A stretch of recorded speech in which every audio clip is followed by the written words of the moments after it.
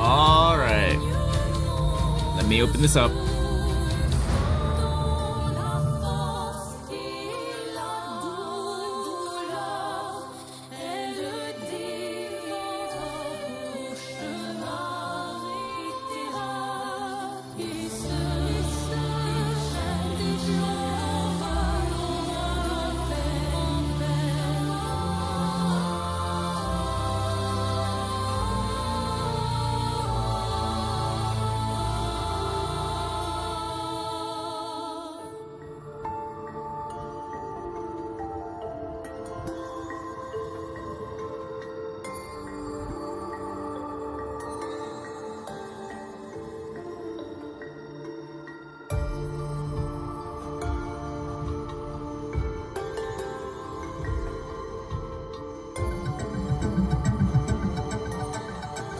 What the?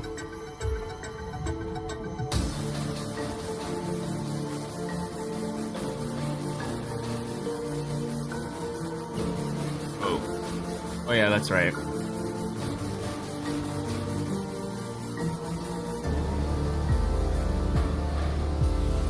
I was recording some Switch or some Pokemon stuff off my Switch. I had to use OBS.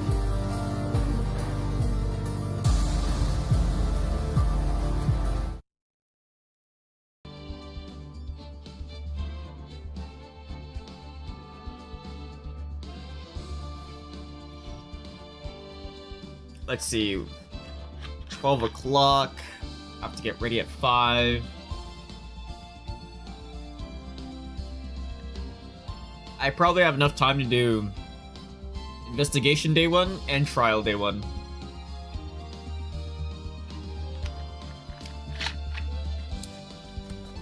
Yeah. Sounds about right. Let's do this.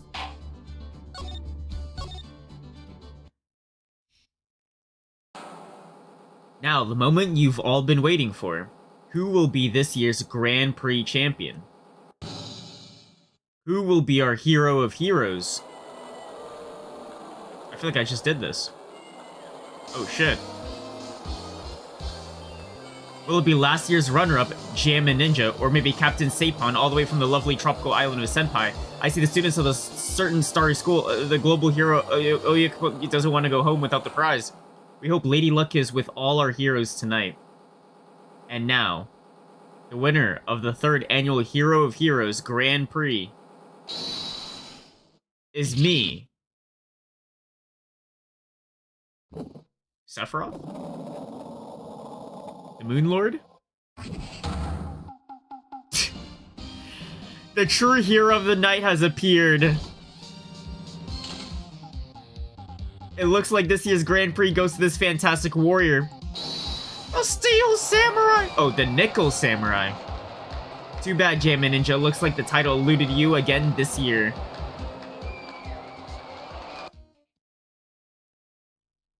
I thought it was supposed to be like a princess right now. Maybe that one also got canceled.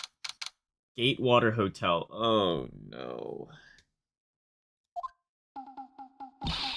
Alright, yes. Did you hear that, Nick? Did you hear that? The Nickel Samurai. He did it. Yeah, you sure did. I'm getting too old for this. I'm proud of the guy who, for doing the serious justice. Or series justice. So the person everyone was cheering for, I guess he got the prize? Yep. You know who we're talking about, right, Pearly? The Nickel Samurai. No, every Sunday, I only watch the educational channel's Kids Masterpiece Theater. Oh, wait. Okay, that's it. From now on, it's the Nickel Samurai. All the kids watch it. Do you like the Nickel Samurai too, Mr. Nick? Nah, Nick's an old fart. He's not allowed to watch it anymore. That's right, but I do like Kids Masterpiece Theater. Hey, I didn't know you were so young at heart, Nick. Mr. Nick, you're a grown-up. You're not allowed to watch it anymore. You're supposed to act your age and have interests that match. It's very important. Aw, give it a rest, Pearly. Looks like I made the right choice inviting everyone here. I'm glad you're all having a good time.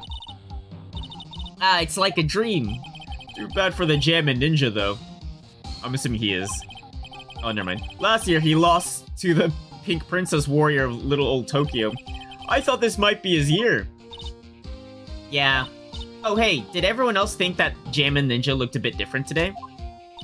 Different? What do you mean? Well, he wasn't carrying his bright red guitar. Hey, you're right. Strange he'd walk around without his signature guitar. I will never understand these people and their shows. Anyway, Mr. Powers, thank you very much for tonight. It was nothing. I owe you one, so it's just my way of saying thanks. Hey, Nick, come on, it's time to get going to the lobby. There's a post-ceremony stage that's supposed to start real soon. Oh, so this is a live performance? Oh, I see. And then I heard there's going to be a press conference after that. A press conference? Is he going to make a speech about winning last year's prize? Well, not exactly. Something about the Nickel Samurai confessing something. Oh. Confessing? Sounds pretty serious. Nick, come on! You don't want us to be the last ones, last ones there, do you? Yeah, Mr. Nick, do you? Why me? The show doesn't even start for another 20 minutes. Can you tell me about this confessing? Thank you very much for inviting us today. It was nothing, really. Guys like us don't get to come to a place like this often, so I thought I'd invite you all. Hey, Mr. Powers, what have you been up to lately? Well, since the Pink Princess successfully wrapped up last month, I've been on a kid's exercise show, while wearing a rabbit mask over my face. Oh, I see. I'm still really sorry about all the headache I caused you at that time, Mr. Wright. Well, what's done is done. Let's just forget about it. This is Will Powers. He's an action star. His popularity exploded when he was the Steel Samurai, and he was the first case Maya worked on with me. It's too bad you look scary, or people think you're a real softie who's good with kids. Thanks. I can't believe they're going to make a movie based on the Nickel Samurai. I can't believe it either, but for a different reason. The Steel Samurai, an epic story of one hero in a desperate fight against his arch-nemesis, the evil magistrate in the city of Neo-Old Tokyo. And last year, they started a new series, the Nickel Samurai. The new series seems to be a hit with the kids, too. I'm really attached to the Steel Samurai as a show, so I was hoping that maybe I'd get a chance to do something in this new one. Yeah, it's too bad. It'd been awesome to see you with the new actor, Matt Engard. He's super popular right now. Engard? Pretty sure it's Engard, but... looks like Pros doesn't know who he is. This year it's going to be, the Nickel Samurai versus the Jammin' Ninja at the box office. Jammin' Ninja? Who's that again? So who's this Jammin' Ninja again? He's a hero, duh. His symbol is the bright red guitar he's always carrying around. A ninja who's always carrying a bright red guitar. How does that even work? With a scarf around his neck and a guitar in hand, he rises to stardom in an ancient time. A ninja who becomes a star. Yeah, a ninja who becomes a star. There's a strong rivalry between the two of them. Global Studios Nickel Samurai and Worldwide Studios Jammin' Ninja. Global Studios, Worldwide Studios. Oh, wonderful. They even air at the same time. You know what I heard? I heard those two don't get along at all. The Nickel Samurai's on guard and the guy who plays the Jammin' Ninja, I mean. The Nickel Samurai speaks French? Oh, you mean Matt Engard, the actor. I guess even the world of heroes isn't a sparkling, happy place. Yeah.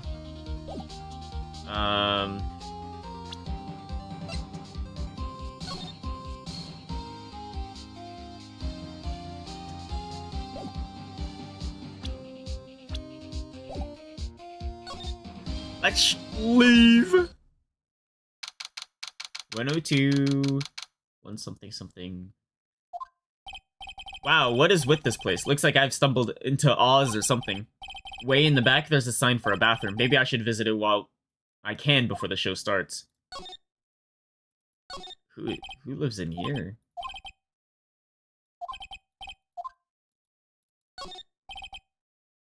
Juan Corrida.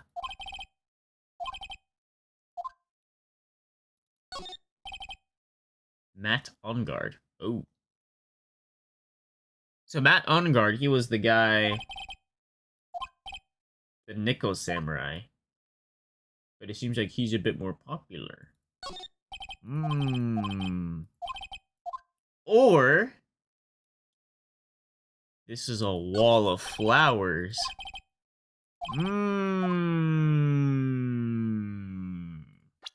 Very, very suspicious. Wait, can I not go to the bathroom?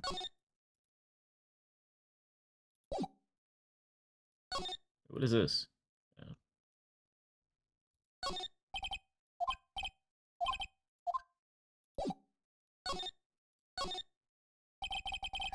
Sounds like the post-ceremony show is about to start. Alright, I'm so pumped. I wonder if he's going to show off his special move today, Nickel Samurai Smelting. Actually, what I'm interested is the press conference. You mean the big confession the Nickel Samurai is going to make after the show? So what is it? Don't you know about it, Mr. Powers? Well, I'm not the Steel Samurai anymore, so I don't have any idea. Bah. Sorry.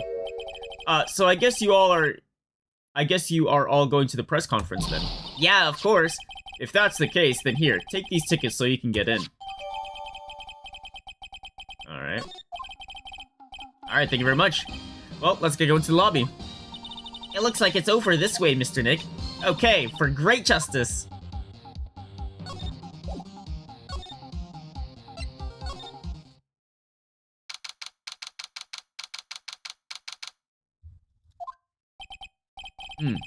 Only a really gaudy hotel would have such a large, gaudy lobby to match.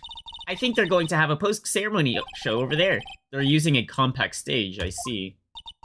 Oh, I'm all ready to use my special samurai power. Maya looks like she's ready to start a fight.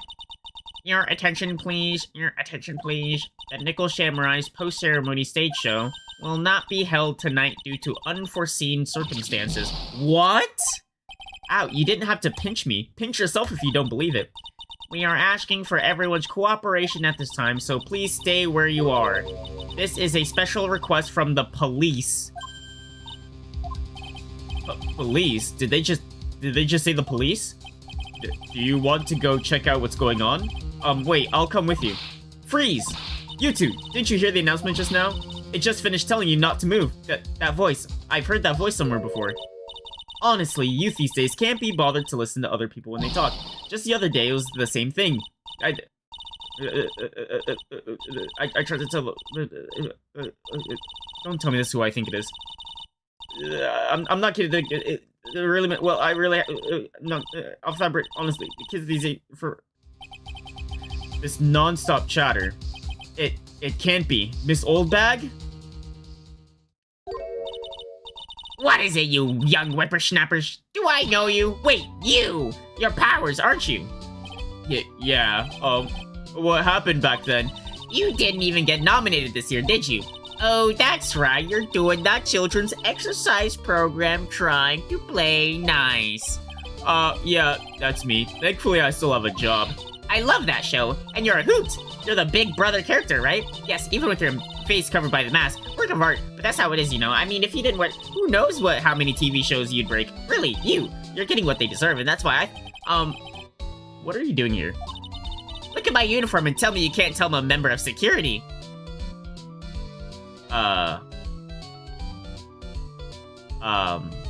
Security for who? Buzz Lightyear? But that outfit... Annoying! Noisy brats get the blaster!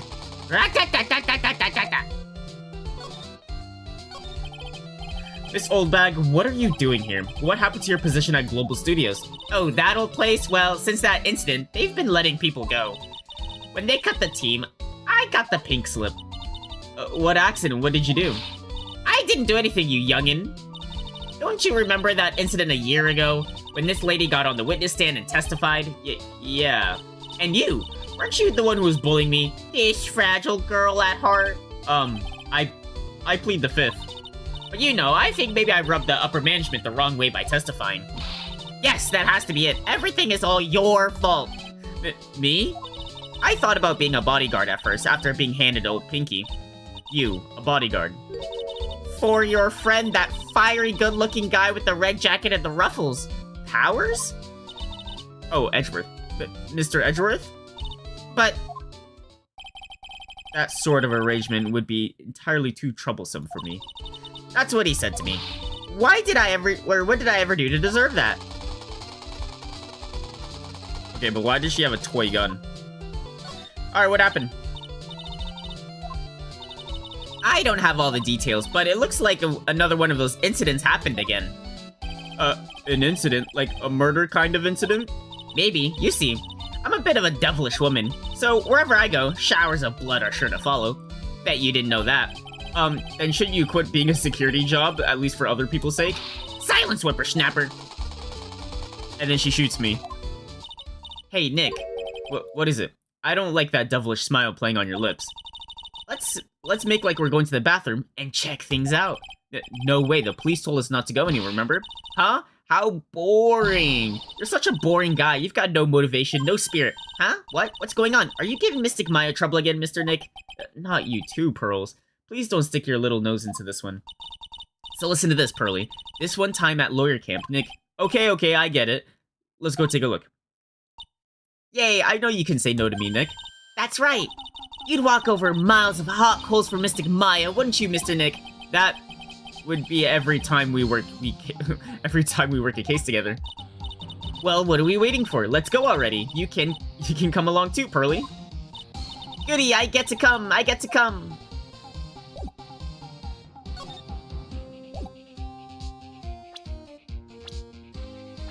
Let's leave. There's nothing really out of the ordinary here. Are you looking for the incident that the old lady was talking about? Doesn't look like happened. It doesn't look like it happened here. Let's go somewhere else. All right then. Let's try. Excuse me. What the? I'm creeped out. Are you by chance Miss Maya Fey? Yeah, that's me. You have a phone call waiting for you at the front desk. A call? I wonder if it's someone from Kurain Village. What's wrong, Mystic Maya? Oh, nothing. You guys go on ahead. I'll be right there, okay? Okay. Right this way, Miss Fey.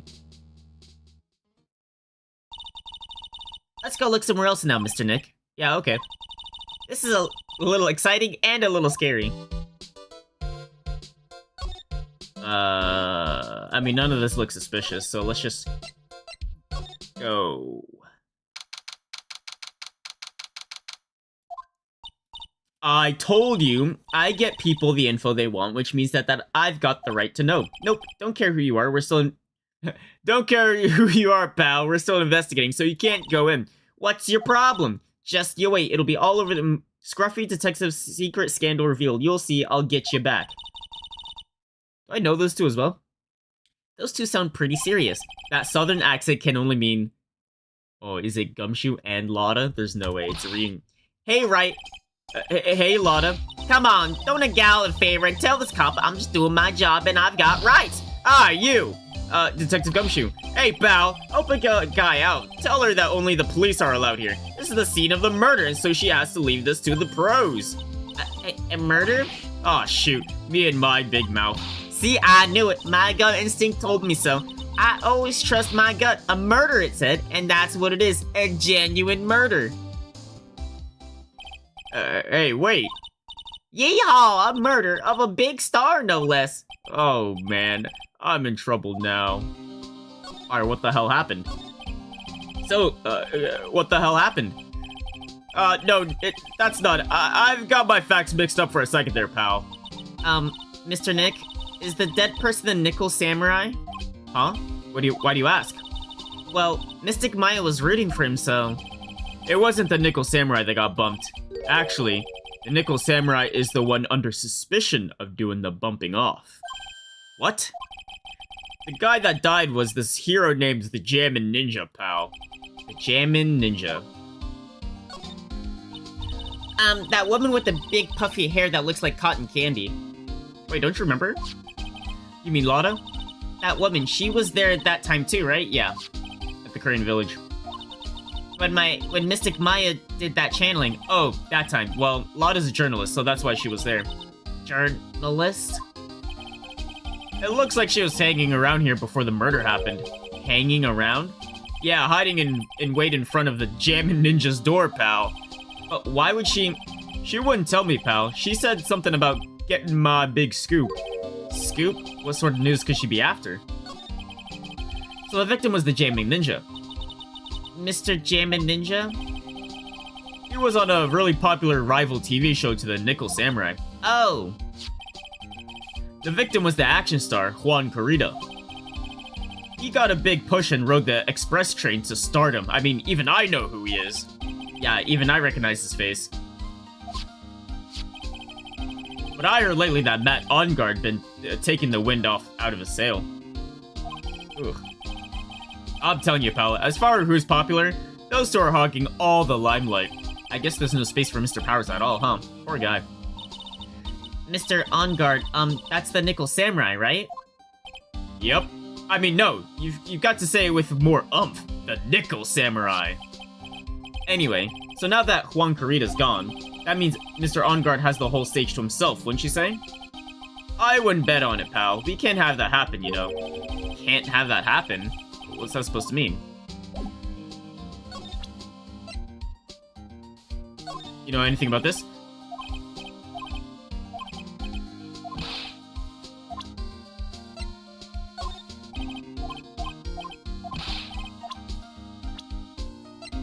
Did you tell me more about Matt Ongard? Sanjay Reader? Yeah. I'd be reading. The Nickel Samurai, he really took the Grand Prix tonight. Maya's a big fan of his. Really? Oh, I'm sorry then. Why are you sorry? Matt Ongard was just arrested, pal. On suspicion of murdering Juan Corrida. What? What about Juan Corrida? I'm not a real fan of action shows or anything, but I know who Juan Corrida and Matt Ongard are. You can't talk about one without talking about the other, I guess. They even debuted around the same time, so they have this real fiery rivalry with each other. Kinda like you and me, pal. I never knew he thought of me as a rival. Alright, well, that's it, I guess. So, can we go somewhere else? Oh, arrested. But why was Mr. Ongard arrested? Sorry, pal, but that's something I can't tell you. We just started the investigation, so we don't want any leaks. Looks like yet another Steel Samurai hero is in hot waters. Mr. Nick, if Mystic Maya knew about this... Yeah, I know, she'd make me take this case. I know. Let's leave. Let's go pick up Maya. It seems like she's not here anywhere. Lobby. Hey, what's going on, Mr. Wright? It looks like Juan Corrida has been killed. What? It looks like he was murdered. And a suspect was arrested. That suspect is Mr. Matt Ongard. You're joking, right? Nope, they arrested Nickel Samurai on suspicion of murdering the Jammin Ninja. Oh, not again. I feel sick. Again? About a year ago, something like this happened, Pearls. I still can't believe... No way Matt would... What's Mr. Power got in his hand? A walkie-talkie. Oh, before I forget, this is for you, Mr. Wright. I got this from the bellboy that came by earlier. Can transmen receive signals over long distance? Wait, why would he want to give it to me? For me, but why? I don't know. All he said was it was for Mr. Phoenix Wright, the attorney. Okay. Can you tell me more about these two guys? He debuted around the same time as Matt in everything, you know. Really? Genshin has anime? Yeah, I saw. It was like a 10-second trailer that showed absolutely nothing. I thought they announced that it was gonna have an anime like years ago. I was just wondering what happened to it. I'd watch it.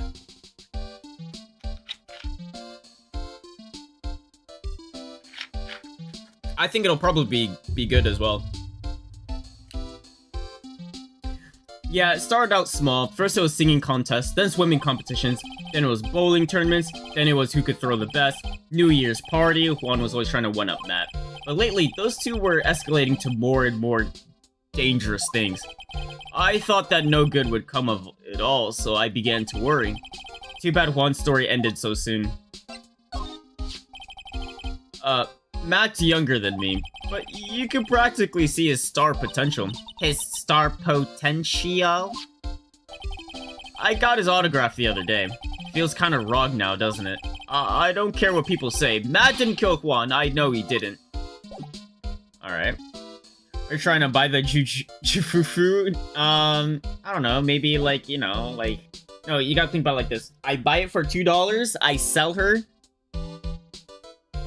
Am I allowed to do that?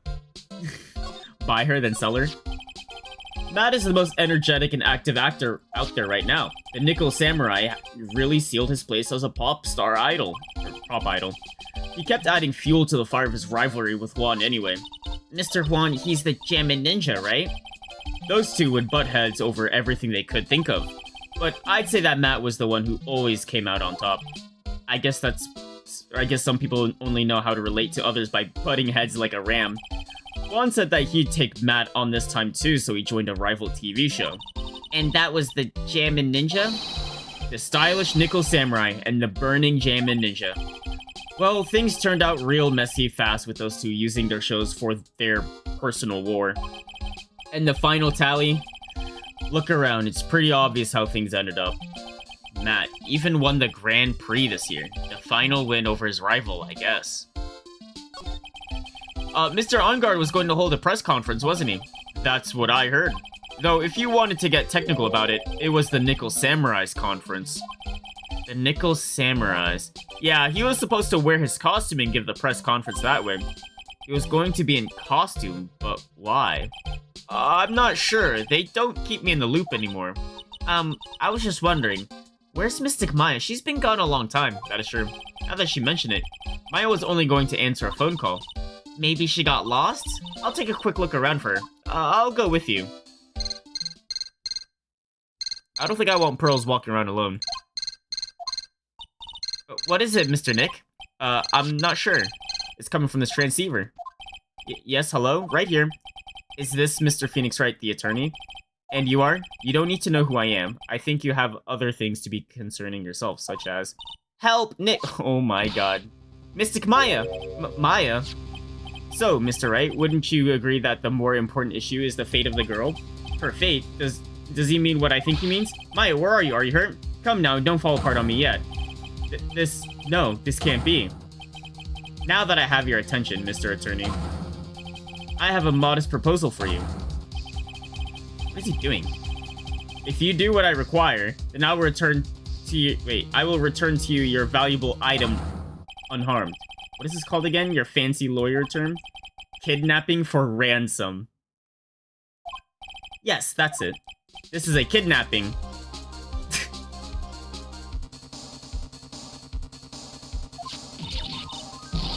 Mystic Maya! Mystic Maya! My sight, everything's fading away. Maya's been kidnapped. Mr. Turner, are you there? How much do you want? Very good, Mr. Attorney. I'm glad you have such a good grasp of the situation. Hurry up and state your condition and then return Maya. Money is not what I seek. What? What I want is a certain verdict. I would like a complete acquittal. Or acquittal. A complete acquittal. What in the world would you have done and didn't need? I am not the person you will be representing. What? You are currently at the Gatewater Hotel, are you not? And I know that a murder has just taken place there. Juan Credo was killed and the suspect is Matt On Guard. You are, as expected, quite on top of things, Mr. Attorney. Now then, what I want is very simple. I want you to obtain a complete acquittal for Matt On Guard. Matt On Guard? But why? He did not kill anyone. I can attest to that. However what?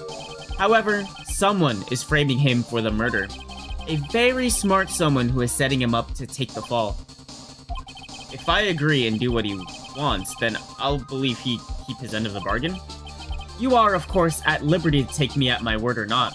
However, there's one thing you can take as fact. Right now, your very precious item is with me, in my possession. Help! Nick! Maya! You have 2 days. Of course, tonight, he'll be in questioning with the police. But the trial is in 2 days. Oh. Huh. Usually it's like the next day. At that trial, you will win a not guilty verdict. Remember, you only have one chance. One chance, Mr. Attorney. One? You expect me to get a not guilty in one trial day? Yes, exactly. I don't believe I was wrong in choosing you. So don't let me down. Oh yes, that's right. Now that I am playing the role of the kidnapper, I can't pass up this chance to say... And don't even think about calling the cops. Not great, but you get the idea. Damn it, who the hell are you? Very well, I'll tell you that much. My name is... Watch, she's gonna say Edgeworth. Tequila. Oh, never mind. Tequila. D. Vasquez. Mr. Nick, where is Mystic Maya? She's been kidnapped. No, it's all my fault. If only I'd gone with Mystic Maya. It's not your fault, Pearls. But it is. You would have been kidnapped as well. Mystic Maya, wah! Mr. Wright, I think we should tell the police what's going on. No, we can't do that. If we do, who knows what will happen to Maya. Mr. Nick, what about the detective we saw earlier? Detective Gumshoe? Yes, that's it. Wait here, I'll be right back. He's gonna leak it. Alright, I'll take care of Pearl while you're away. What? Ransom? Shh, not so loud. The ransom is complete acquittal for Matt Ongard. Wait, the deal is complete acquittal in exchange for Maya, you mean? Then this means Matt Ongard is obviously the killer, pal. No doubt about it. But the guy said that Mr. Ongard is innocent. You really believe what a kidnapper tells you, pal? I guess he has a point, but if Ongard really is innocent, then why the kidnapping? And on top of everything else, there's all this evidence we keep finding, huh? The forensics team's having a field day back there. It's strange. There's so much evidence that it feels like something's wrong. There's too much evidence? Is that possible? Actually, didn't the kidnapper say something about Ongard being set up? Anyway, looks like you won't be leaving here tonight, pal. Just sit tight and cooperate with the investigation. Tomorrow you can start yours. Alright. Isn't there another way? We've also got to be careful about pushing the kidnapper the wrong way. You're right. Damn. It's that weird-ass bellboy. Date, question, time, question, location, question. Yo, I'm about to be in a dream. Ooh. I'm in a wine... Or Maya's in a wine cellar? Where am I? I wonder if I'm still in that hotel. What happened to me? Nick, Pearly. Come on, you guys. This isn't funny anymore. Click. Oh my god. Jesus Christ. That scared me. I see you have awoken. Who are you? Me? I am known as Tequila. D-Killer? You mean like an assassin? I'm too young to die. Don't worry. You are not my target. For now, anyway. Nick, where are you? Help me. Yes, that's right. Only one person can help save you now. And that is Mr. Phoenix Wright. Huh? What? Nick? Nick's going to save me? Calm down and be a good girl. Think of this as a business transaction. Business transaction? I'm going to contact him now. I hope you'll cooperate and play your assigned role well. Nick, what's going to happen to me?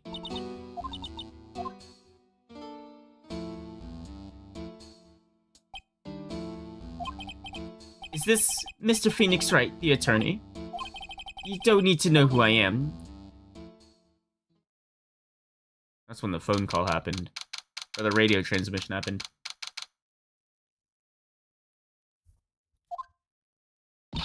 Good morning. Morning, Pearls. Mr. Nick, come on, let's hurry and go see Mr. Ongard. We have to wait a bit, Pearls. Visiting hours don't start until 9 AM, so... Oh, I see. Mystic Maya, if only I had gone with you. Poor Pearls, she's been like this since last night. Managed to get home somehow yesterday evening. Thanks to Detective Gumshoe gently holding her by the hand and leading her away here. But by the looks of it, I don't think Pearls got any sleep at all last night. Mr. Nick, Mystic Maya, she's alright, right? Yeah, she's alright. Either way, I'm going to save her. You can trust me on that. Please help her. I'm only able to stay this calm and collected because Pearls is doing the crying for the both of us. Oh wait, this is probably... What if he is the real murderer? What would you do then, Mr. Nick? Would you fight to get a not guilty for a murderer to save Mystic Maya? Pearls, let's talk to Mr. Ongard first, okay? We can think all the bad things we want, but it doesn't change a thing. Yeah, you're right. I'm sorry. I can't stop thinking about it. Pearls, you're really worried about Maya, aren't you? I don't have anyone else left in this world. Wait, not even your aunt? Or your... Oh, your mom, Maya's aunt. What do you mean? My family's all gone. Her family. My father, he left my mother and the village behind and went away. I'm sorry. And my mother, she did that thing all for... Oh, is she in jail? Mystic Maya, she's like a sister to me. She is all I have left in this world. I didn't know... What was it? I forgot her name already. Hold on.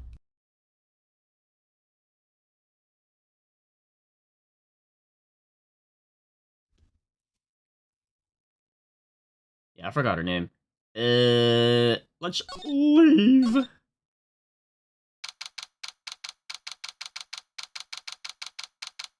Three minutes before visiting hours. We couldn't wait for visiting hours to start, so Pearls and I came down here early to visit one nickel samurai charged with the murder of the Jammin Ninja. How do I do a French accent? Do I just think croissant, croissant, croissant? Good morning, how are you today? I know this situation might be a little tough for you. Oh, sorry, dude. I already signed up. Excuse me? I already have life insurance. I signed up a long time ago because my job is, you know... What does he think I am? Oh, no, we're not insurance salespeople. Really? Dude, I really don't need that right now either. Fire extinguishers, I mean, this building isn't my house, so... No, we're not here to sell you fire extinguishers either. I'm a lawyer, my name is Phoenix Wright. A lawyer?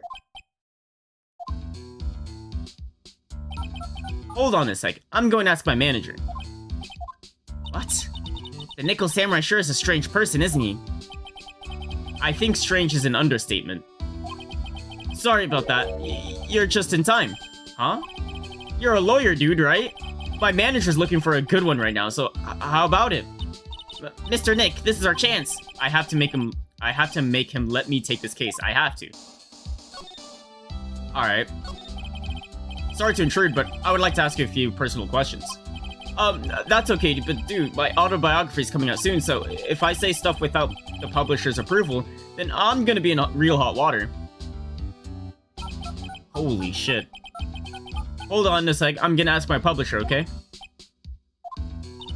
Mr. OnGuard is so lucky, he has so many people he can talk to. Yeah, and none of those fucks are helping him right now. SBB for some reason. I don't know if he actually has anyone he can really talk to. Sorry about that. Like I thought, the publisher said it'd be real bad if I said anything, dude. Does he have a mind of his own? Mr. OnGuard, I would like to ask you about the murder. Oh, are you covering this for a tabloid as a side job, dude?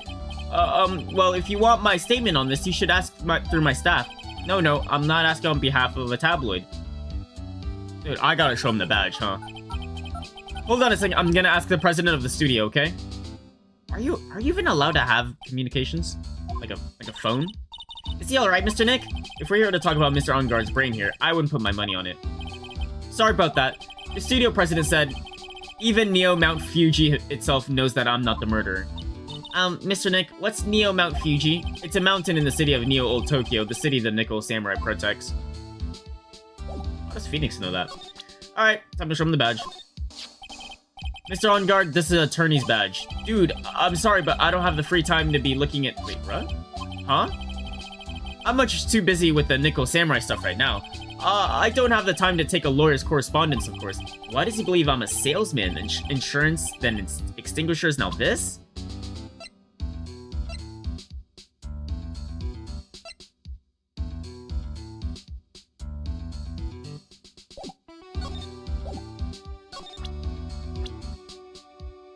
Let's show him the radio. Mr. Nick, what are you going to do with that? I don't know yet, but I figured I could at least show him this. Is that transceivers? Hey, look, it looks like a real nice one too. I got it as a present from someone. Interesting. I've also been instructed to take your case. Is that what you heard from the transceiver? Yes. Dude, that's terrible. Don't let some disembodied voice boss you around. Says you. Alright, what did you want to confess? What's that? It's a ticket for the press conference. You were going to give one after winning the Grand Prix, right? Huh? Me?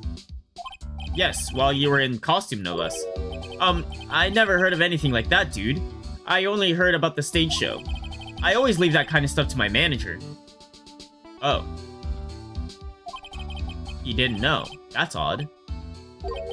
Well, dude, I think it's about time for me to get going. Please, wait. I really need to take your case. There's always other people in need of a lawyer, right? Want me to introduce you to a few? Please let Mr. Nick represent you. Man, oh man, lawyers these days. Now you dudes use kids to pull in clients too?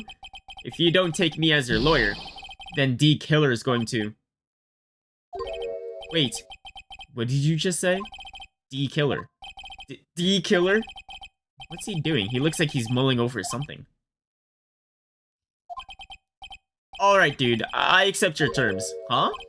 I'll let you represent me in court. We did it! We did it, Mr. Nick. Yeah. I don't feel any better for it, and he doesn't look too happy either.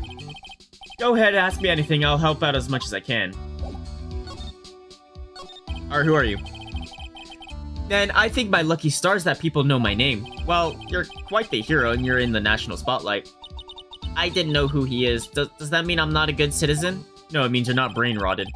It's really great to be the Nickel Samurai. Dude, lately, I just keep on getting more and more popular. Sure enough. The Nickel Samurai is very popular among high schoolers and secretaries right now. Secretaries? I guess Mr. OnGuard has a way of catching the eyes of women. Oh. Do you know my motto? Refreshing like a spring breeze. That's what I am. A spring breeze? That's why this kind of scandal is disastrous, dude. I mean, even if I get out of here tomorrow, it's still gonna look bad. But everyone loves a good scandal. Can you tell me about your activities last night? After I got the reward, I took a break and went back to my room. I had that post-ceremony stage show to do. But... So I was in my Nickel Samurai costume. Wait, but he didn't know what this was.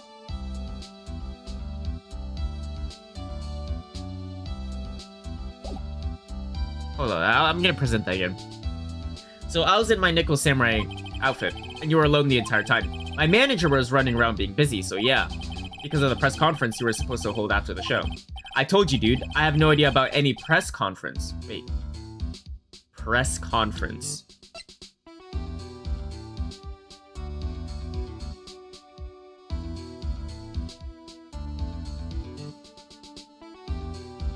So he thinks the two different things. Post ceremony, so he thought he was just gonna stand there and just like go hip hip hooray, but not a conference. Like he didn't expect to be talking. That's strange. I thought the Nickel Samurai was going to confess something. Anyway, when I was leaving my room, that's when I noticed it. It was kind of noisy. Mr. Kurita was already dead at that time? Yeah, that's what I gathered anyway from my manager. I'm beginning to gather that this guy can't do a thing on his own. And that's when the detective in the green coat showed up. Gumshoe. He searched me, and then, out of the blue, the dude arrested me. He probably found... Well, he was in costume, so he probably found a weapon in his costume. About you and the victim, Mr. Juan Carrito. What sort of... That's got nothing to do with anything, dude. Man, with that face of his, you can't tell that he's the same age as me. And he wanted to try to make a Jam and Ninja movie, even though we all know it failed. The Nickel Samurai still won in the end, right? Yeah, I took the Grand Prix by storm, and that's why would I, the winner, have any reason to kill the guy anyway? Dude, you'd think it'd be the other way around. True. Do you know why you were arrested? I guess maybe my full body search went badly? Did they find something on you? They found a button from the Jam and Ninja's costume. A button. I don't get it either. It was caught in the pleats of my samurai pants or hakama. Hakama. Oh, like the pant skirt. Okay. Ah. Dude, I really think someone planted it there, though. I'm serious. I wonder if that's what really happened. I guess this is about all I'm going to get out of him. Mr. Nick? Yeah? Let's ask one last thing. Let's test Mr. OnGuard to see if he really is innocent or not. We can do that? Yes. If you use this... Oh yeah, is he hiding something from us? Mai's Magatama. He won't be able to hide any secrets from you, Mr. Nick. I'm sure of it. I get it. I'd like to ask you one more question. Please answer me honestly. What is it, dude? Did you kill Mr. Juan Carita? Please put the phone away and answer this question yourself. Alright, just so we're clear, dude.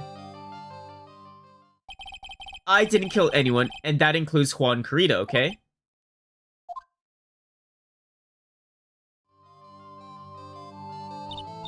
Well, Mr. Nick? Nothing. Not a chain or a lock in sight. Which means it's alright to trust him. Oh, well, that's easy. Yeah, it does appear that way. Well, at least I can breathe a sigh of relief knowing my client is innocent. And then 6 locks spawn in right now. The trial's tomorrow, right? I'm counting on you, dude. Wait, that was investigation day 1? Oh, fuck. Bro, I know nothing. What the fuck? I don't even know the murder weapon, the way he died, dude.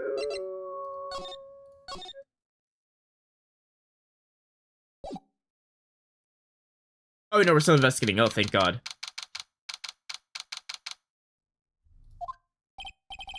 Well, at least we're able to get Mr. Matt on guard as our client. And we know that he didn't do it, which is very important for my self-conscious, I guess. So what should we do now? Well, it's all tomorrow. There's one chance.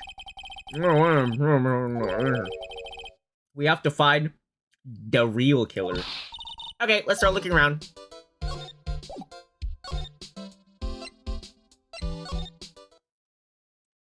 We always start at the detention center.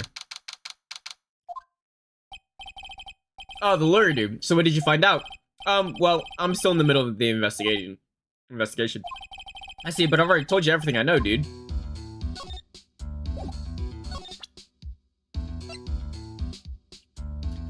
Let me see what his wording on this is.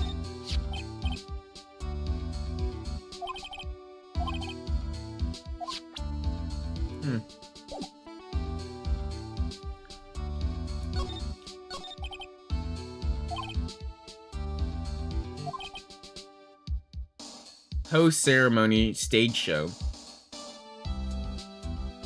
Alright, so he thought it was a ceremony, not a conference.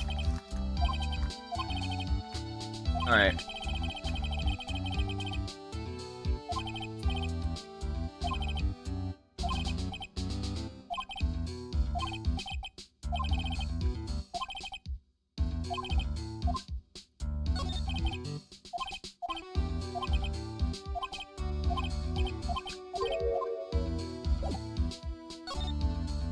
Alright, let's leave.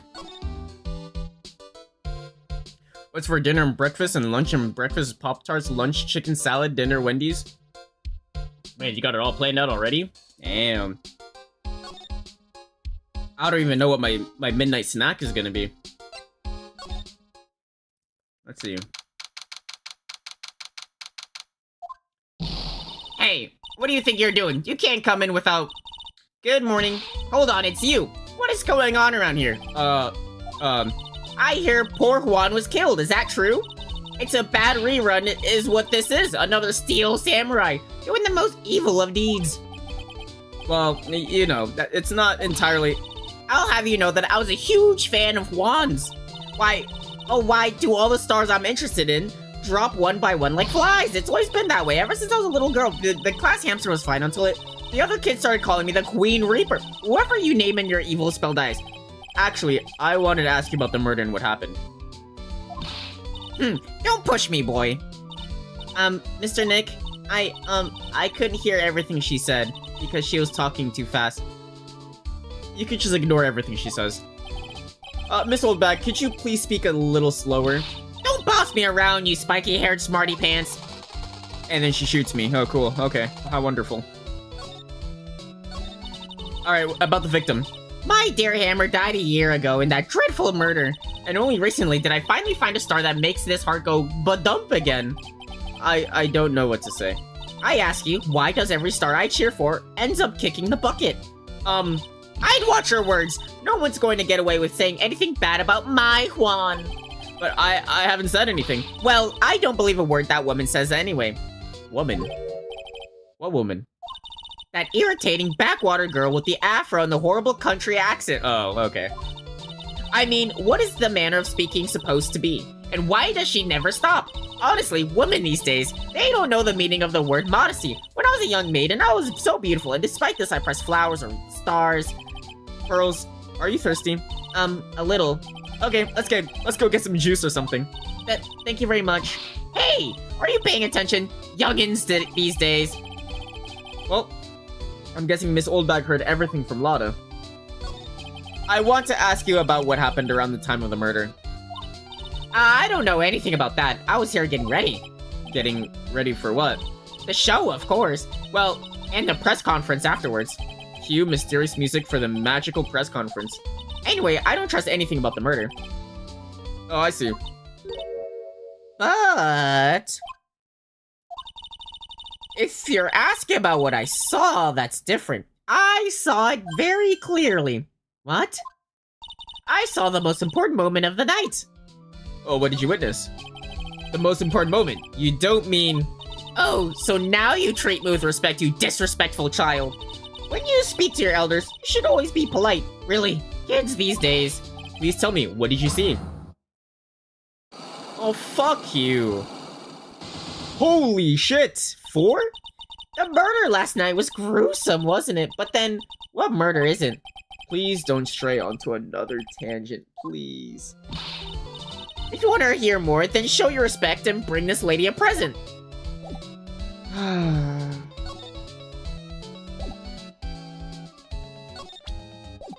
Alright, let's leave.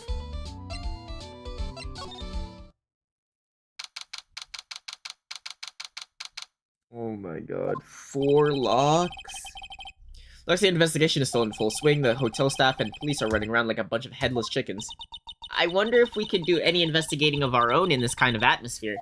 Yeah, probably. We just gotta roll up our sleeves and try, I guess. That's a cool looking chandelier. That's such a beautiful sight. The chandelier, yes, I can't believe it. I can't believe it. Shocking. Yeah, I know. All this food. I wonder if we could take some of it and just give it to Old Bag.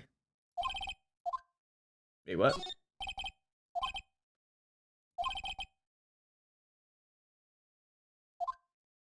No. The bellboy last year didn't give me. And clean up food, blah blah blah.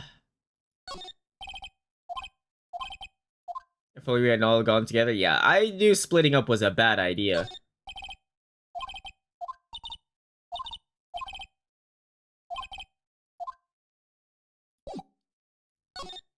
Let's go to the hallway. Hey, you here? Been waiting for you, Mr. Lawyer. Lotta.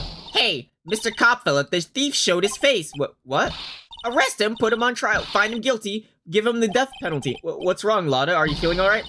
Looked here and there and up the mountain, but it ain't here. So why don't you just hurry up and give it back to me, you creep? What are you looking for? My camera! Camera! It's my lifeblood. I'm gonna die without my $700 camera. Your camera? Look, don't lots of people say the criminal always goes back to the scene of the crime? And looky, here you are. Yeah, here I am, faced with a lot of trouble. Huh? So you lost your camera. It ain't no ordinary camera. You buy it in the store and it's $1,600 brand new dollars. Huh? But didn't you just say you bought it for $700? What is a child doing trailing you? She's Maya's little sister. And then Maya's kidnapped right now, so she's my new partner, I guess. I had a nice long talk with the guy at the... Long talk with the guy at the store. About 5 hours, I reckon. I made this itty-bitty scratch on it, and the manager got all huffed up in the face. He gave me his talking to and was real mean about it, too. He done made me cry at that. When did you lose your camera? Last night after the murder happened. Must have been when I was busy running around looking into things. That's when I lost sight of my dear, darling, expensive sweetie. Lotta, what did you capture with that expensive camera of yours? I don't rightly know. I snapped a shot of anything that caught my eye. So, I don't remember. And besides, I couldn't get anything from my big scoop. I wonder if Lotta's missing camera is connected to the murder. Lotta's very expensive, valued at $1,600. It was stolen around at the stolen. Huh. Alright. So, Lotta, please tell me what you know about what happened at the time of the murder. Well, from before the ceremony last night, I was hanging around here in this area. Yeah, actually, I was here until the time Mr. On Guard was arrested. What were you doing here? You sure you went to school, city boy? Wherever Lotta Hart goes, there's a story to be found. A big scoop to be had. A big scoop? I told you before, I'm gonna be the best tabloid photographer the world's ever seen. Reckon, of course, that means I'm always looking for the perfect shot. I wonder what scoop she was after this time. Although, I was also on the lookout for the other stars, so maybe I wasn't here the entire time. Lotta, are you sure you weren't here the entire time? So you could take a picture for your big scoop? Well, maybe I was, but that's really what real journalists do. I got some juicy inside info, so I thought to myself, why not get a picture for proof? What kind of story was it that you would hang around here for? Holy fucking shit, not more locks. Okay, it's not too bad. Oops, sorry, Mr. Lord, can't be telling you that. Trade secret, you know. Not again. Why does everyone have something to hide? We've been stopped, haven't we? Haha, yeah, take that, Mr. Lawyer. I'm glad someone around here is happy, Miss Lotta, and your I rule smile. Alright, well. On guard. Yeah, let's go to the victim's room. Holy shit. Why is there so many bears? We gotta check all these bears, they might be tapped. Mr. Nick, where are we? We're in Mr. Juan Carita's room, Pearls. Mr. Carita? The victim. Which makes this the crime scene too. Oh, it's you! So, what's happened? The kidnapper, has he contacted you again? Not yet, he probably won't until we win Mr. On Guard's acquittal. Are you doing okay, pal? Hanging in there? I just want Maya to be alright. We don't have a lot of time, but I'm going to help you as much as I can, pal. Can you do that, even if we want to look around the crime scene? Just this once. Special circumstances, right, pal? I'll even tell you everything I know, but you gotta keep quiet. It's my neck on the line here. Thank you. Oh, that's right. I got you guys a map off the hotel, pal. Here you go. Oh, here you go, little missy. Wow, you're giving it to me? Thank you. Haha. Wouldn't want you to get lost in the hotel, too big for its own good. Mr. Nick, I got it. Yeah, we don't want her getting kidnapped. That's great, Pearls. Mr. Nick, I can't read what it says. Oh, okay. Well, give it to me and I'll read it.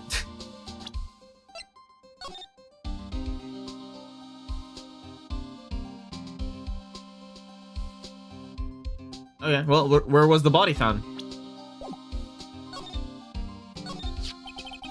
Oh, here, obviously, this is a crime scene. Do you know what was the cause of death? Well, technically, the final autopsy report isn't out yet, but one look at the victim should tell you, pal. It should?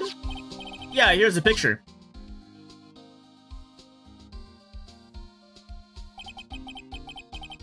There's a knife in his chest. Yeah, pal, that's the murder weapon. So he was stabbed to death? I don't think so. I think you should live through that. Like, that looks like a butter knife.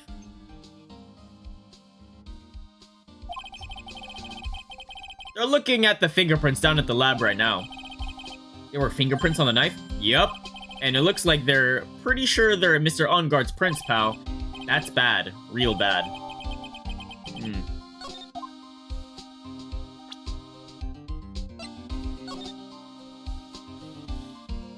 Broken vase, baby oil everywhere. Tomato wine. Full tomato wine. Butter knife. That's not on the heart. He doesn't have his helmet. Guitar gone. Guitar case open.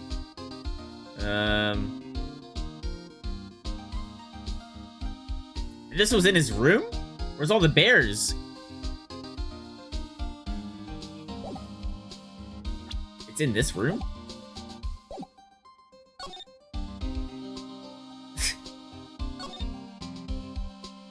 Oh, there it is.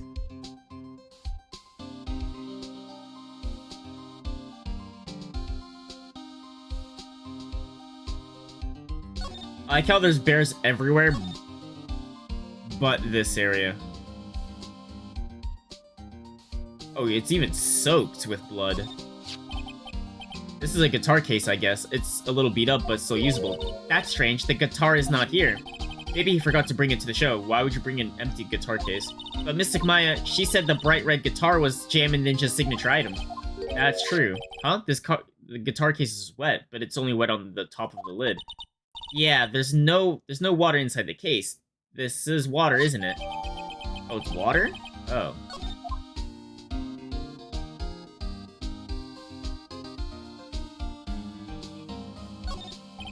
Bottles of cosmetics are scattered all over the floor. This is probably where Mr. Kurita fought his assailant. Where are these bits of glass from? A flower vase maybe, but there are flowers on the floor, but I don't know what they are. You don't know much about flowers, do you, Mr. Nick? I wouldn't say I'm an expertise at that. It's a beautiful wine glass, and there's tomato juice in it. Ew, tomato juice. I don't really like it that much. Isn't tomato juice used for, like, blood? Or was that pomegranate? There's a bottle of it on the table over there. That's probably where this came from. But doesn't it seem weird? What seems weird? I mean, everything else is scattered all over the floor. But the juice. She's right. The flower vase was broken, and the makeup is strewn everywhere. Why is the glass the only thing that's still alright? Filled with tomato juice, no sign it's been drank. And the bottle's over here. Looks like Mr. Kurita had dinner last night. This bottle, it's tomato juice. We had a lot of food at the award show last night, but I wonder if Stars had gone on stage after only eating a meager meal like this. And then the phone, bears, hair dryer, watch, potato chips. Holy shit.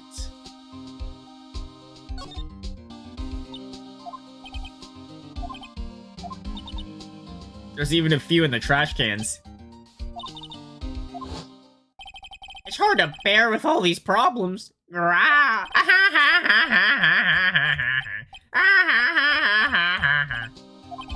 don't think I want to bear with the trauma the last case caused. What's wrong, Mr. Nick? Don't worry about it.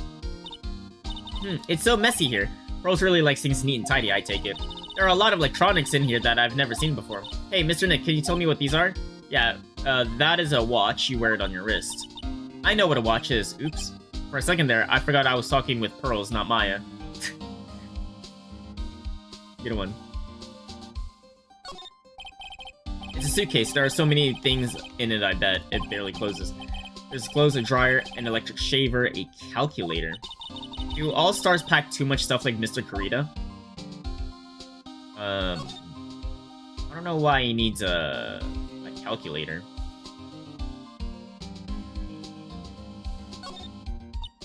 So that's a bed, right? Yeah, why is there two beds, though? It's so soft. Big beds must be a rarity for her. And what, she just sleeps on the floor? Alright. Alright, so why was Mr. On Guard arrested? Because we had evidence on him. Evidence? It looks like the victim, Juan Kurita, really put up a big fight. Yeah, one look at the crime scene and you can tell. There's signs of struggle everywhere. Well, yeah, during the fight, his button came off. Mr. On Guard said something about a button. Something like one of the Jammin' Ninja's button got caught in his Hakama? But that's not all. What? There was a witness, pal. A witness? Who is it? That lady, Miss Oldbag. Please, anyone but her. The prosecution has plenty of evidence to make a solid case. Not to mention there's something around where the victim was that's a little off. Oh, my mouse died. Cool. That is me. That is me. Something that's a little off? As in, that's for you to figure out, pal. Alright, let's try to figure it out, Mr. Nick.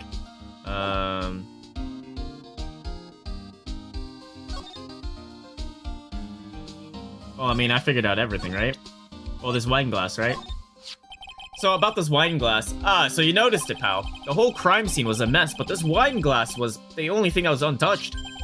You noticed that too, Detective Gumshoe? No, actually, Miss Von Karma noticed it first. Ah, fuck. Yeah, Pearls noticed it before me, too. Hey, wait a minute. So, does that mean Miss Von Karma's here at the hotel? Yeah, she's around. Man, you're going to be in so much trouble, pal. Especially if she catches you in here. Well, you can bet the instant I see her, I'll be running the 1,000 meter dash. Oh fuck, she's here. What's that beeping noise, Mr. Nick? I've heard this sound somewhere before. It's Miss Von Karma. Huh? For some reason, whenever I hear that sound, she pops out of nowhere and whips me. Come to think of it, that's exactly what happened last time. Sorry, I've got to make myself scarce. Later, pal. Ah! At last, you reveal your true nature, Mr. Phoenix, right? Would it be too much for you to be nice for a change? So you're the type to steal information from pitifully hopeless detectives. That's very, very dishonorable of you. Hey, don't you dare run away, scruffy Miss McTrenchcoat. I didn't think the detectives of this country could be this pitiful. Detective, come here for a second.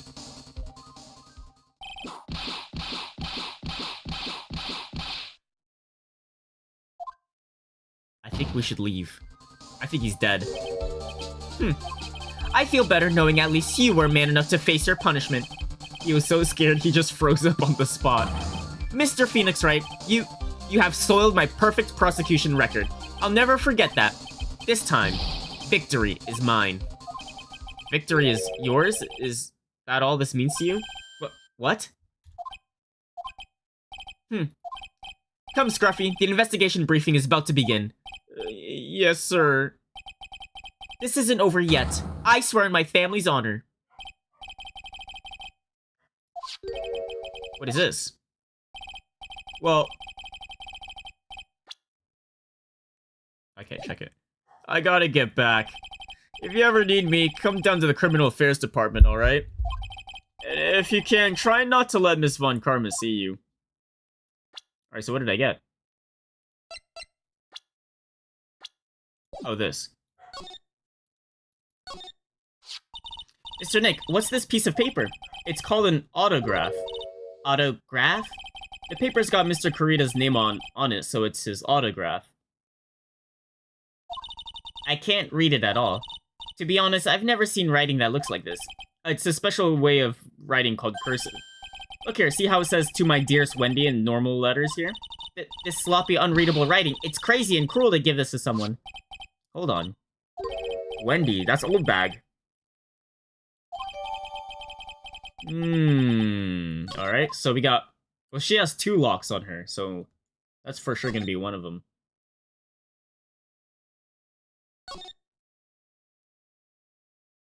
Alright, let's leave. Oh, no, she has 2 locks. Old bag has 4.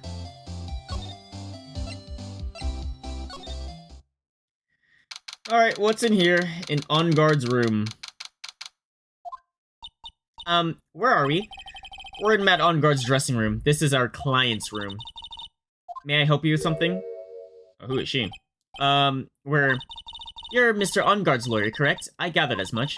I also looked for lawyers on my end, but to no avail. Oh, is this his manager? How did you know I'm his lawyer? You were just saying that he is your client. In a situation like this, the only person who would use such a word would be his lawyer. Wow.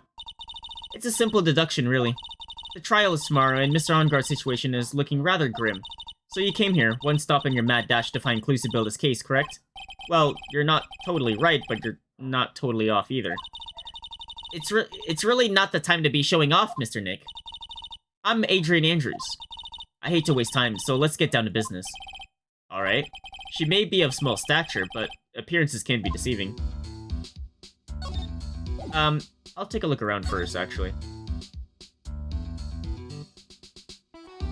I mean, I guess it's the same room, but at a different angle. Samurai-looking clothes.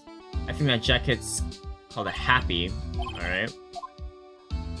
Some food. So it looks like he ate with someone. A dinner for 2 at that. I'm sure there's their On Guard and Miss Andrews plate. I don't think so. T-bone steak. He's missing the bones, though. There's giant bones sitting on the plate. I don't like meat. Really? There's something weird about this plate. I just wish I could put my finger on what it is. Yeah, there's a bone there, and this one doesn't, just like the Steel Samurai case. Probably Mr. On-Guard's suitcase. For some reason, or for someone who was only going to be here for the award show, this is a lot of stuff. Looks like he has about 3 days worth of clothes in here. Stars really are different from us, aren't they? Yeah, I think they usually tend to overpack.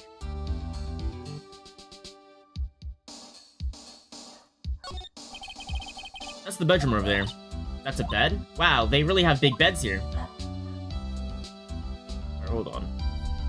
This dog is barking a lot. I gotta see what he's doing.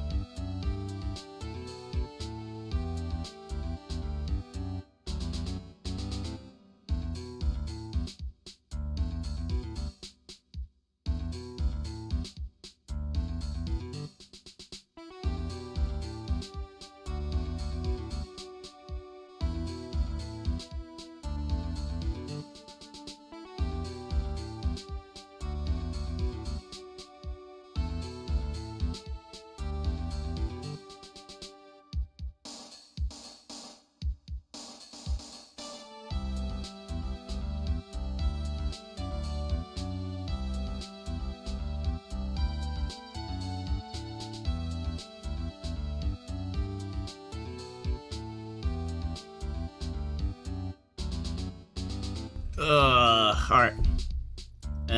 Let's go talk to her. So, the night of the murder. I assume the first thing you need to know is what everyone was doing that night, correct? Yes, that would be correct. Then I will tell you. Before the award ceremony, I had dinner with Mr. On-Guard. In this very room, I might add. Dinner? What did you eat? I told you, I hate to waste time with trifling details. If you take a look at the table yourself, you would not need to ask me. I bet she's a lot of fun at parties. When the award show was starting, I was headed for Viola Hall. Viola Hall. And after the show ended, you came back to this room? No, I had some small errands to run. I helped with the preparations in the lobby. Oh, preparations for the post-ceremony show, I guess. When it was time for the post-ceremony show, I came back to call for Mr. On-Guard. After that, I went to visit Mr. Kurita. And that's when you found his body, isn't it? You really held strong through everything. Yeah, she does seem to be mentally tough as nails. Kinda suspicious. What's your relation to, On-Guard? Stop right there. You aren't seriously asking how Mr. On-Guard and I are related, are you? Sorry. I have no idea how he could chose you as his lawyer. Why did she have to go and say something like that? Mr. Nick, calm down and hang in there. I'll give you a shoulder rub to relieve your stress later, alright? I already gave you my name earlier, but I'll add that I'm Mr. On-Guard's manager. His manager. Speaking of managers, did the victim, Mr. Kurita, have one? No, he did not. He didn't? Global Studios has a very different policy from Worldwide Studios, in that Worldwide Studios does not assign individual managers to their stars. I see. This industry is very ruthless and unforgiving. Actually, you look quite ruthless and unforgiving yourself to your poor partner. Dragging a little girl like her to places like this, honestly. You're wrong. I'm doing this to help Mystic Maya. Pearls, calm down and hang in there. I'll buy you some juice later, alright?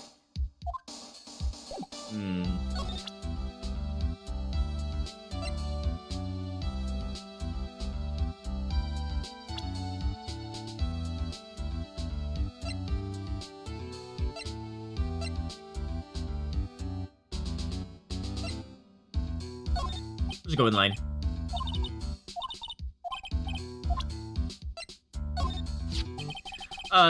Did you know the victim, Mr. Kurita? Yes, I knew him. The world is such a small place after all. Did you know about his rivalry with the Nickel Samurai? Honestly, they were like children when it came to that. Time and time again, those two competed with each other over the most trivial things. If either one of them wasn't so stubborn, then maybe no one would have needed to die. That's a weird thing to say. I've got a hunch that this woman knows more than she's letting on. She must know why Juan was killed. I asked to become Mr. On-Guard's manager. He's a pleasure to manage with his nice, disposition. Mr. On-Guard does seem rather like a weak-willed man who always doing as he's told. He's always saying, my manager. Right, Mr. Nick?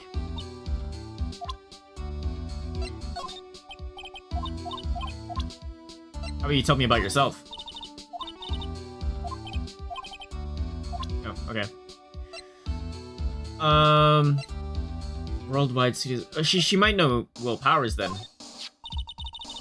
That's Mr. Will Powers. He's an actor contract with the Global Studios.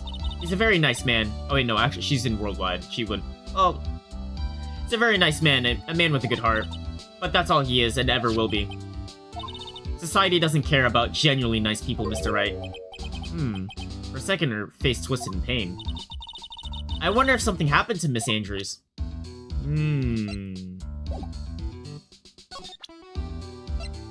Do you know what could have happened to him? Okay, never mind. What about the wine glass? Is that Sanji? I don't know what that means. Like they drink, right? Oh, from One Piece. Oh. One Piece. I mean, kinda. Fem Sanji. What was I doing? Imagine that, like, just randomly, they just do like a One Piece collab. Zoro comes out of nowhere. Do you know anything about the guitar case? No? Alright, you probably don't know anything. I'm assuming you don't know anything about this autograph. Man. Oh, can you just tell me about the press conference? You're the one taking care of the arrangements for this press conference, right? Yes, that's right. But Mr. Ongard said he didn't know about it. Is that what he said? Huh? Actually, I didn't know all the details either. It was a request from the publicity department. All I did was help out and do what I was asked. Oh, I see. So she knew about it, but he doesn't. And she quickly changed her stance. I wouldn't take her to be the type of person to do something without knowing the details. Very, very suspicious. Do you know about this radio transceiver? Nope. But what about the camera? Nope. That seems to be everything I have. Oh, here we go. Motive for murder. Do you have any idea for the motive for murder? As to why Mr. Kirito was murdered? Why would you ask me about such a thing? I'm just doing my job. So do you have any ideas? Oh, fuck. Oh my god. Miss Andrews, sorry, but there's nothing more I would have to add to this conversation. 4 locks. Alright. Well, I mean, we've gathered as much as we can, I think. Oop. So I think we gotta start with Lotta Heart first.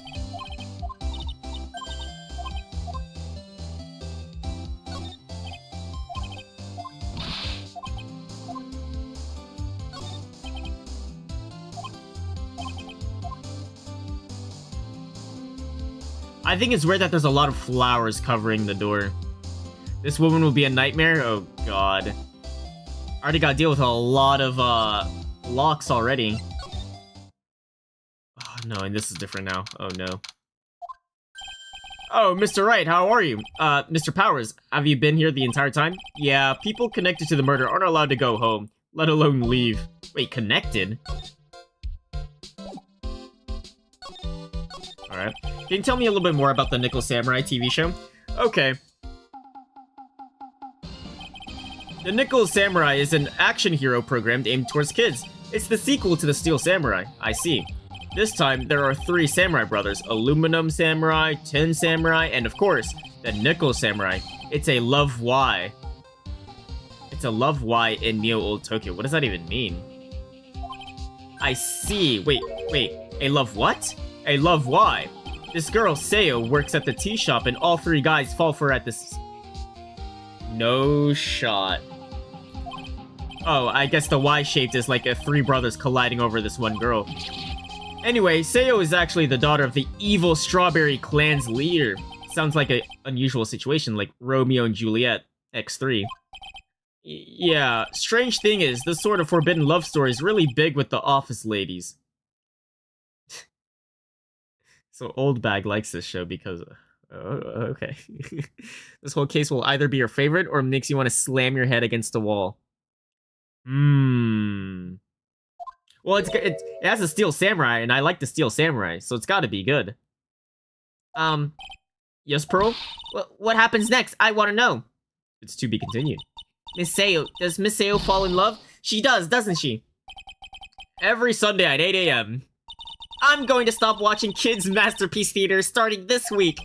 I can't believe she's really considering it.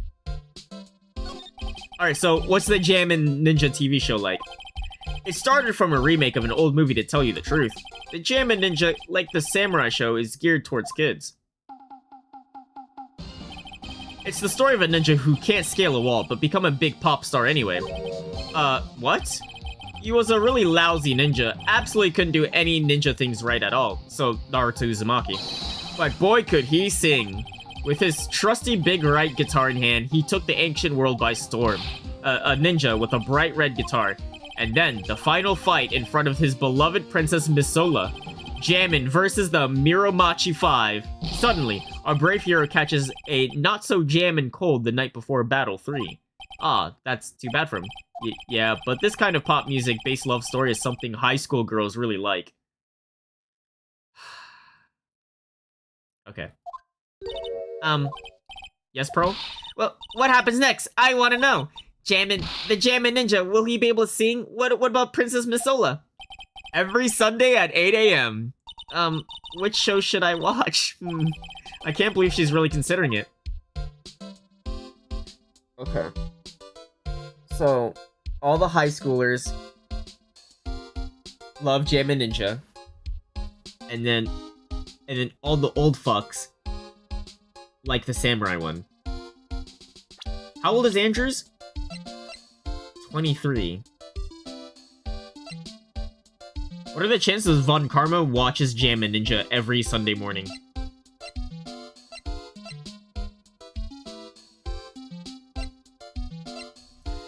And then I guess chances a lot of heart also likes Jammin' Ninja. I mean, she's there in front of the door, right? Alright, tell me about... we'll just go in order, reverse order. Autograph, no. Wine glass? No. Guitar case? Oh, here we go. That guitar case, that was Juan's. I'm guessing you've seen this case before. It's pretty famous by now. It stands out because it holds the bright red guitar. The bright red guitar. The Jammin' Ninja signature item.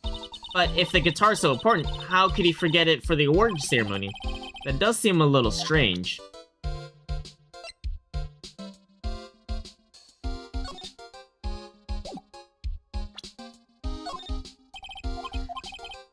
Alright. You know anything about the camera? Alright.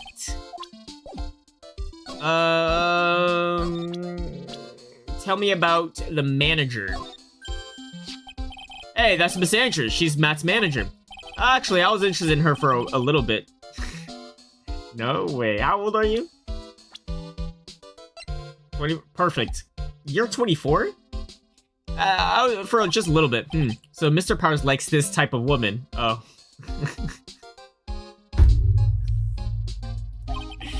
What do you know about Miss Andrews? Well, see, here's the thing. I don't really know her, you know? There's sort of a small rumor going around her right now. A rumor? If you're interested, I'd be glad to share what I know. He's so happy he looks like a lion that's found his next meal. Don't tell me.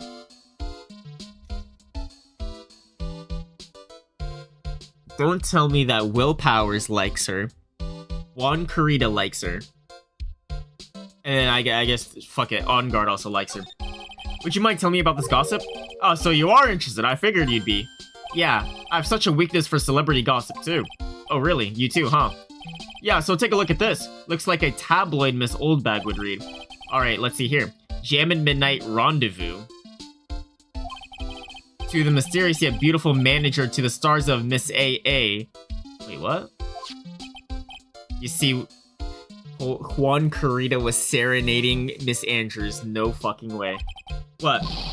You can stop pretending to be in the dark, Mr. Wright. Juan Carita didn't have a manager of his own. Which means, if we're talking about a certain manager with the initials AA, Adrian Andrews.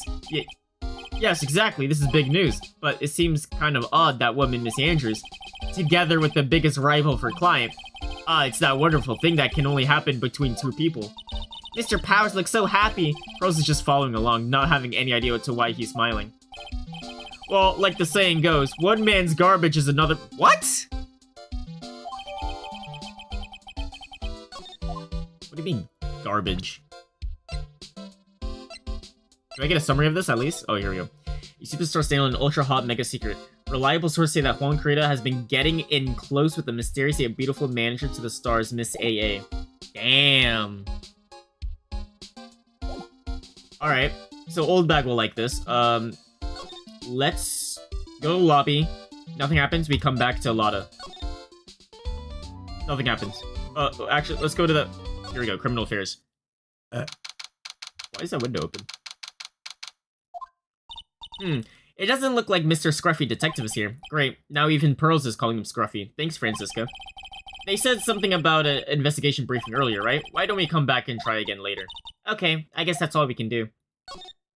Let's skedaddle. Alright, we got some more stuff. What do you think of your manager? That's my manager. Did you meet her? Yeah. What did you think? Strong woman, right? And she takes good care of me. You're such a mama's boy. Alright. Let's show...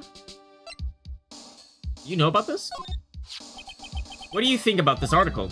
If you're talking about her thing with Juan, I always thought she was a bit careless in the way she handled it. And that's it? That's it. Alright, so he knows that they're going at it. Alright, so what about this wine glass?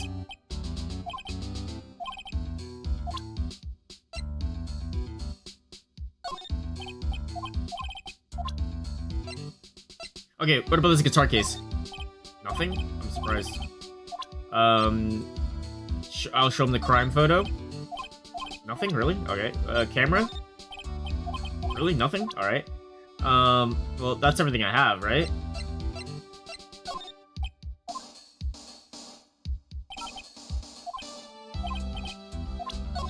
Oops.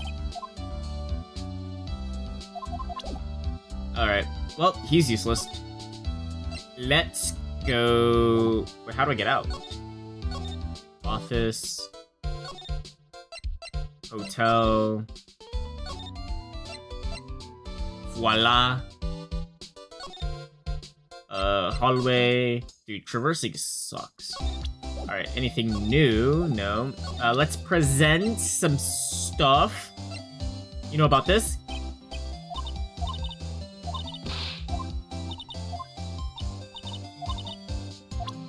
You know about this?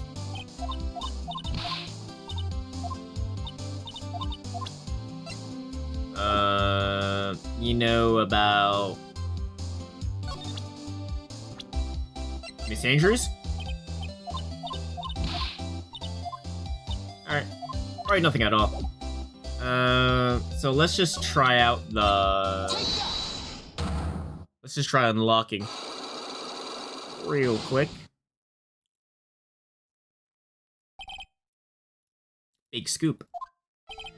Lada, will you please answer my questions? On the night of the murder, why were you loitering around the victim's room? I told you, didn't I? From my scoop. What I want to know about are the details of the scoop. That's not something I can tell you. I mean, this is my bread and butter. Alright then, unpleasant tabloid photographer looking for a scoop. I'm going to say that you're looking for a scandal. Arrgh. Could it be that you, Lada Hart, could be looking for a break with a huge story? Perhaps an unfolding scandal between Juan Carita and this person.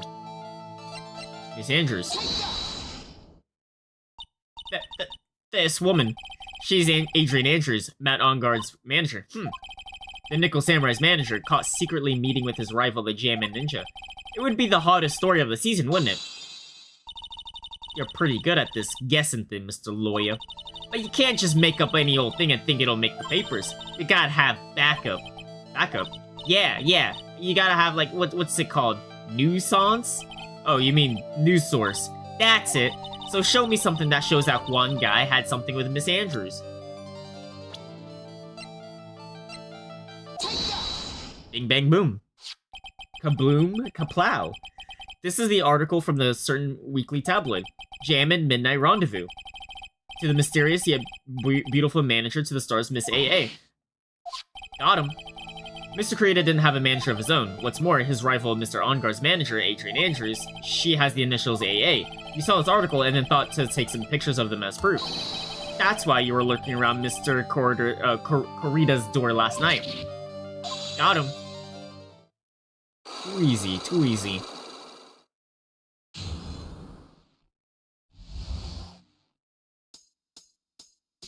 Alright, so what's this big scoop? You were looking to Mr. Kurita and Miss Andrews' affair, weren't you? You got it. I was gonna get myself a scoop by catching them in a secret meeting. But there's already an article about it in one of the weekly tabloid magazines. It's no longer breaking news. What should you say? Her initials are AA. What kind of vague thing is that? That ain't no proof of nothing. People are gonna want to see real proof. Well, at least I do, and that's what I was doing. Getting photos. Oh. I'm gonna whip up the reader's interest with some gossip and a little misleading. Then spice it up with a little and have myself an exclusive story. Wow. Nice journalistic integrity you got there. I already finished writing up my spicy article, you know. But the papers I wrote on it, my note to myself, it's gone.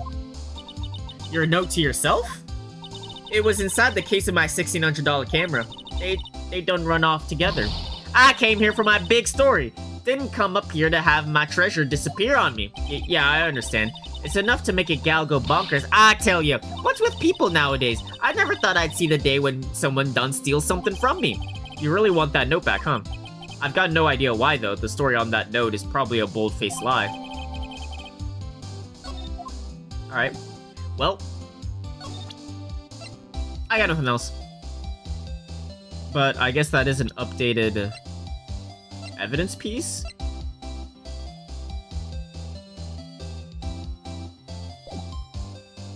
Not sure how much that's gonna tell me.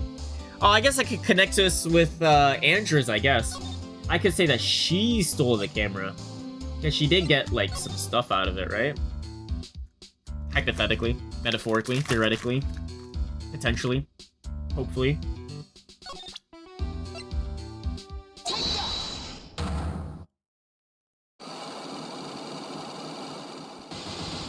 Jesus Christ. Motive for murder. Actually, I might have pre-fired this one. Why was Juan Kurita murdered? If you ask me, I think you know the reason why he was killed. Why are you hiding things? Don't you realize you're putting Mr. Ongar's life in danger by your actions? Why do you ask questions for which I have no answers? The truth is, I was not that close to Mr. Kurita. You were not that close. That's right, I've never been good at being intimate with another person. You were not good at being intimate with another person? Somehow, I highly doubt that. They were going at it. You and Mr. Kurita had an intimate relationship, did you not? A silly third-rate tabloid article. If you even had half your wits about you, you wouldn't believe such rubbish. Well, it seems quite a few people have already bought into the story. That's to be expected in a world filled with crooks and liars. Note to self, stay on her good side. In any case, I despise interpersonal relationships like that. I see, however, what if there was a need for you to get close to someone? Me? Need to get close to Mr. Kurita? As if there was such a need. Didn't you get close to Mr. Kurita for this person's sake? For On Guard, right? Do you really not... Wait, do you really still not understand? What? It's not in my nature to enjoy doing things for others. But you're a manager. It's called a job. I'm in charge of Mr. Onguard the star, but not Mr. Onguard the man. Oh, and you are not my client. Is this my subtle hint to go home? But I know you must have had a need to get close to the victim. Need to get close to Mr. Kurita as if there was ever such a need.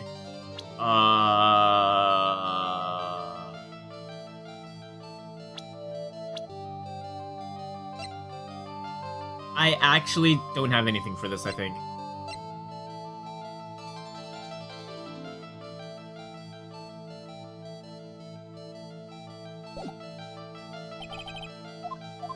Okay, let's try old bag. Yeah, I definitely pre-fired.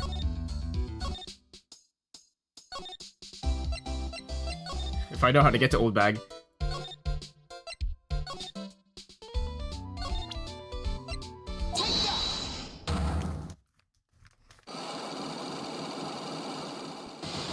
Why is she wearing a helmet, though?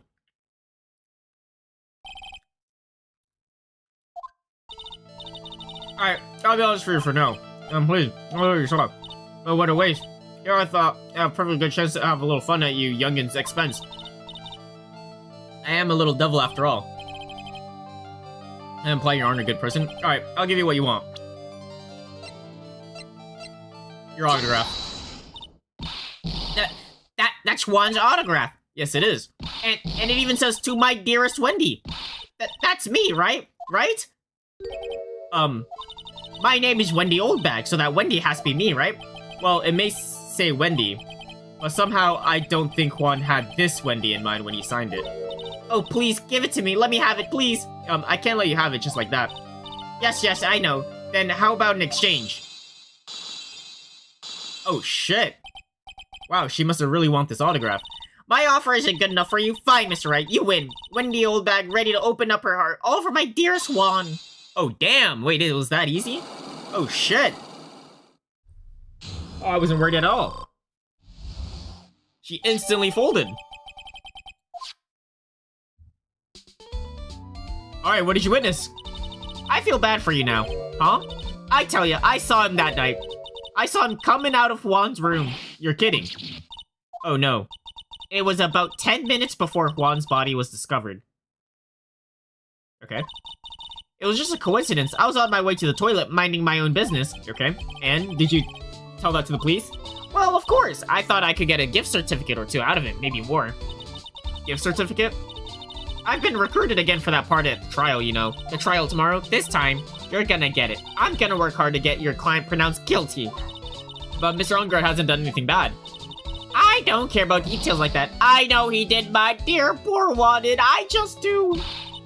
And that yellow-bellied chicken. A yellow-bellied chicken? I wonder what that would look like. I trust my senses. I know when someone did something bad, and I say he did it. What did Mr. Ongard ever do to deserve this? Alright, Ongard's pass. What did Mr. Ongard do to make you so... You don't know? That guy, he framed my Juan. He created a scandal that plagued dear poor Juan. Dude, Ongard's incapable of doing anything. What is this? What is it?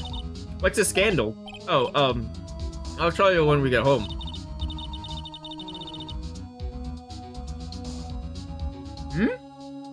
Led by the wiles of a vile temptress?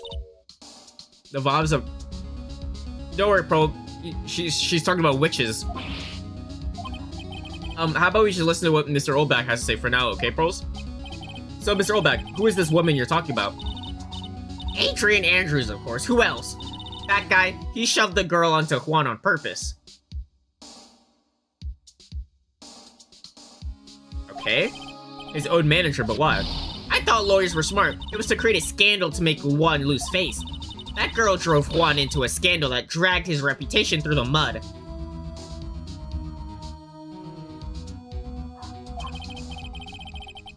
It's like a pretty standard definition of a scandal to me. Why do you know about that anyway, Miss Oldbag? I'm Juan's biggest fans. I'm always out there gathering information. There's nothing I don't know. And do you have any proof that Mr. Ongard did what you say he did? Next week's issue of certain magazine says so. Of course, a tabloid. Next week, doesn't that mean it's something people don't know yet? Why would Miss Oldbag have information like that? And where did she get it? Hee. Do you have the camera?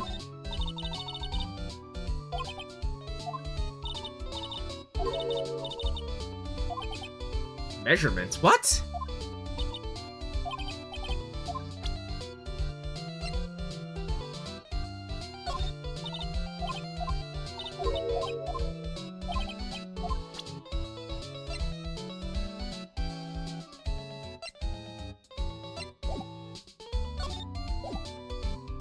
Well, I didn't get anything new. Oops.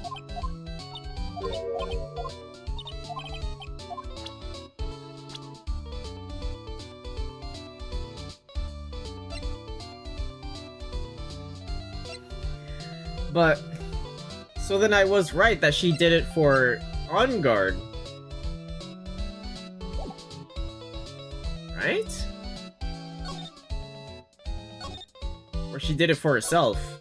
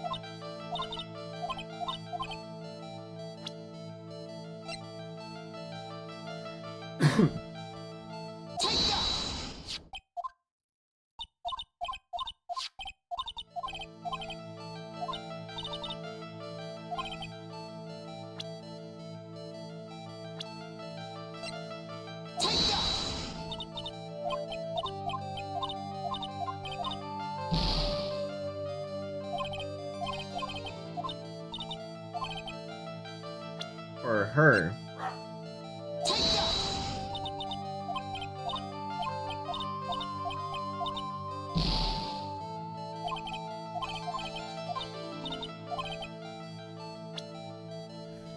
For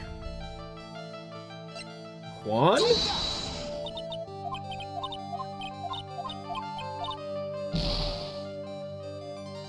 For Hey Blue, how you doing?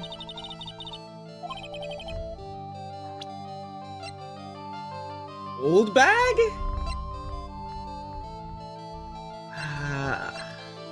I'm chillin' also. What? I might have gotten accepted. Oh my god. Well, I can't wait for the next drama. What was it? Marvel Rivals Discord server? Alright, I'm gonna make sure I blacklist that server.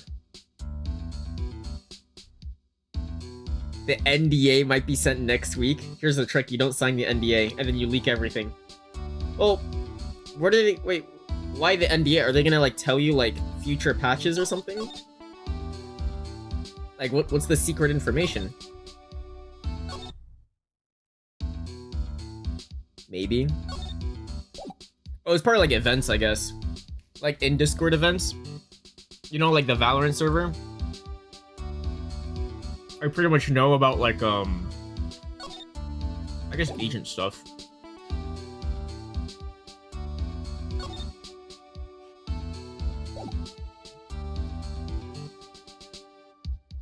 Marvel server's official? Oh yeah, true. I mean, the Valorant one's basically official. They do work with, the Valorant guys. It's the official, unofficial server. Valorant was, and then they stopped. Oh, you know, that's because it fucked a lot of stuff up over there.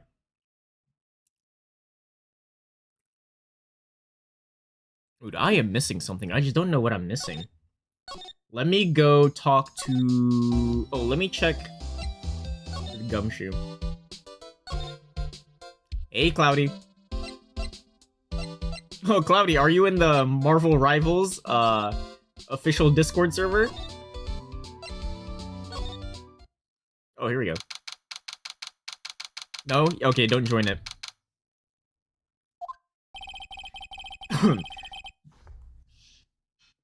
Gumshoe said they had an investigation briefing. Yeah. Oh, he's back. Hey, so you came, pal. Why the blunt greeting? Ugh. They stealing my data? Is because, Blue's gonna be a Discord mod over there. Because there's nothing to be friendly or happy about. What do you mean by that? Well, things look perfect this time around. The evidence, the testimony are airtight. But we can't just roll over and die. We have to stay positive. So, what do you mean by the evidence, the airtight? I can't give you all the details, pal, but there's two big pieces. Two? And both of them are in this photo. It's probably the knife, or it's the fingerprint. The first is the button that's missing from the victim's character. Oh, this button from, like, his titty. That's the button that you found during your body search of Mr. On Guard. Yup, I found it in the folds of the Nickel Samurai's special pants. Why would it be in his pants? But second one is the knife in his chest, pal. The fingerprints on the knife in his chest, to be exact. Fingerprints? Whose are they? You didn't have to ask, little missy. It's obvious. They're mad on guards. Ah, shit. Tomorrow's trial. Talk about being stuck between a rock and a hard place. Alright, what about the testimony? Is that old security later, Miss Oldbag? Oh, fuck. I thought so. What do you mean? You thought so? Did she tell you something, pal? Well, even I told her not to open that mouth of hers and blab to anyone. Her blab knob is stuck on 10 and there's no turning it down, trust me. Yeah, well, Miss Oldbag saw it all, pal. She saw Mr. On Guard come out of the victim's room around the estimated time of death. Oh, I thought she said 10 minutes before. Alright, well, looks like we are fucked. Can you tell me about Adrian Andrews, though? There's something interesting. What was that? Gossip? Yeah, about that article. Oh, I have that article. I'll show it to you. Is this the article? Oh, shit. We're pretty interested in this bit of gossip ourselves. The scandal... Oh, the scandal with Mr. Kurita? But why? Well, 2 years ago, a woman committed suicide. Suicide? Her name was Celeste Impax. And she was with Juan Kurita's... Oh, and she was Juan Kurita's manager. The victim's manager? But that's not all, pal. Miss Impax was Miss Andrews' mentor. She taught Miss Andrews everything she knew about business from square one. Her mentor. A woman who was both Mr. Kurita's manager and Miss Andrews' mentor. Could her suicide have something to do with this case? I highly doubt it, but... Do I know more about her, pal? Kinda. She was the victim's manager and was also Miss Adrian's, mentor. It's been 2 years since her suicide, and now that those two are linked together again by another death.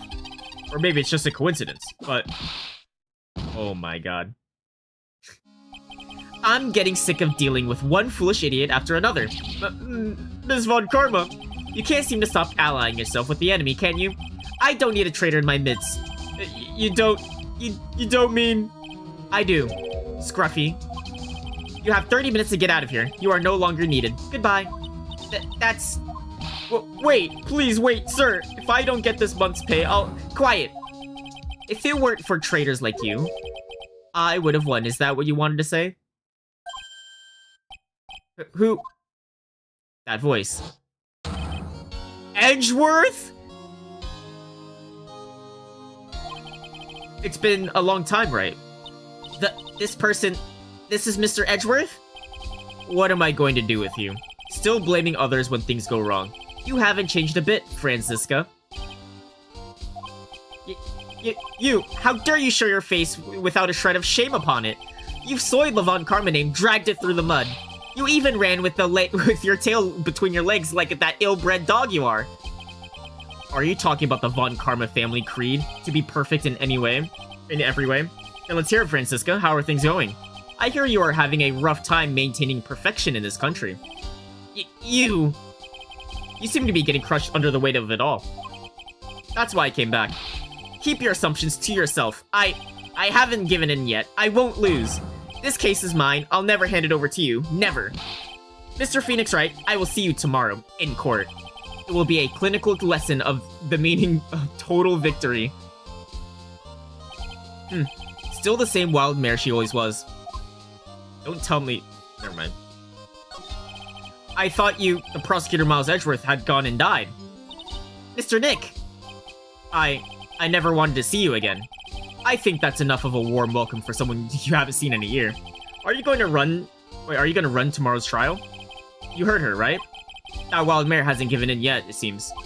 So no, I don't think I'll be making an appearance.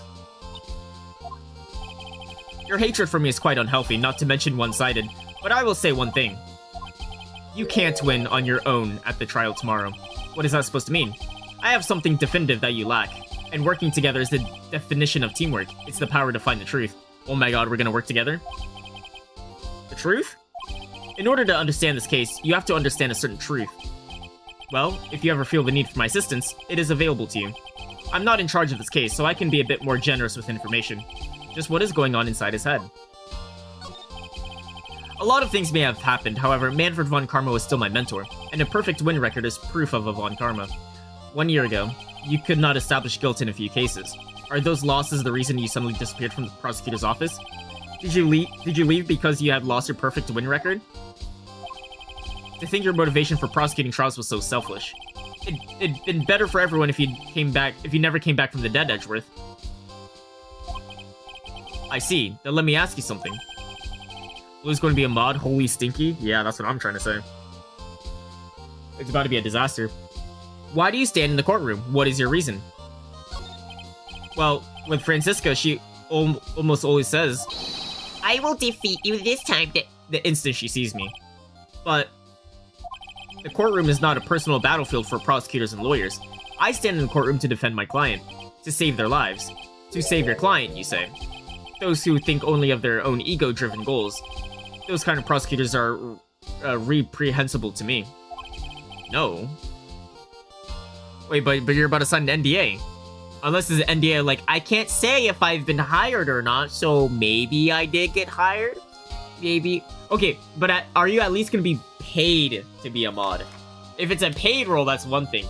No? You're volunteering to be a mod? Oh, hell no. That's too much work. Even if you're a prodigy, or someone like you, Edgeworth. It looks like there is still a lot you have yet to learn. A lot I've yet to learn? Me? Well, that's enough for you. Or that's enough for now. Time when you will see is coming soon enough. I will get XP, then I get more mod position, then more and more and more.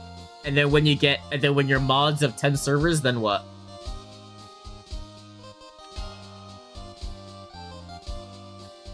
I'll be a mod in this ZZZ, Star Rail, and Genship.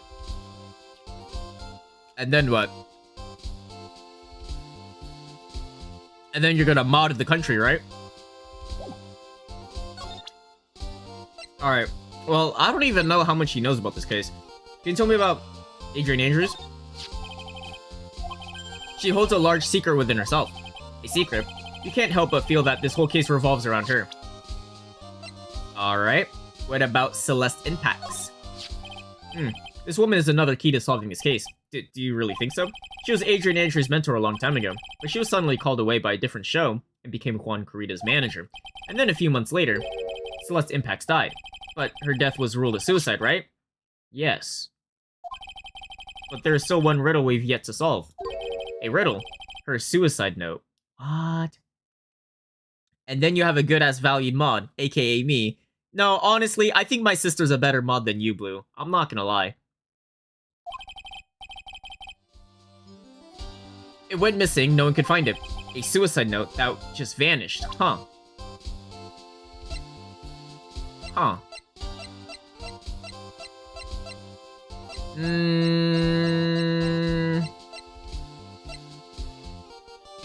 Oh, Layla, did you like the circus trial? I thought it was decent. Rigged vote? Too bad. Yeah, Blue, you're the least valuable mod here. I hate the Mo Clown. Yeah, it was pretty annoying. But I mean, it kind of worked, I guess. For some reason, I didn't like the ventriloquist. Or I thought he was like the worst person out of all this stuff. Okay, let's do the victim. There's an interesting rumor about this man. You mean the one that Miss Andrews was getting close to? But that's pretty common tabloid fare, isn't it? I don't take things at face value when there's more to be found. Alright, so I don't think so. While I was abroad, these deplorable types of actors became popular, I take it. Well, refreshing like a spring breeze is his motto. Refreshing. And what is so refreshing about a spring breeze? Sounds like the pollen isn't treating him well this year. Like ventriloquist, it was interesting, but also kind of weird. Might go to might level soon. Yeah, honestly, but I mean, like, the whole case was about the circus, so I mean, they're all weird in their own way, I guess. So I mean, I guess that was the point. We're looking into leads, but we can only look at a few key players. Okay. Wait, but she's gonna be a witness tomorrow. I guess tell me about Von Karma. Alright, he doesn't care. Let's talk about this. No? Alright. Let's talk about the crime photo. No? There was something about that in the meeting.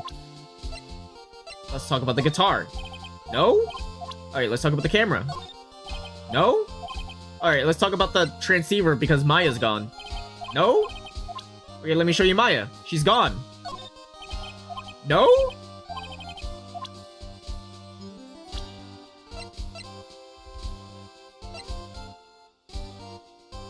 Wait, what? When I played this case, the wine glass was tomato juice? It is tomato juice.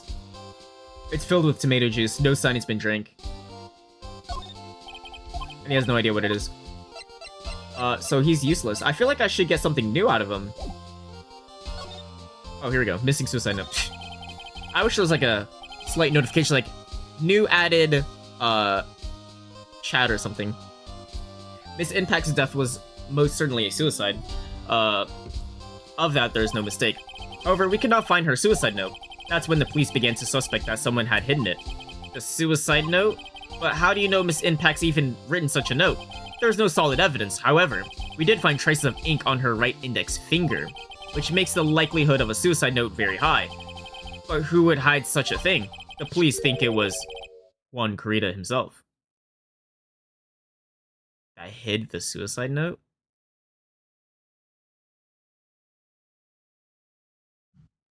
I see. The victim? Oh. I see what's going on here. He was the one who found her body. Which makes him the only person who had a chance to hide her suicide note. Mr. Kuritas hid his own manager's suicide note, but why? As long as her note is missing, any speculation beyond this is meaningless. For now, I think you should look this over. This is the suicide report, part 1 anyway. Part 1 of 10, obviously. Alright, finally.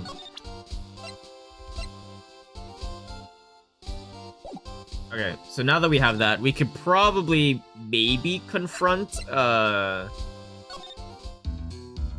Andrews. Do I have anything new for him? A dev is a mod? A dev is a mod. They mod the players. Suicide, yeah, quote-unquote suicide. We don't, like, it could be murder. Because, I mean, it's also weird that there was ink on her index finger, right? Like, it seemed like it was a hasty... If it was a suicide, then it was a hasty suicide. Usually, like, I would imagine suicides are pretty much planned. So there would be no reason to have, ink on your finger. Wait, what's wrong? How much do you know? What do you mean, how much? Mr. Lawyer, I may be your client, but I hope you will keep yourself out of my personal life. Wait, what? I would never. You're in detention. Who in the world are you going to eat with? The security guard? Mr. Nick, this Celeste Impacts lady, somehow I get the feeling she is a very important person in all this. And he's gone. Oh. Okay. That's not suspicious. Alright. Let's go confront her. I'm lost. Here we go. Senior mod as well? Yeah, I'm telling you, like, if you're a dev, you're also a mod. If you're a dev, you're a mod of mods. Oh wait, this is different now. Looks like Miss Andrews isn't here. That's not good. I still have a few questions I want to ask her. And she has that psych lock on her heart, right? Well, we don't have much of a choice. I guess we'll come back later. Oh. That's not suspicious. Well, there's nothing new here. I mean, what else can I do?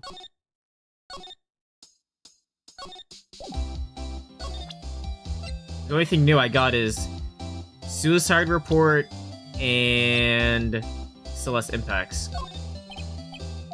Do you know anything? No? Alright. Do you know about this?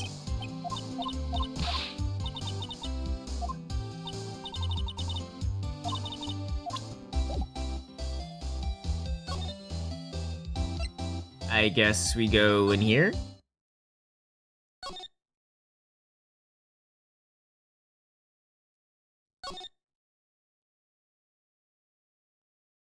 I like how all these are teddy bears, but then there's just one random grizzly bear. No worries, I hope you get the mod position there. ChatGPT generated for sure. What is the fridge? All sorts of things in this fridge. Carrot juice, tomato juice. Carrot juice? They're all vegetable juices. I guess he must have been a real health nut. There's a beet, some ketchup, and a bottle of strawberry jam. Is he, like, vegetarian? Maybe red was his favorite color.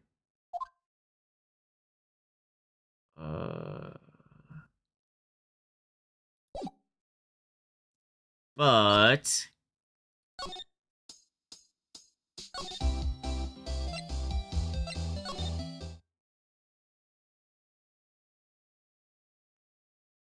is this a bone? Or is that like a French fry?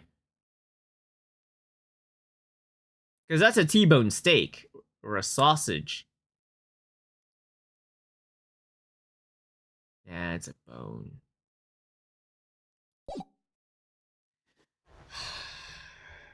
It's a pretty small piece, though.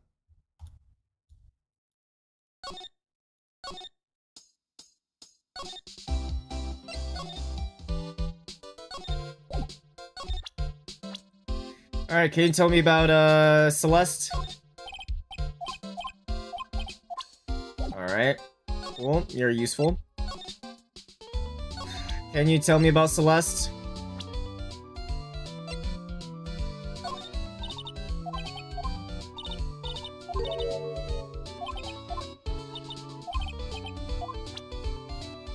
Can you tell me about the suicide report? Wait, actually, Powers might know.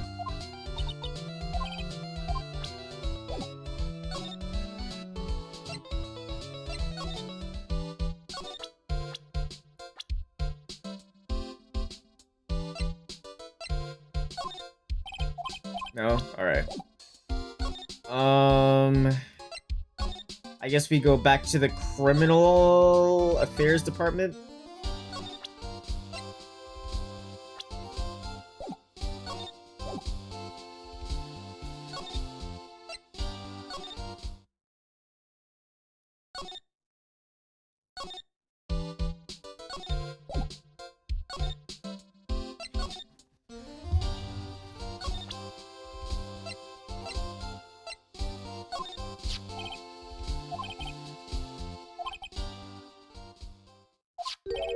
Two parts. What you just handed me is the first part of the report. Here is the second. Oh, wait. So he gives me the first part, and then I have to present it to him to get the second part? What the fuck? The second part is about an attempted suicide. The attempter's name is... what? Miss Andrews? What did she do? She tried to kill herself. She doesn't seem like the kind of person to try to kill herself, though. You think she's a strong career woman, that's just what she wants you to think. Adrian Andrews, she has a certain secret she's always trying to hide. A secret? Her dependent nature, that's what she really... her dependent nature? That's what she's really like on the inside. But... I would see that more in On Guard than in Andrews. Talk about the exact opposite of what that woman is.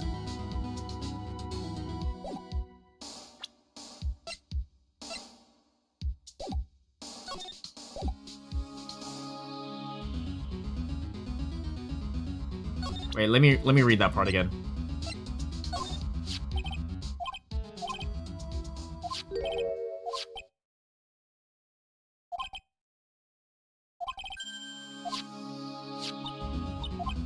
So she probably tried doing it after the fact, right? She's like, no, my mentor, I'm gonna kill myself too. In GTA, of course.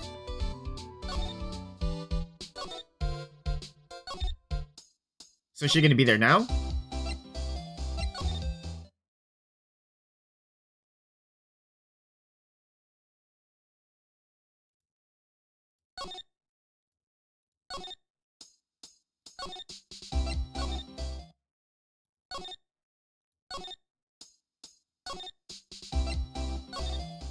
Where do I even go?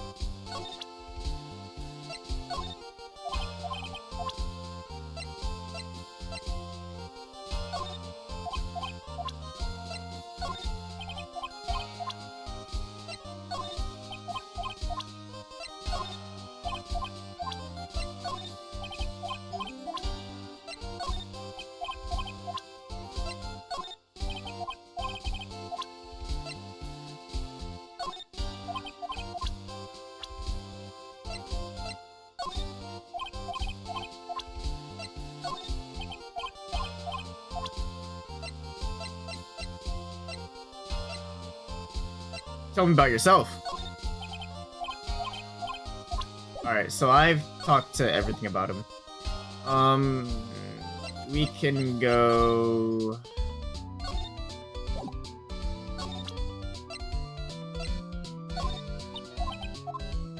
I mean, the thing is, I don't have anything new.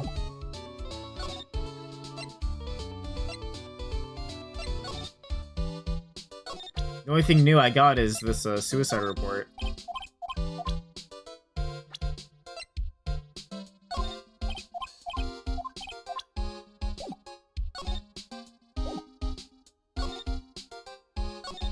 I mean, I thought Lotta might know, but she doesn't.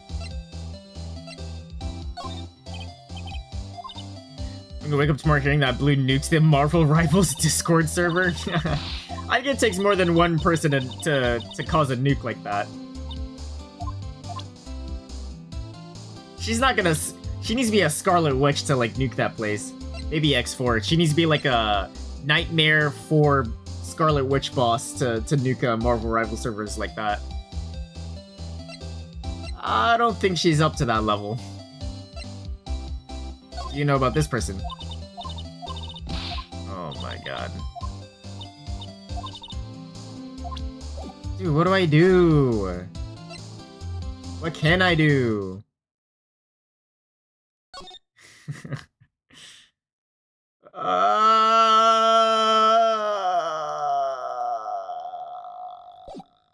do I go?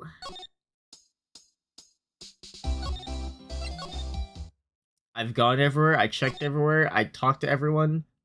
Possible. I've gotten everything I can, I think.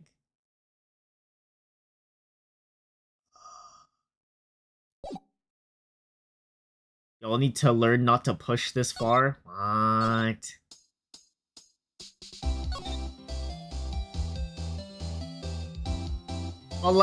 But like, you gotta understand, you signed an NDA and everything, we just wanna know. It's like me, I'm trying to know more. It's in my nature. Curiosity.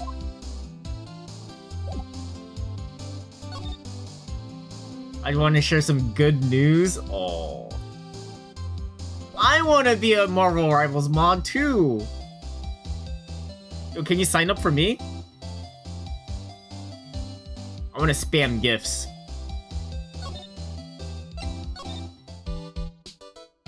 I want to be cool too. There's something here.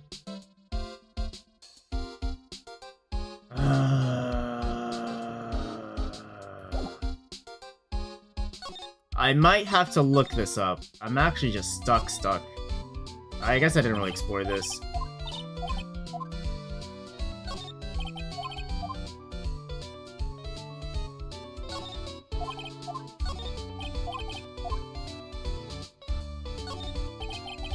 Unstuck yourself? Yeah. But, like, I'm already, like, enwrapped in Gorilla Glue. Is there, like, un-Gorilla Glue? De-Gorilla Glue?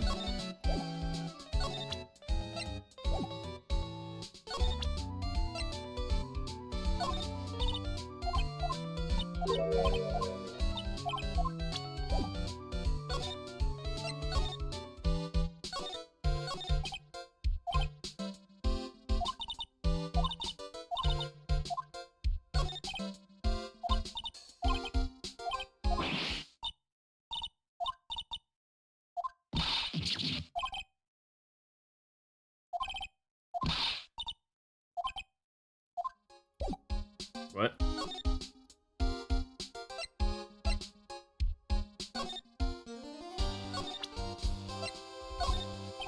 What are you hiding from me? Nothing? Alright.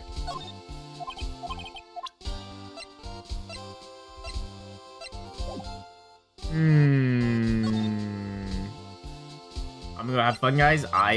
Yo, Bill, when are we gonna play Deadlock, man? You said you were gonna play, like, last week.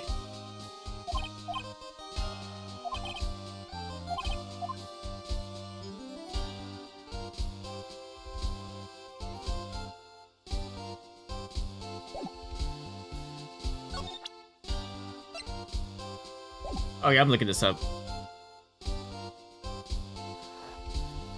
Phoenix Wright.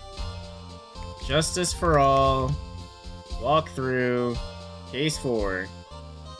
And then I gotta scroll through this really slow.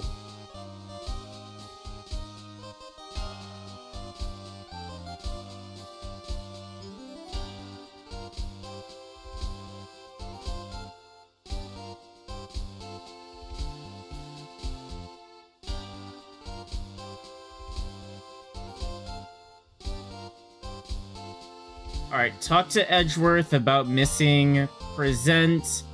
Talk to Edgeworth about codependency. Huh? Oh. Why is that the very first? I thought all the new stuff goes all the way at the bottom. Why is this the first one? Bro. Are you kidding me? Alright, this is the way. What's this about Miss Andrews being, or having a dependent nature? Adrian Andrews' attempted at suicide was a few days after the death of Celeste Impax. And? Why did Adrian Andrews think about committing suicide? Because she had apparently lost her will to live. Lost her will? But why would she? Nice feat. Her pillar of strength, her mentor, Celeste Pax, was gone forever. That's why. Why would that? Is this what they call following someone to the grave? Ooh. After her attempted suicide, Adrian Andrews started attending counseling sessions.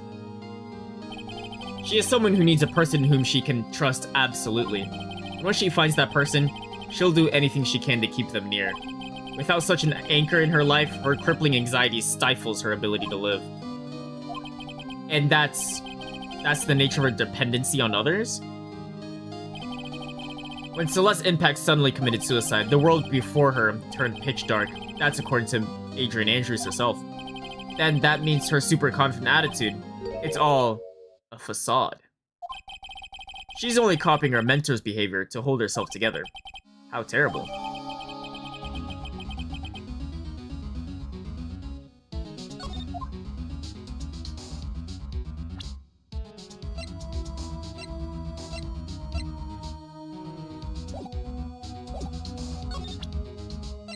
Do I just present the same thing? Such a cliche saying, but it's a cliche because it's true. It's interesting to think that behind that unwavering brave front, she's been hiding that weakness and fear. Alright. Let's go confront her.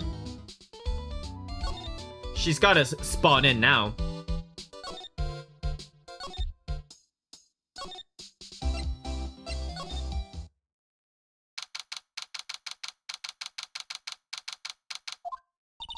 Oh, Miss Andrews is here, but it looks like she's talking with someone. That's Franziska von Karma. Miss Von Karma? What are you doing here? Well, you see, I'm his lawyer, so you've got some nerve following me around. Following you? That's you, Miss Von Karma. You're the one doing the following. Pearls, you're always following after that Mr. Detective with the little beard. Me, following after Scruffy. Don't make me laugh. Let me show you something interesting. This, little girl. What is that? An electromagnetic receiver. I planted a tracking device on that detective. And with this, I know that fool's every move. So that noise we heard was this receiver. I feel really sorry for poor Detective Gumshoe now. Now then, let's stop wasting time. Adrian Andrews? Yes? Think hard about what we just discussed. Think hard about what we just discussed. Understood? Alright. What were those two talking about? Miss Andrews, she seems a little dazed, doesn't she? Alright, well, we're getting to the bottom of this.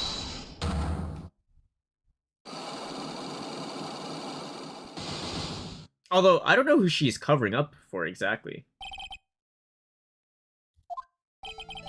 I was Juan Kurita murdered.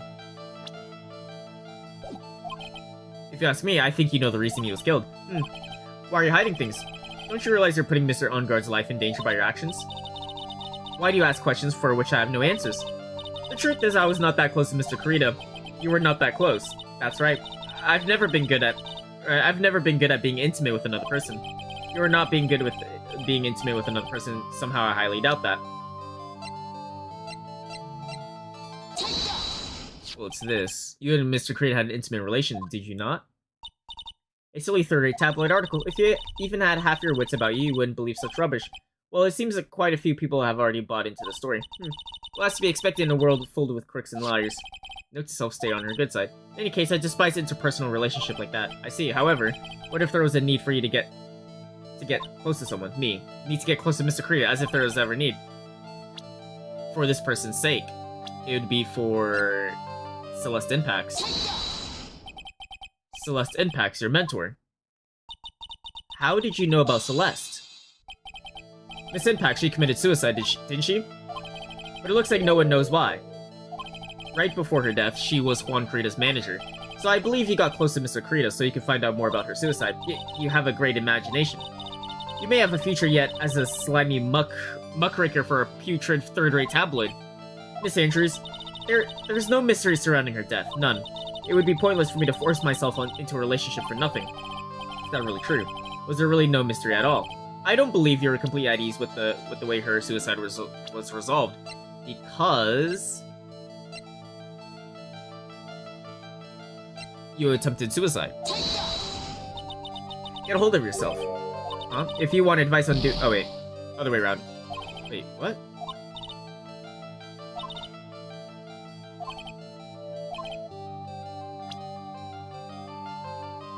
Oh, I jumped the gun. This first, and then we're gonna go to the next one. Miss Impact's suicide note was never found, was it? It looks like the police were under the suspicion that someone had hidden it. Like maybe the person who discovered her body, Mr. Kurita. Juan? And Miss Andrews, I believe you thought the same thing. That is why you became intimate with Mr. Kurita. I've sat by quietly and listened to your insulting ramblings long enough. It's true that Celeste was my mentor, however, allow me to say this again. It had nothing to do with me. I didn't even know that her suicide note was never found. I'm a person who doesn't care about what's going on in the lives of others. That's the impression you like to give, however. I don't think that's who you really are. What? I have evidence that says otherwise. This is proof that Celeste was very special to you.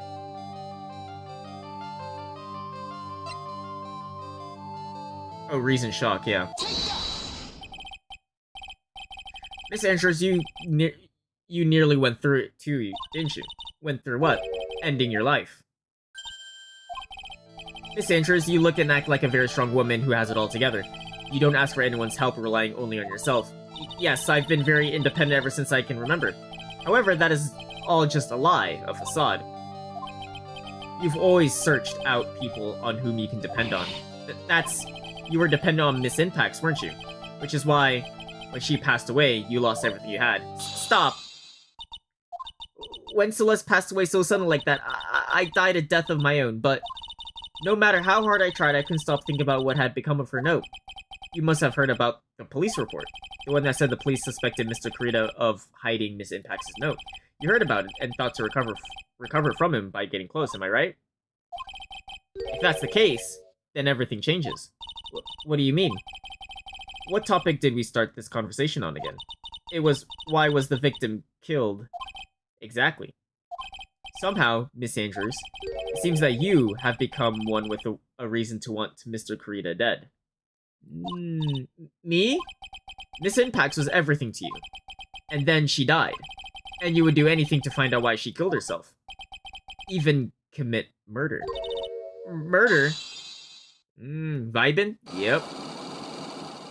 She had 4 locks on her. Jesus. Nice. And Edgeworth is back. Alright, motive for murder. It's true, I am a woman who can only live in insecurity.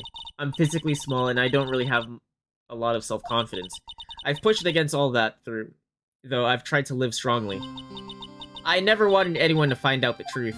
Truth of what? Miss Andrews, this one thing, it's the one thing I wanted to take with me to the grave. It was my secret, mine and mine alone. I'm sorry. You probably think I'm a worthless human being right now, don't you? Please, Miss Andrews, all I want to know is the truth. After Celeste passed away, I heard that someone had hidden her suicide note. And that someone was Juan Kurita. Celeste, without her, I became scared. Everyone seemed like they were out to get me. So you got close to Mr. Kurita to recover a suicide note, correct? Looks like that tabloid reported the truth after all. Ironic, isn't it? Well, like they said, where there's smoke, there's fire.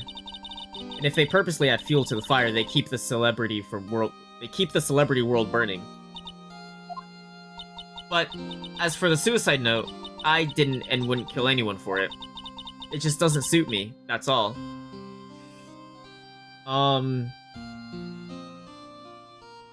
True. Well, that's enough for now. I still have work to do, so I understand. Oh, I have one small favor to ask. My attempted suicide. I'd like you to keep it a secret. Miss Andrews? If people found out about my weakness, I would sooner choose to die than live. Alright.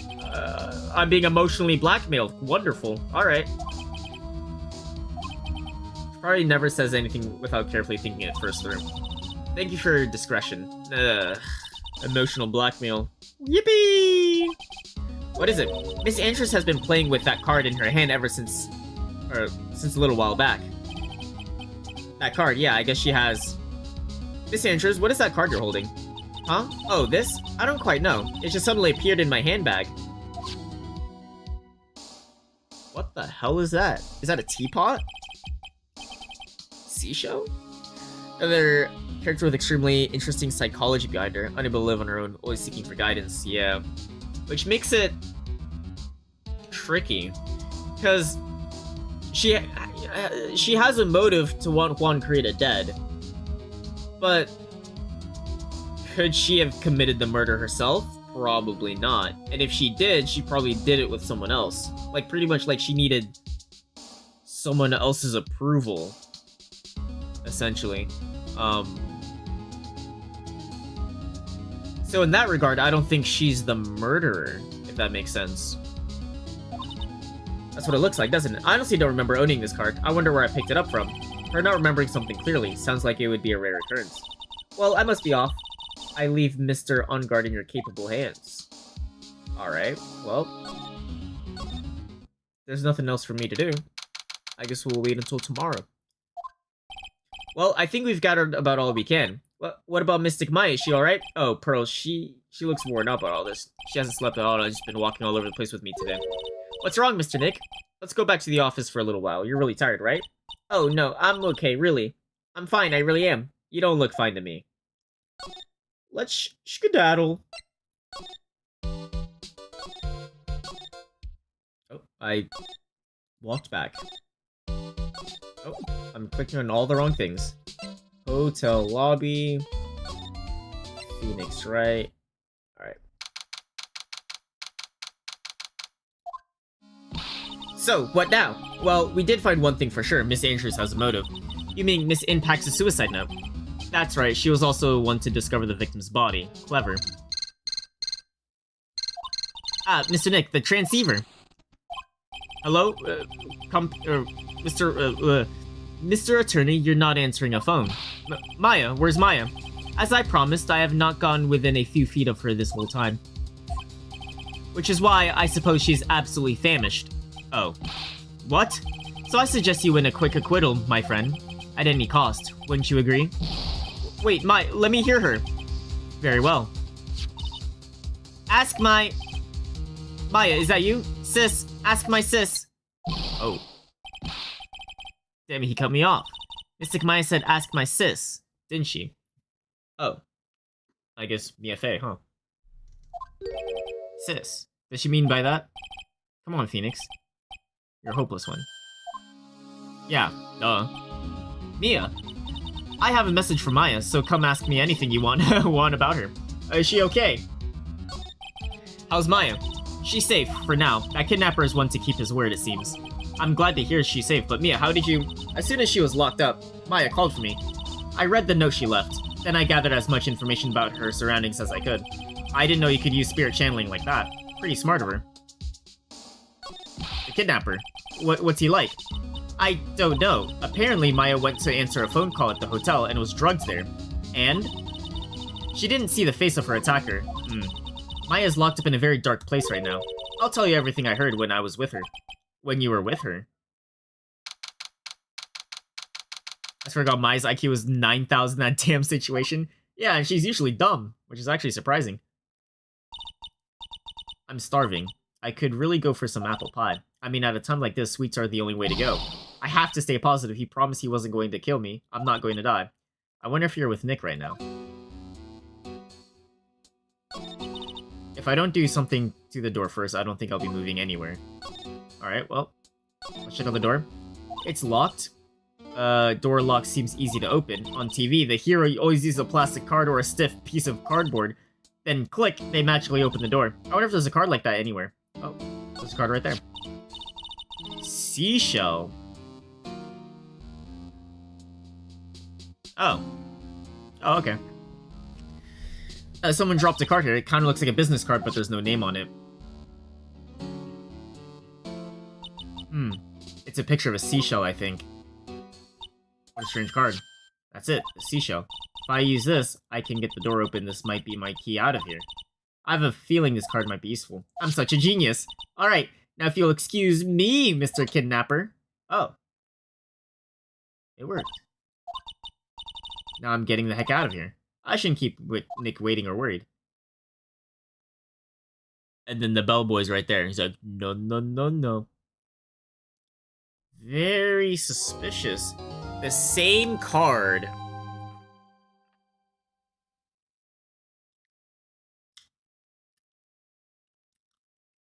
That she's holding. Or Miss Ange is holding.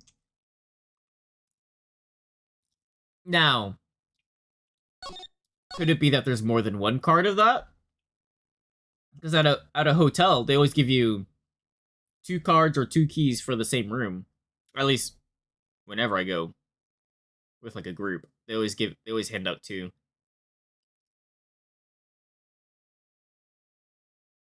But that's a wine cellar. That's not really a hotel door. Well, if it's a wine cellar, then it would be like a staff key, so it would make sense for there to be duplicates of it. Theoretically.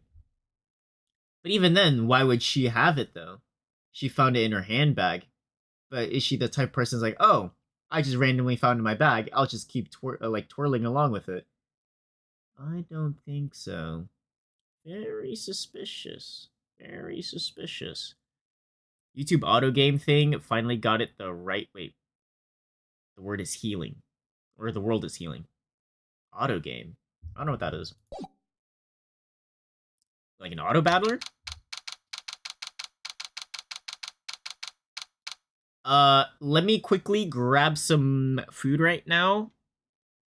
Yeah, I'm kind of hungry. I'll be right back.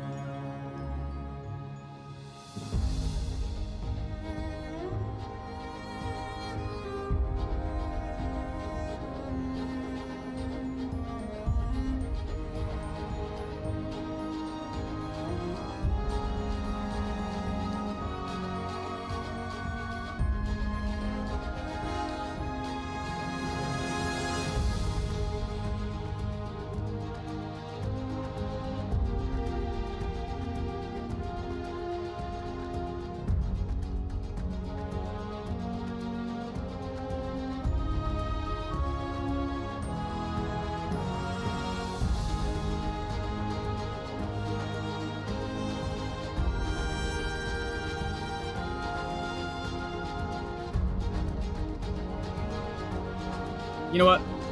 I'm just gonna order food. Or I got yogurt, but I'm probably gonna order like a sandwich or something. It always says what game you're playing at the bottom of the description, and it's being right is like a coin flip. Really? It's like wrong half the time? What does it usually say when it's wrong? Adrian did it? That's what it looks like. Dude, no way. That woman couldn't do anything like that. In court today, there will be a mountain of evidence that will implicate you. A mountain of evidence?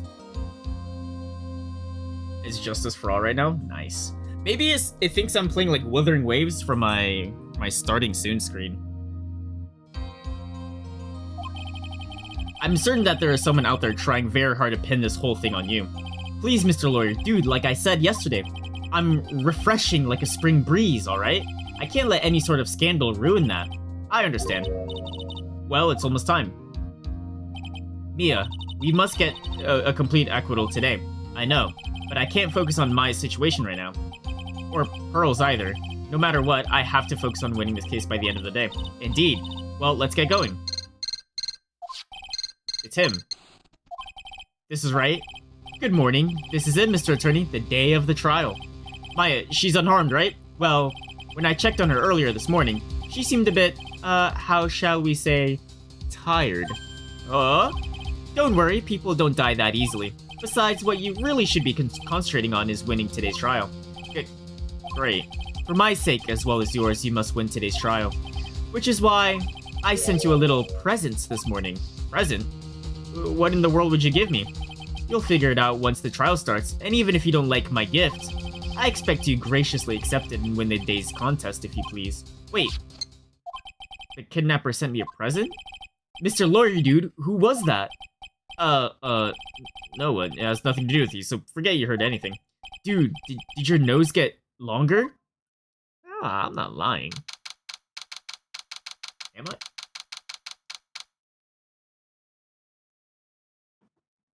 "10 a.m. The time I wake up.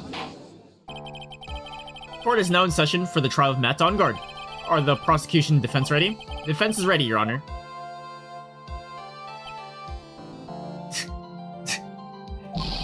I say, Mr. Wright, what happened to Miss Von Karma? I don't know, Your Honor. Why are you getting mad at me? Your Honor, please be quiet, bailiff. Court is in session. If you must tell me something, please keep it brief. What is it? Prosecutor Von Karma has... This morning, Miss Von Karma was shot by an unknown gunman.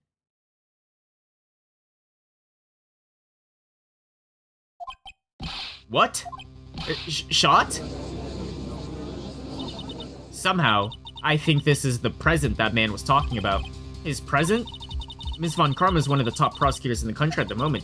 If she were to disappear, it would be to your advantage. This is totally insane. Miss Von Karma, is she alright? I don't have that answer. She's alive and in stable condition. That's good. Phew. Your Honor, due to the circumstances, Miss Francisca Von Karma cannot appear in court today. No way. I, Miles Edgeworth, will be taking her place. The prosecution is ready. Natural. Why are you in the witness stand, though? Okay, just like the good old days. Miss Von Karma was shot in her right shoulder and is currently undergoing surgery. Hold on. Isn't that what happened to, Manfred Von Karma? Shit's about to get real? Yeah, I mean, like, we kind of told him everything, I think. Luckily, I've looked this case over and I am familiar with the details. The prosecution seeks to prove the guilt of Mr. Matt Dawnguard. The court acknowledges the prosecution, right? I finally found the answer I was struggling for on my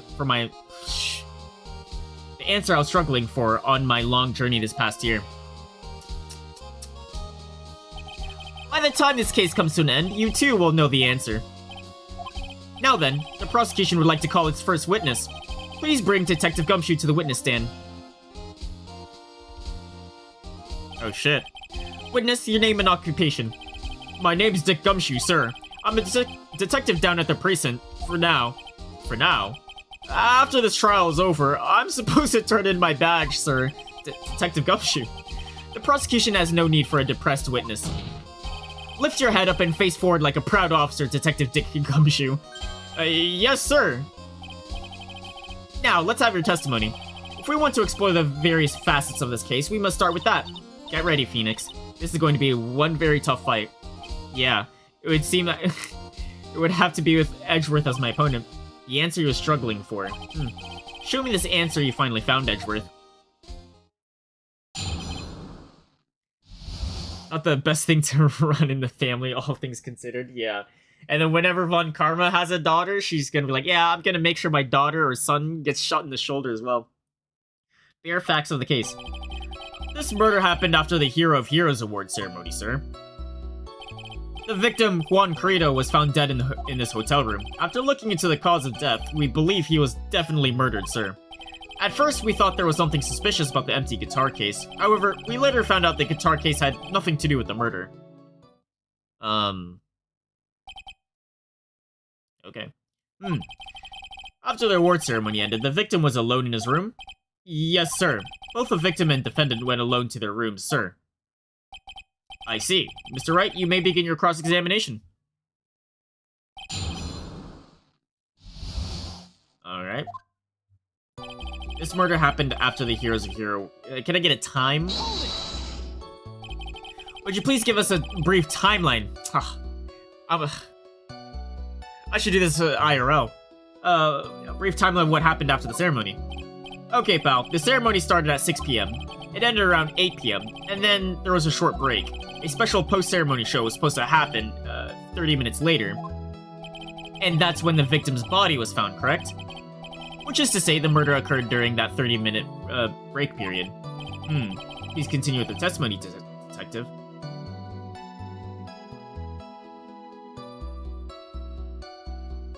Well, what if it didn't happen? I mean, I haven't gotten my autopsy yet. What if it didn't happen between 8 p.m. and 8:30?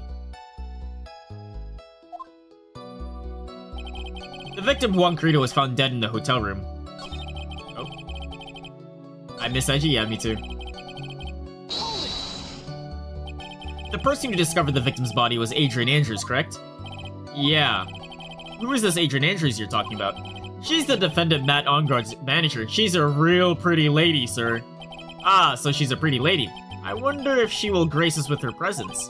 When the post-ceremony show was about to start, she went to go get Mr. Ongard. After visiting his room, she went next to the victim's room to get him for the show.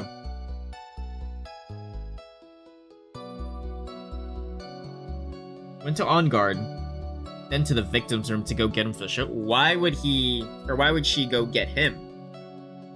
It's not like she's like Juan's manager, right? Do managers do that for like other people? Especially if like they're like rivals?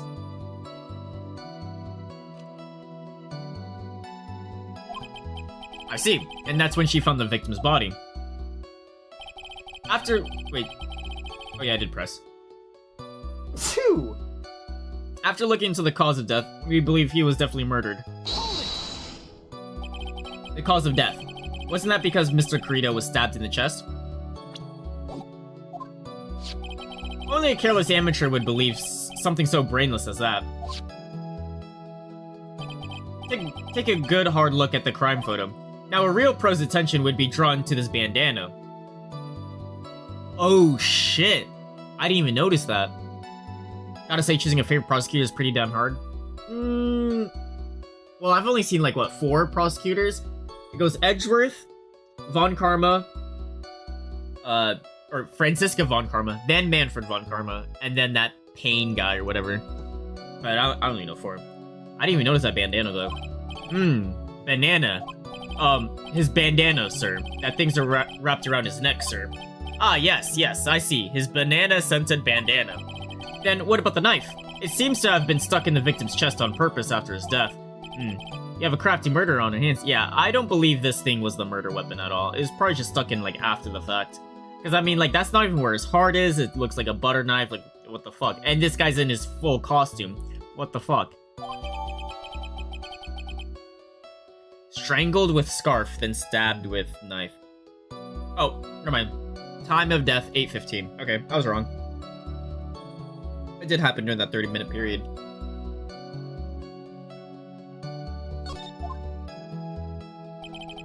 At first, we thought there was something suspicious about the empty guitar case. And why did you think that? Because it was empty, pal. The Jammin' Ninja doesn't go anywhere without his bright red guitar, and we couldn't find it anywhere at the scene of the crime. Oh, then how about this theory? A fan really wanted the guitar and did the crime to get it. How's that? We thought of that too, but... The only fingerprints on the guitar case were the victims. Only the victims, huh? I see. So much for my theory, then. There's water on it, but only... But during the ceremony, the Jammin' Ninja didn't have his guitar. I think Maya pointed that out. However, we later found out that the guitar case had nothing to do with the murder. I mean, it could. What convinced you that it had nothing to do with the case? The guitar wasn't even at the Gatewater Hotel that night. Well then, where was it? The bright red guitar was eventually found at the TV studio. The victim, Juan Crida, had apparently only taken the case with him, sir. So you mean he forgot to put the guitar inside the case? Yeah, but like, when you hold it like an instrument case, without the instrument, you'll be like, oh, what the fuck, it's so light. Or at least that's how I am with, like, my instrument. When I carry my case without my instrument in it, I'm like, oh, fuck, there's nothing in there. Let me go look for it. Yeah, sorry, even when he was on stage for the ceremony, he didn't have his guitar. So that guitar case was empty even before he got to the hotel. Yeah, that's right. So it really had nothing to do with the case at all. It had nothing to do with the case after all. I believe that is enough. First, the victim was choked to death with his bandana. Then after the victim was dead, the killer deliberately stabbed him with a knife. Which brings me to my next point. Why then did the police arrest Matt Ongard? Because there was a reason enough to suspect him. Here it comes. Looks like Edgeworth's back in full swing. Very well. Detective Gumshoe, please testify about this matter. Yes, sir.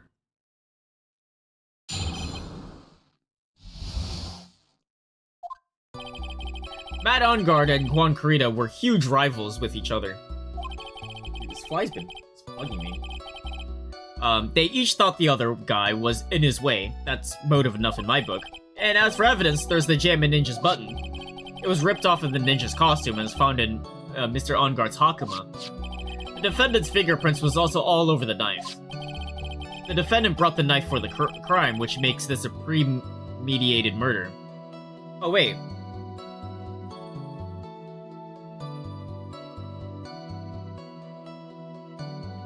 Sometimes the instrument cases are way heavier than the instrument itself. Acoustic guitars are a perfect example.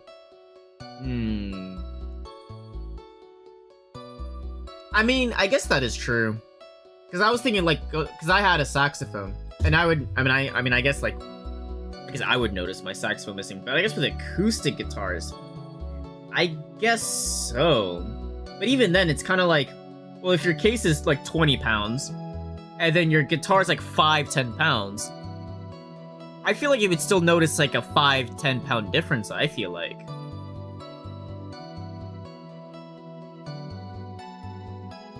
I don't know, I guess it's just me. But we'll see.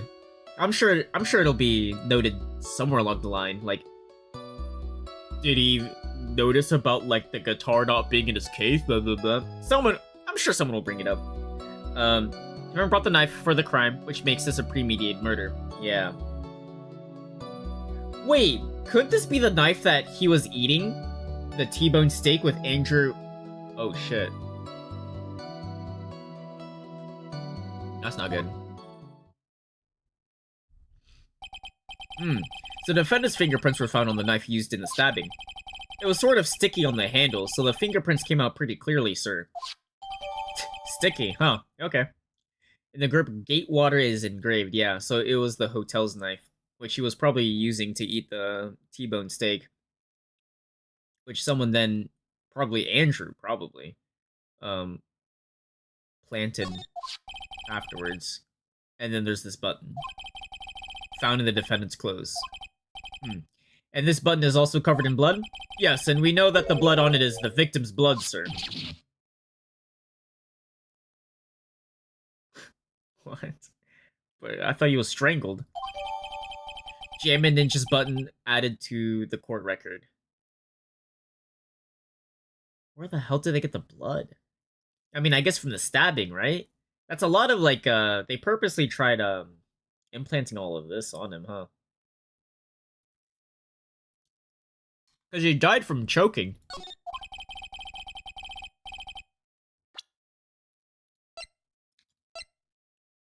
Strangled with a scarf, then stabbed by a knife.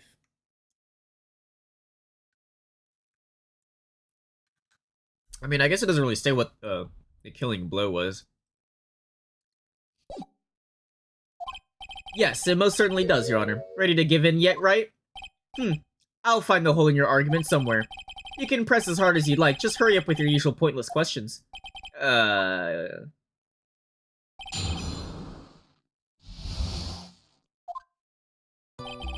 on Guard and Juan Carita were huge rivals. But in terms of popularity, Mr. On Guard won, did he not? Yeah, but you know what's ironic, pal? Juan Carita was always one step behind Mr. On Guard in everything. This year seemed like he'd finally caught up, ready for the big final showdown. But Mr. Carita lost the Grand Prix in the end. That was too bad. He must have been pretty downhearted after losing. Phage thought the other guy was in his way. That's motive enough in my book. Desk slam. Wait, just 1 second here. Mr. On Guard was beating Mr. Carita in the popularity polls. Well, yeah, I guess, but... Which means that in the defendant's eyes, the victim was not a rival at all. Which means he had no motive to kill at all. That is true. If Woody said, like, he was always falling behind, then they're not really rivals, he's just kind of like a follower, right? Yes, I quite agree. Well... You could say the same thing with Naruto and Sasuke, though. At least, like, early. Like, before, like, Rasengan, basically. No, but Sasuke never saw Naruto as a rival. Naruto saw Sasuke as a rival, but it was not a mutual rivalistic thing until Naruto got the Rasengan. It's not... Well, I guess if you put it that way, then yeah, the defendant would have had no motive. Detective, I'm beginning to see why you were fired. Huh? No, not you too, Mr. Edgeworth, sir. I look forward to your pension negotiations. No! Now, Detective. Let's continue the testimony. No, my poor pension too. Detective, if you value your money, I suggest you proceed. Yes, sir. We can talk about my pension later. What? As for evidence, there's the Jammin' Ninja's button. Do you have any proof that button belonged to the victim? Huh? Well, what do you mean, pal? Oh, let me put it this way. I'm asking if you have any evidence to back up your claim that, this button was ripped off of the Jammin' Ninja's costume. Huh? But can't you just tell by looking at it? And the victim's blood's on it. Anyone could have smeared that blood on there afterwards. Mr. Edgeworth, help me, sir. Alright, I knew it had to be this piece of evidence. Now to reel this one in. Thread. Huh? The button was attached to the costume by thread, obviously. And that thread snapped when the button was torn off. If you match up the ends of the thread on the costume with the thread on the button, it's a perfect match. Yeah, that's it. They're a perfect match, pal. That's Edgeworth for you. Never misses a beat. It was ripped off of the ninja costume and was found in On Guard's Hakama.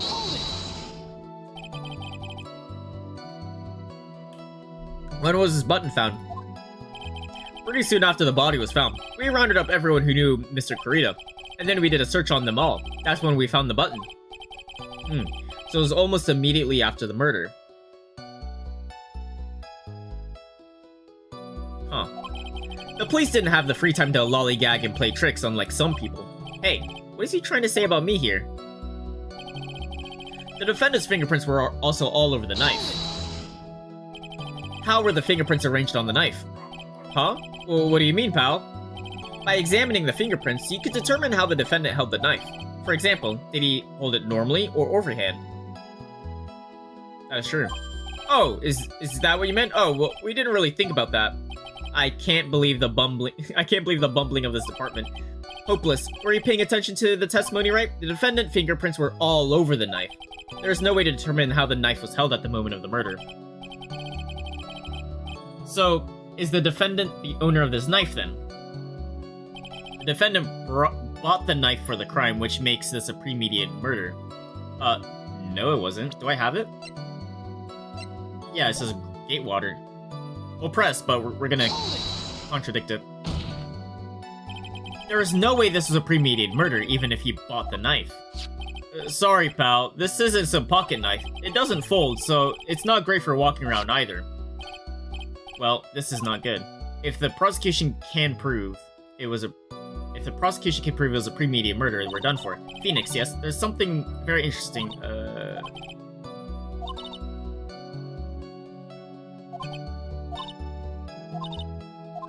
Yeah. Just a whole lot of... I know. Don't you worry, Mia. I'm on the case. Objection! Easy peasy. Wait a second. What? So the base of your argument that this was a premeditated murder is simply that my client bought a knife beforehand. That's right, pal. The defendant did not buy this knife. Huh? Take a good look at the handle of this knife and you'll see what I'm talking about.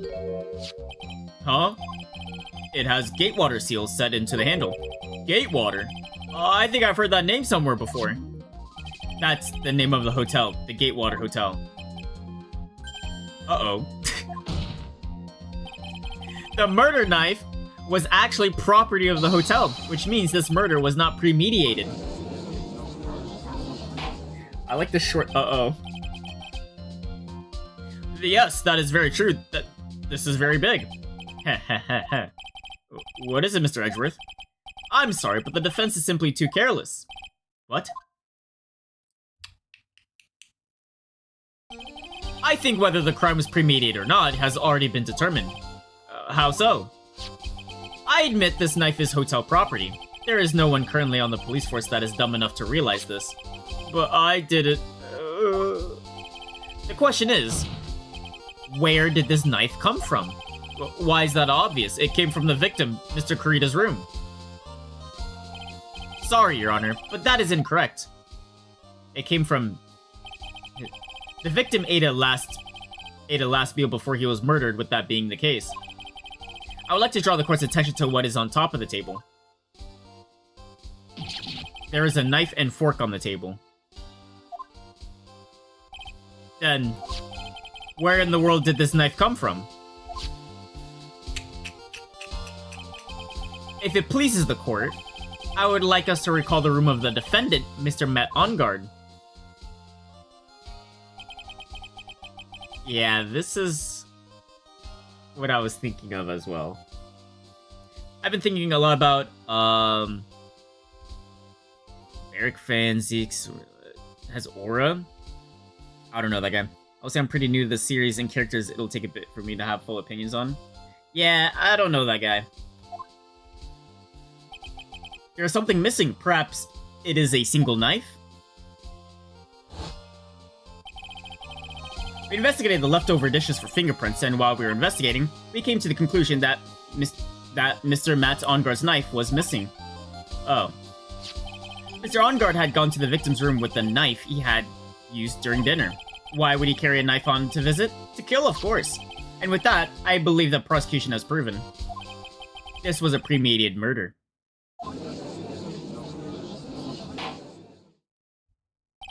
Amazing, Mr. Edgeworth. Absolutely brilliant. A brilliantly clever deduction. It seemed Miss Edgeworth had this plan from the very beginning.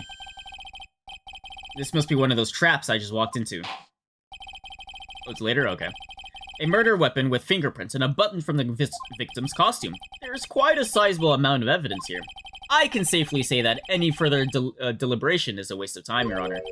Although, I wouldn't mind if the defense were to present evidence not yet shown to the court. Evidence not yet shown. He means evidence that the court hasn't seen, in other words, new evidence. What does the defense have to say about this? Well, Phoenix, the judge is favoring the prosecution right now. If we answer with something wrong here, that gavel... I'm picking up what you're putting down. Quick save. Okay, so actually I do. What do I present? There's one piece of evidence that catches my attention. Something that this court has yet to see. Mr. Wright, I will say this one time, and I do not feel this trial needs to continue at all. However, I'm giving you one chance and only one. What the judge is saying, right, is don't try pulling one of your usual bluffs here. If I mess this up, it's curtains for all of us. You may present one and only one piece of... Oh, I'm about to get one-shotted!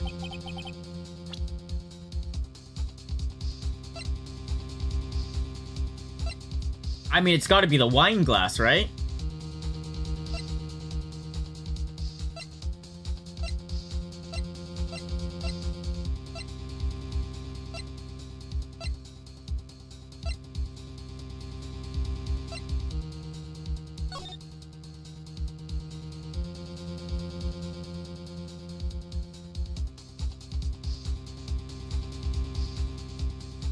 Not yet presented. Well, this is already presented.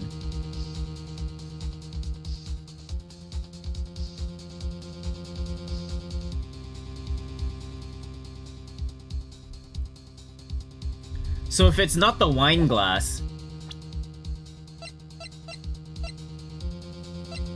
guitar case is already presented.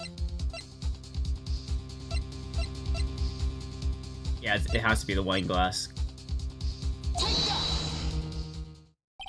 This is a wine glass, is it not? Please look at the photo of the crime scene one more time. I think we got it. The scene is a mess because of the victim's struggle against his assailant.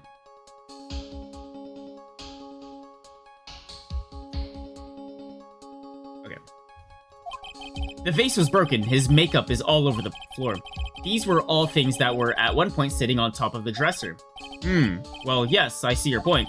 However, this glass that is sitting on top of the dresser is mysteriously untouched. The only thing that had not fallen over along with everything else is this wine glass.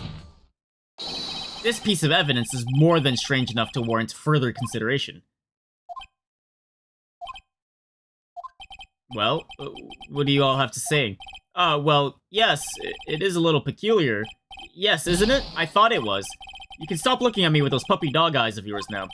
Mr. Edgeworth, what is it, Your Honor? Your opinion. You don't need my opinion, because there is no special meaning to that glass. What? It's safe to say that the glass was set there after the crime took place, by the person who discovered the body, Adrian Andrews, for example. She could have easily been so shocked she set the glass down without thinking. That does sound very plausible, Mr. Wright. Could Miss Andrews have really set that glass down without thinking? Wait, but then why was the wine bottle there?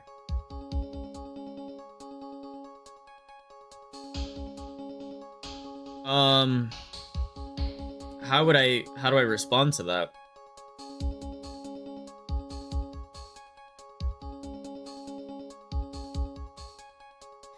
It's possible that she set it down, or it's possible that she set it down without thinking. No, she was definitely thinking about it, because the not wine glass, the tomato juice bottle's there, so there's no way. If I appear weak here, the trial is over. I can look for my proof later. For now, I should trust my instinct and point with clearly. You might just fall for it if you're thought-provoking enough. The defense would like to challenge the prosecution's theory. We would like to see something that proves it was Miss Andrews who set the cup on the table. You've turned the situation on its head yet again, as usual. Mr. Edgeworth, do you have any proof to back up your claim? There's no way he has any. He's just bluffing. Unlike Mr. Wright, I'd never say anything unless I have the evidence to support it. What?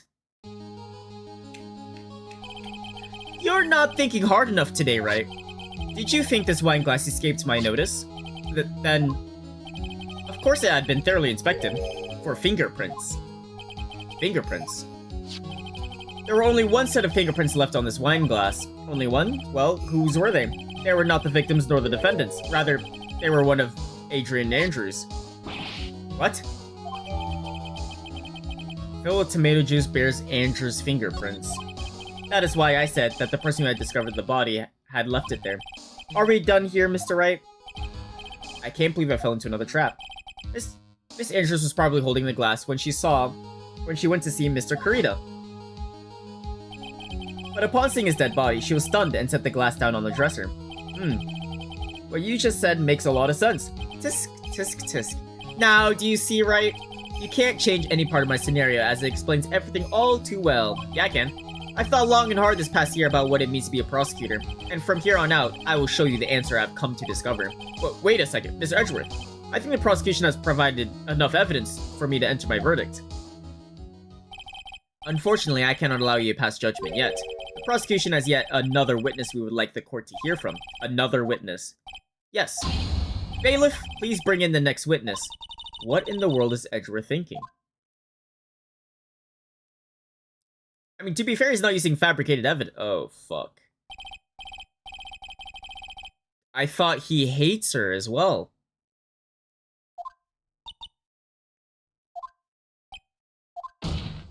Witness, your name and occupation, please. And she shot all of us. Heh. Gotcha! I wonder what happened to that calm composure he had earlier. Oh, edgy boy, Oh, wrong one. Oh, edgy boy, it's been what, a year since we last met, hasn't it? You should be more happy to see me. I saw the report with her testimony, but who knew that under that helmet? It was that wicked witch of the witness stand. I tell you, this time I know what I'm supposed to do. So today, I'm going to tell you anything and everything. Even things that don't have to do with that terrible crime. Miss Witness, what terrible crime is all this court needs to know? Instant regret, yeah. Shush! I'm talking to my dear Edgy Wedgie right now. Don't interrupt us, Gramps! Yes, madam. No, please, by all means, interrupt her, please. Anyway, witness, testimony, please. It's true what they say, that youth are hot-headed nowadays. Not that I mind at all, Edgy. Now then, what should I start with? The witness was on security detail on the hotel on the night of the murder. Is this correct, Miss Oldbag? It was a great job being able to see my dearie Juan. It was almost too much for my little heart to handle. You mean you are a fan of the victim? Look, everyone is crazy over that on guard saying he's cute in a fresh way or something. But not me. I wouldn't say anything so silly. After all, I have no interest in a little child like him. I'm only interested in a real man, Juan Kurita. Aren't they like the same age?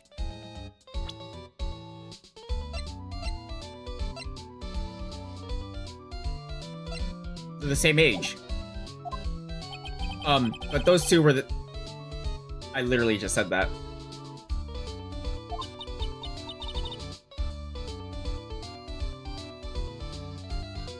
Give me a second.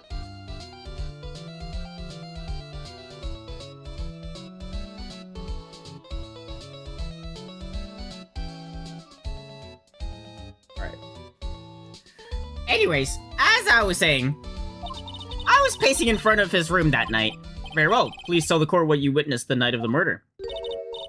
Leave it to me, Edgy Poo.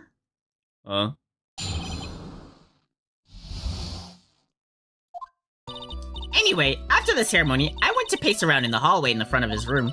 There was something I was interested in finding out, you know. Well, since I was on the job, I made sure to keep a good eye out the whole time. That's when someone showed up. It was a man coming out of poor Juan's room. It was On Guard. Matt On Guard! He was trying to sneak his way out of Juan's room. So Mr. On Guard came out of the victim's room.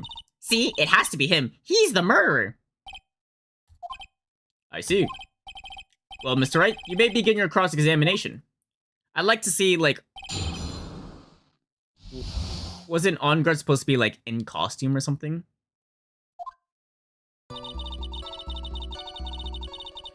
Anyway, after the ceremony, I went to pace around in the hallway in front of his room.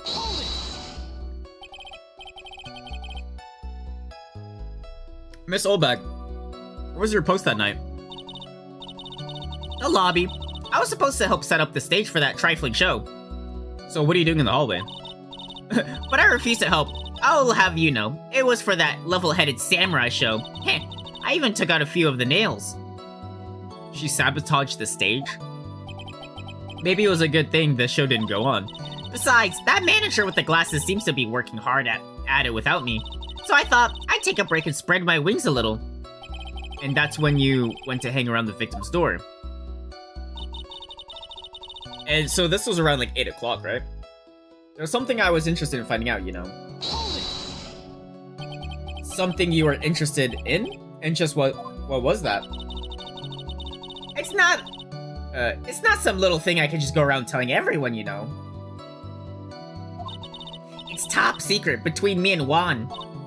Oh, and Edgy Poo, of course. Mr. Edgeworth, what is this thing she was interested in? I have no idea. I despise gossip, Your Honor. Gossip? But it should prove relevant. But should it prove relevant, we can always have it appended to her testimony. Gossip. Oh, is it the newspaper article? It has to be. Looks like we shouldn't force it right now. And did the witness stay in the vicinity of the victim's door the entire time?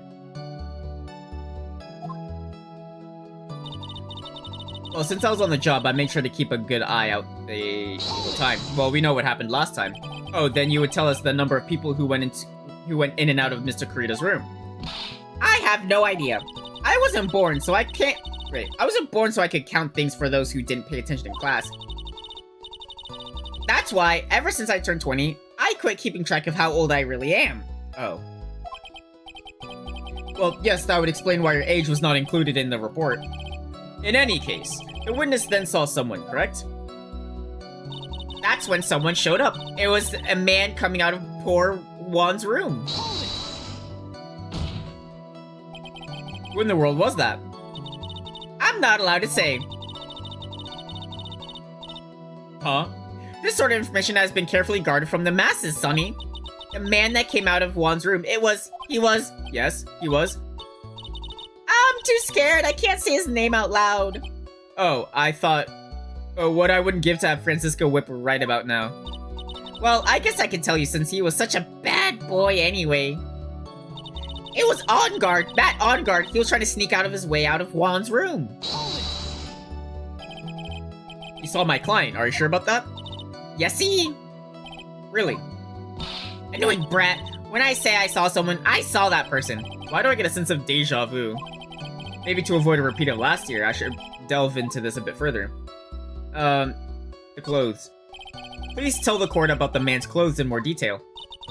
What a troublesome man you are, really. As if something like that matters. It does, actually. That whip would be amazing? Yeah, it would.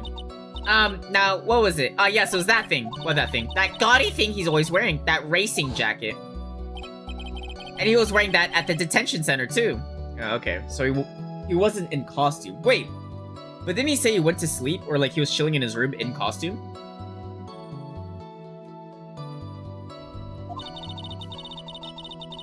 That thing's nothing... that thing's meant for nothing but seducing women out of their pantaloons. Men. Right. So, Mr. Wright, was this testimony just now important and irrelevant anyway? I mean, I don't have it as evidence.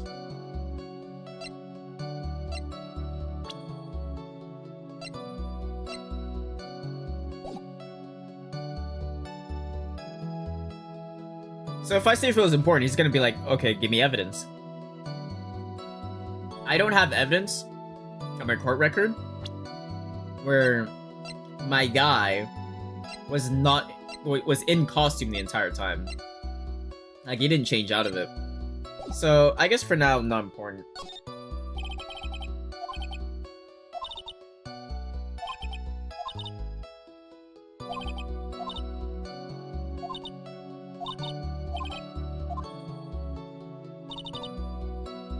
Alright, so let's go back and then ask a different question.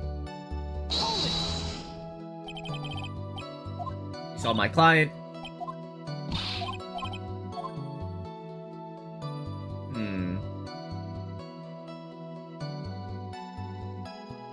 The person's face. I wouldn't have any evidence to suggest otherwise. Let's see what he was carrying. What was the man you saw carrying?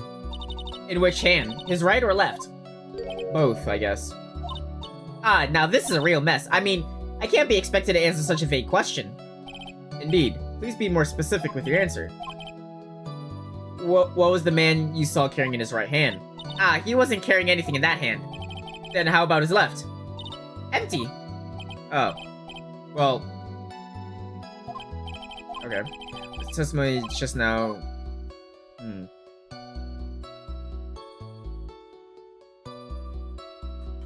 So he wasn't carrying anything. What was missing from the scene of the crime? We have the murder weapon. We have the strangle.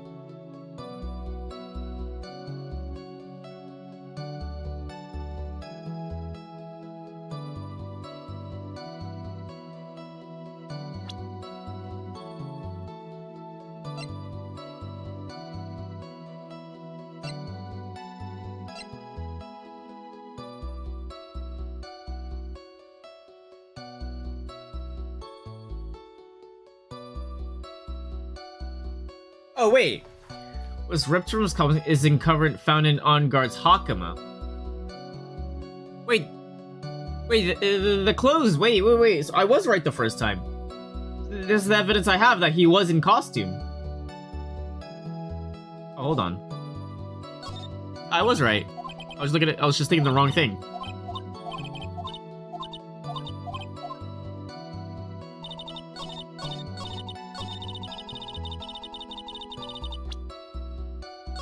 Let's hit the quick save. I completely forgot about that button. I was thinking about the knife the entire time. So let's press.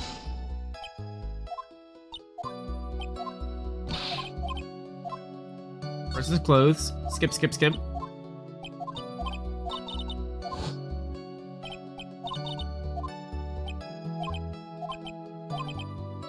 It is very important. Of course it was important, Your Honor. Then perhaps you would like to point out what part of that testimony was important. Don't you see it, Edgeworth? Your Honor, I request what the witness said about the jacket to be appended in her testimony. I don't quite see where you're going with this, but alright. Witness, please. Ah, well, I don't like to badmouth anyone without reason, but if I must... He was wearing his flashy racing jacket. Honestly, it was just all for show. Objection! Got him. This old bag. What? Don't say my name for no reason. Do you know what this is? Ah, it's button number 2 on the Jammin' Ninja's costume. Now I know she's obsessed. She's an obsessed fan. She identified it at a single glance.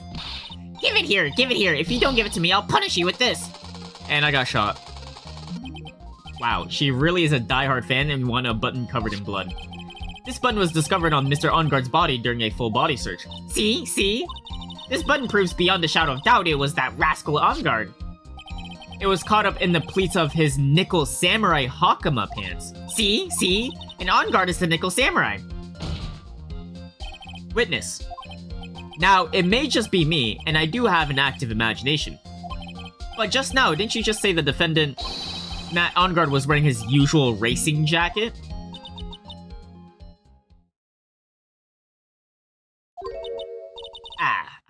I'm so sorry.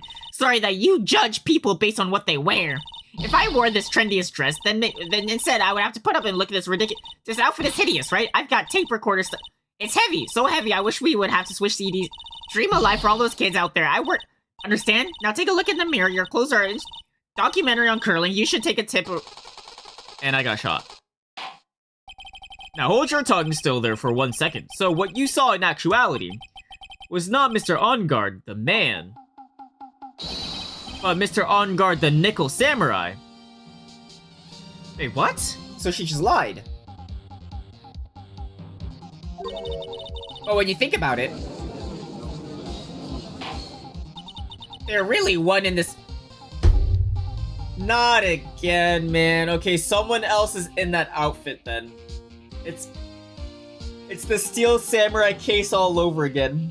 Emotional support gun. Miss Oldbag, this is a very important point we're talking about. Edgy Poo, do you think so too? Well, it might be something worth considering. Just say it's important and agree with me for a change. Witness, think carefully and try to remember as much as you can before you testify. Alright, if you insist. I should be the one sighing, not you.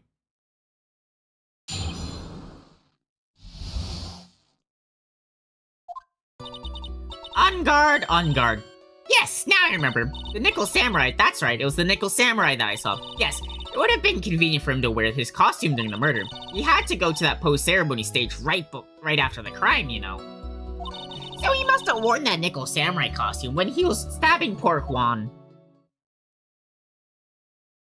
I knew it. I knew you'd say he was inside that costume. What? Did you think there could have been someone else inside that costume? Don't be a bad little boy, thinking such rude things. But the possibility does exist. Ah, youngins today, I told you there's no way it was anyone else. How do you know that? Because I said so, and what I say is the truth. At least she's just as delightful as a witness as she was a year ago. Mr. Wright, you may cross-examine the witness. Alright.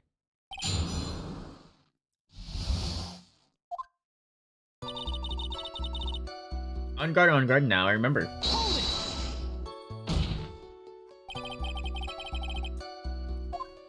Please get on your testimony. Watch your language, young man. That sort of tone is what, Oh, what sort of tone is that to take with an elder? My youthfulness isn't what it used to be, so you should forgive me for everything. If you keep on barking at me like that, I'll start singing at the top of my lungs. What? A striking figure by the sea, standing all alone he is. He's the Nickel Samurai! She's actually singing. Someone help my poor ears. Mr. Edgeworth, can you please do something about this racket? Witness, I'll give you a piece of gum later if you'll be good and stick to just the facts. Okay, you promise, right? Right. I'll be sending the bill for the chewing gum to your office at a later date. Remind me to send you a thank you note later to Edgeworth, old chum. So this case pretty much 1-3 class reunion. Kinda. The Nickel Samurai, that's right, it was the Nickel Samurai that I saw. Be a little more careful with your testimony, please. Not too long ago, you said that he was wearing a racing jacket. Now, was he not? Not too long ago? Then let me ask you this. When you were itty-bitty, what was your grand dream? What did you say you wanted to be when you grew up, whippersnapper? My dream, huh? Well, I wanted to be Judge Wagner, hero of the public's court. So what? See? And look at where you stand now. You're not Judge Wagner, are you? Are you? Well, what I said earlier, who puts any weight into things like that? The now is everything. I can't be held responsible for the past. Since when did court become theatrics over testimonies? True. All that matters is that man was inside that costume. Isn't that enough? Yeah. Oh. Press old bag's claim. Oh, okay. Yes, it would have been convenient for him to wear his costume during the murder. And why would that be? That way, no one can see his face, of course. But there's still no advantage for him that I can see. In fact, you would think that the costume would make him stand out all the more. You're such an annoying child, you know that? You disagree with everything I say. Isn't that what you're always doing to me? I got it. Maybe it was more troublesome for him to change in and out of his costume. He had to go to that post-ceremony stage show, right? Right after the crime. Yeah.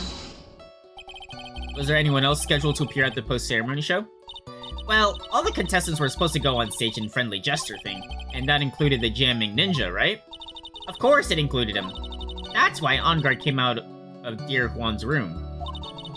I didn't give it a second thought. I see. Well, anyway. So you must have worn that Nickel Samurai costume when he was stabbing poor Juan. So let me ask you one last thing. The person you saw, it really was the Nickel Samurai. As showy as ever. Haven't I been saying that from the very beginning? Can I throw in the towel yet? You don't need to think too hard on this one. I need to think. I actually don't know. There's a contradiction in testimony in plain sight. The question is what that contradiction means for us. I actually don't know.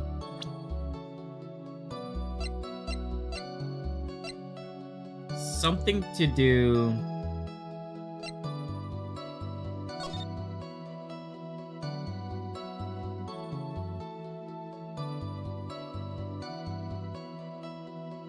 I mean, if he's in costume...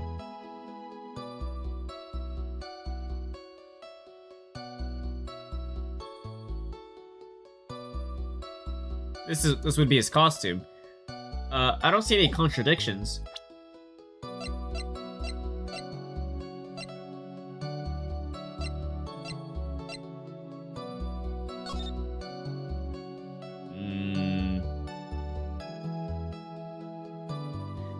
Helmet's gone, rose on the floor, baby oil on the floor.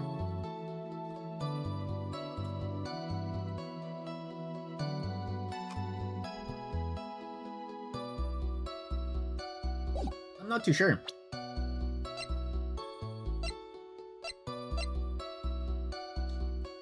Strangled with a scarf.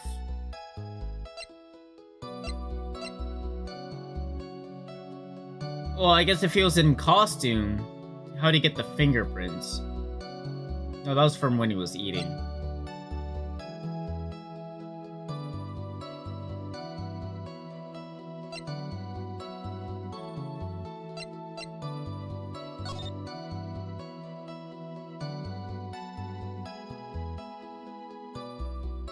I'm actually not too sure.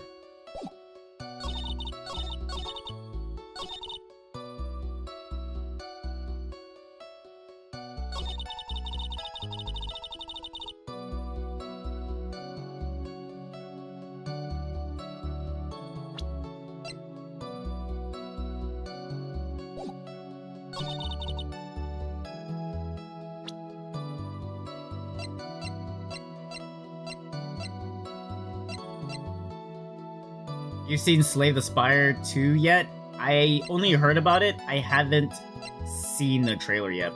But from what I've heard, it has like 4-player co-op or something, right? That sounds pretty cool. I haven't really played Slay the Spire that much. Let me see. I think I only have 5 hours on it. Slay the Spire. That's my guess. Not even 5. I have like a little under 4 hours.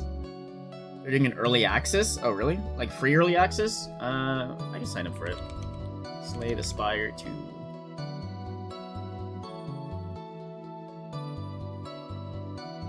Release date March 2020. Oh, it's in a few weeks. Oh, okay. Yeah, sure, why not? I'll play it when it comes out. Whenever they release it next month. That probably means I need to brush up on my Slay the Spire skills in general, huh? I gotta play the first game a bit more. Yeah, I only got 4 hours. But yeah, sure. I'll play when it comes out. Oh, online co-op. Oh, that's cool. I thought it was local co-op. It's online co-op. That's pretty cool. I'll watch a video on it later. Alright.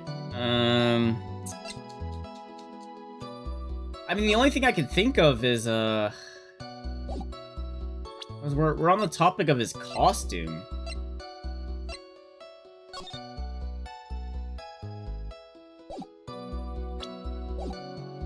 Could you describe the costume?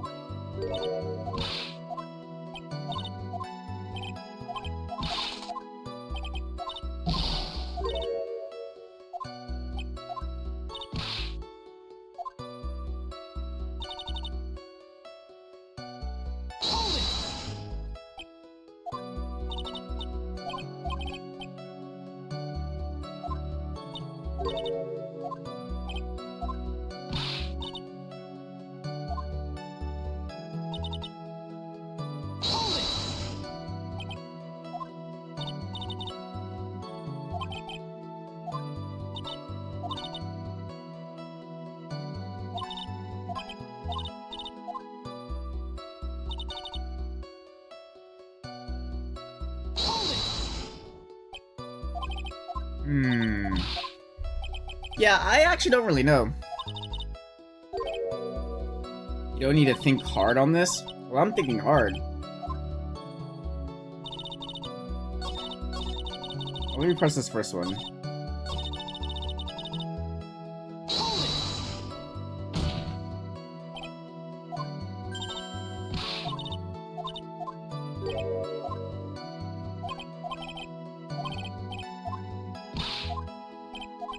They, like, whenever I pressed her, it's always a bunch of just random shit. 15 hours in one game one? Jeez. I knew it was pretty hard, but, like, it's that hard? Damn. I think the problem was, I think I unlocked, like, 4 characters, and I didn't really like the play style of any of the characters. If that makes sense.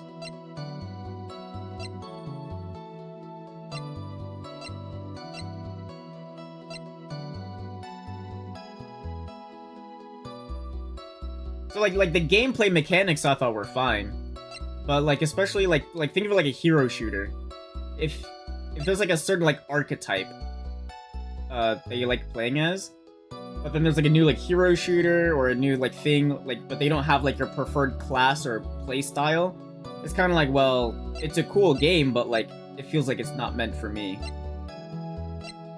because it doesn't have like my preferred way of playing. If that makes sense. I think that's what the problem was for me. Okay, well, I'm gonna save and just present this photo and just pray for the best.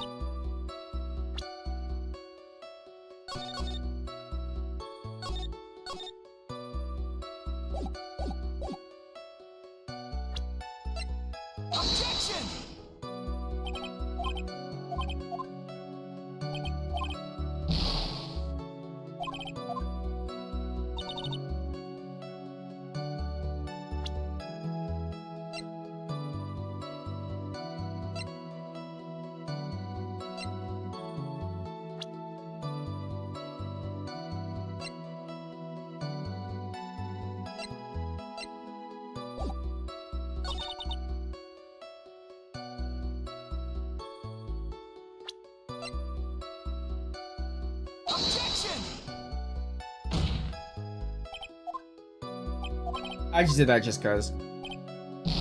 I had no reasoning.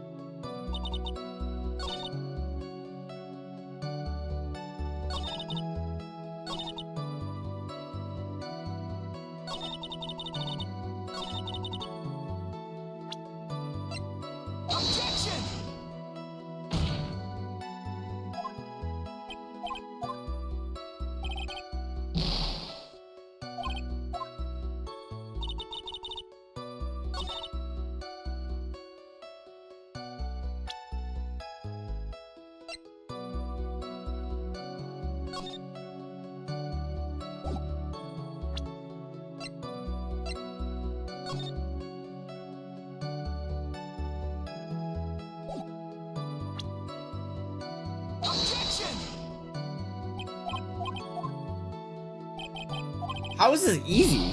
I actually don't know.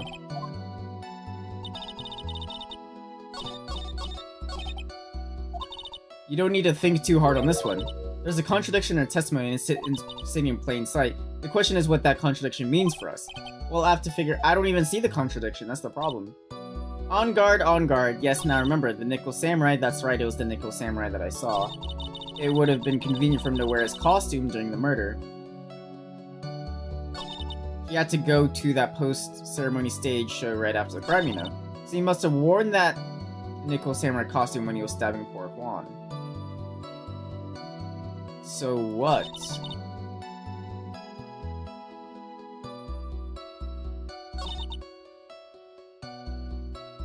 I actually don't really see the problem. If you're finding a character to playstyle vibe with and roll with it, end up liking. I believe Silent when I played it, it was a character I won with as well.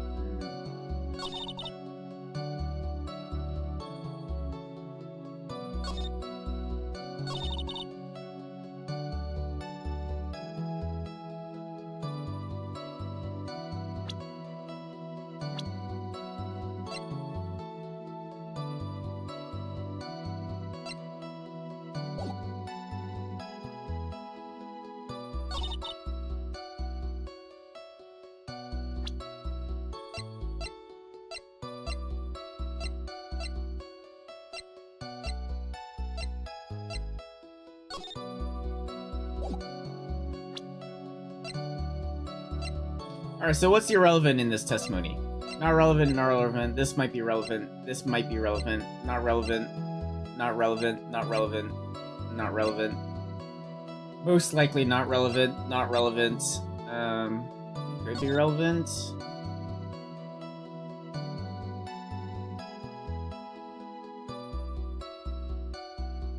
I mean, how would On Guard being in a costume committing a murder? I mean, he wouldn't use a knife, right? He would just use, like, his staff.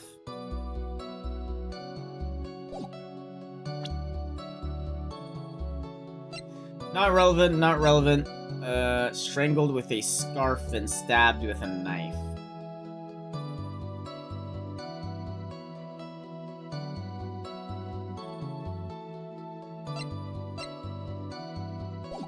Whose scarf is it? Maybe that's it.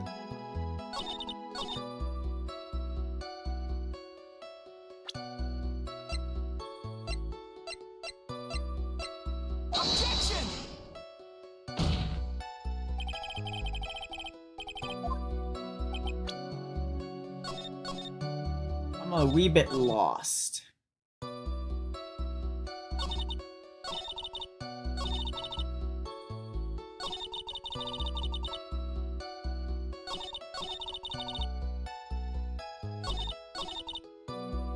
It would have been convenient for him to wear his costume during the murder.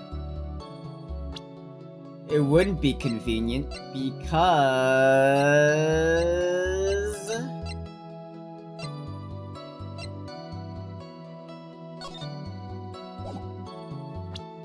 Objection!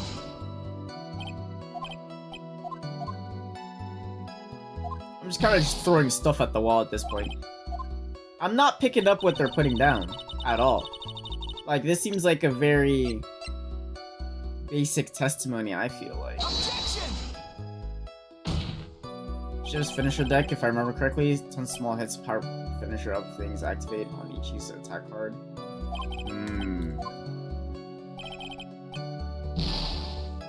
Yeah, I gotta play it a little bit more before his second one comes out. You have to go to that post-ceremony stage right after the crime, you know.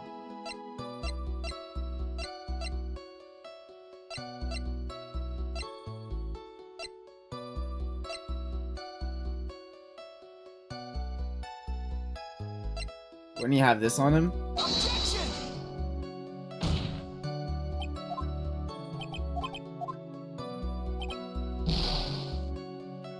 Dude, I am lost.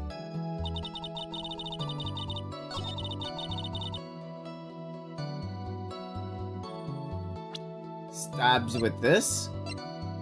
Objection! Wait, what?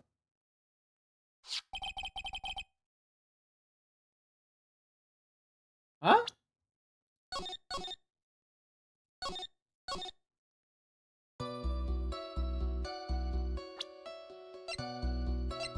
Objection!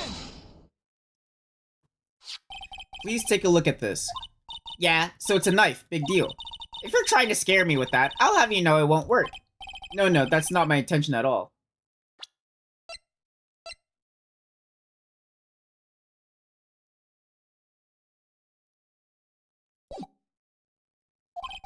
That's the knife that was used in the murder, correct? Your Honor, do you know why this piece of evidence is important to the case? You don't even have to ask, it's because the defendant's fingerprints are on it. Is that what you're driving at? That's exactly what I'm driving at. What are we driving at, and whose car are we driving? And Mr. On Guard was really in the Nickel Samurai costume at the time of the murder. Then it's impossible for his fingerprints to have been left on this knife. That's what I thought already, but I thought the fingerprints were established beforehand. From when he was eating. I thought that was established. Actually, we would have wiped all previous fingerprints on this knife right off. Could you do that? Oh, that's right. The Nickel Samurai wears gloves, doesn't he? Yeah. He probably took his gloves off before he began the stabbing.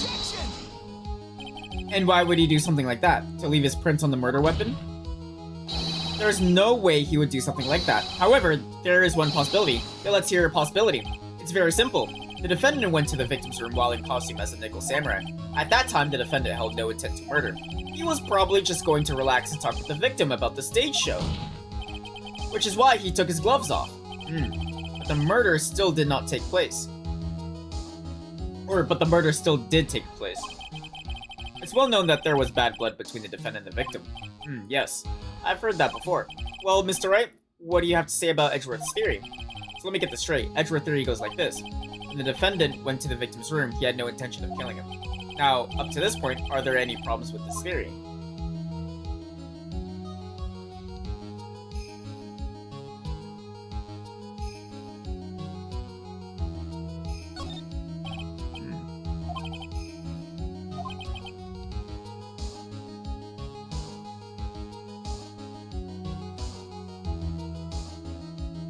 The defendant went to the victim's room. He had no intention of killing him. Now, up to this point, are there any problems with this theory? No.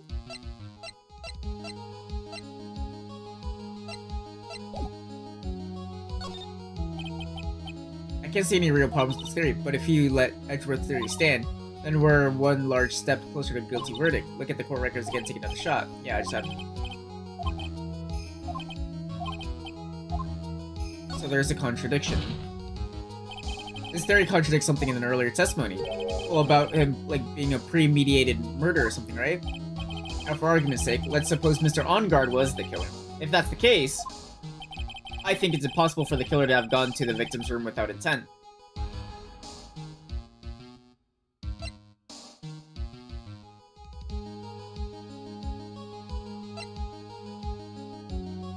The bandana?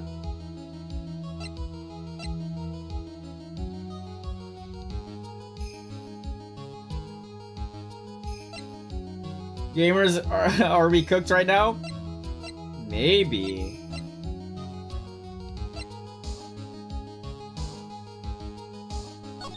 I'm pretty sure it's the bandana, right? Someone is at the front door. Oh, hold on. I think it's my food.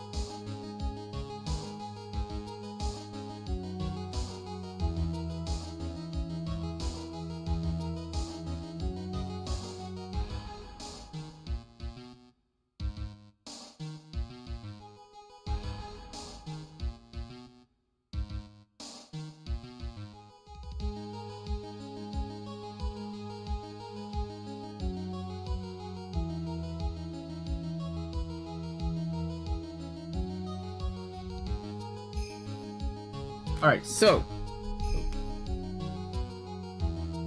it's possible for the killer to have gone to the victim's room without intent. And that's because of the bandana, right? It has to be. Because if you're... well, I mean, a bandana's also just like a piece of headgear, right? It would have to be the bandana. Naturally, you point to the one piece with the least value. Oh.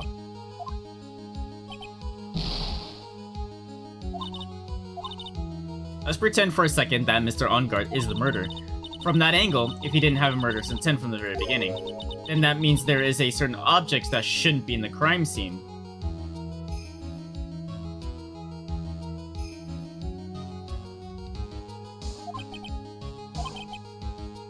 Yeah, the bandana, right?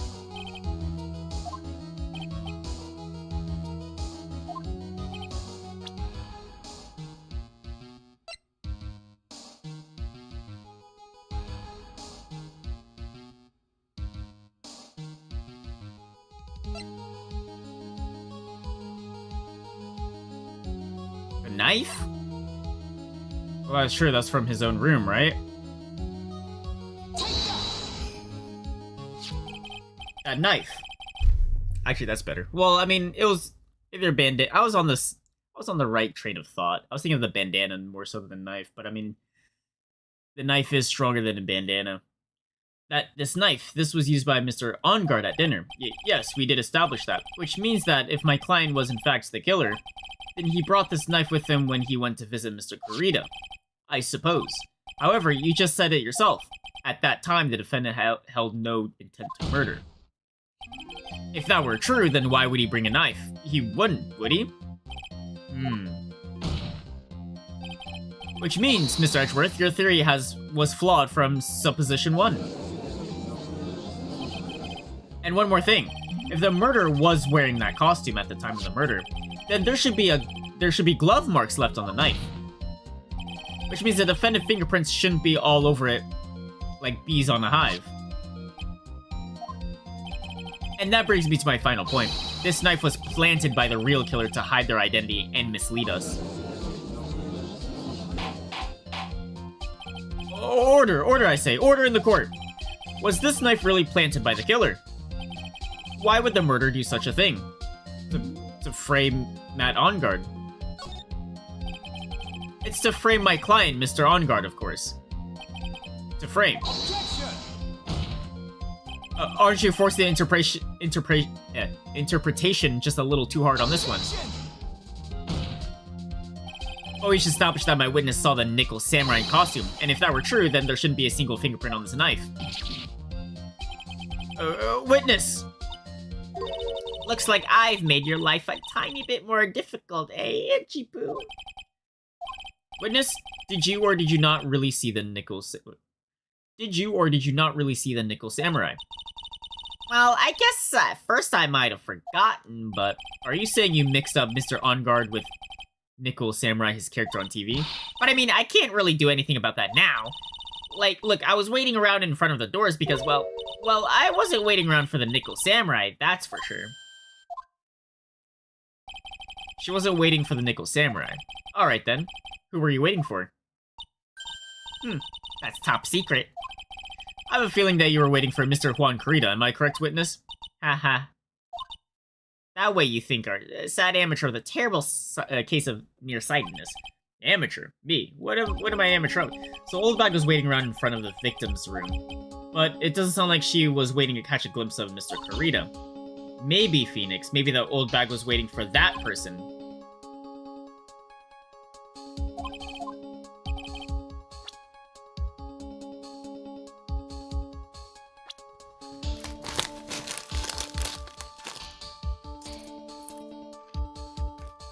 Lotta? But she wasn't in the room.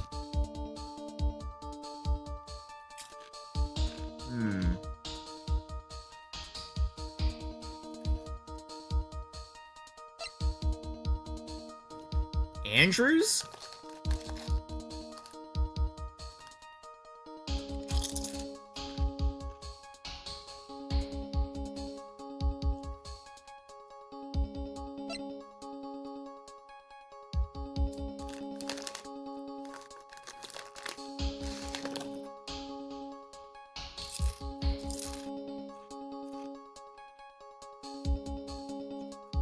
I have to see Lotta again? Yeah. If it's not Juan Kurita, it would have to be Lotta, right?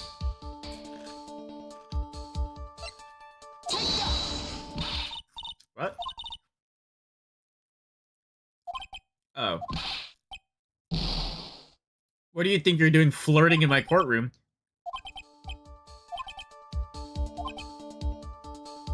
But it doesn't sound like she was waiting to catch a glimpse of Mr. Kurita.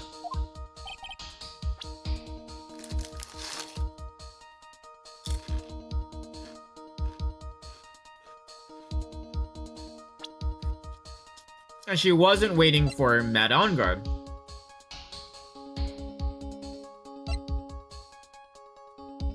It would have to be the manager then, right?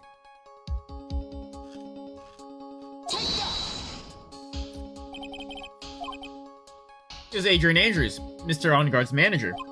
But why would the defendant manager be in the victim's room? It seems that this is the latest rumor in circulation, Your Honor. Oh, this is well. Oh, I see. This seems to be really into the article, if that can be called a thing. That this manager with the initials AA, are you saying it's Adrian Andrews? Without a doubt. The witness thought so as much. Looks like you found me out. Well, that's fine. I can throw away this whole sworn to confidentiality stuff then. Oh, witness? What in the world are you? Watch out, Phoenix. I've got a really bad feeling about this. Unprepared. I got top information, some very secret information from a certain source. So that's why I was doing my own little investigation. In secret, of course. What for? Oh, just for myself. Personal reasons and all that. Well, Mr. Edgeworth, how will you proceed from here? I really don't want to do this. However, I simply cannot let this point slide. I see. Very well then. Witness, please testify more about the secret information. Get ready! This is going to take the wind out of you youngins. Okay. And I got shot.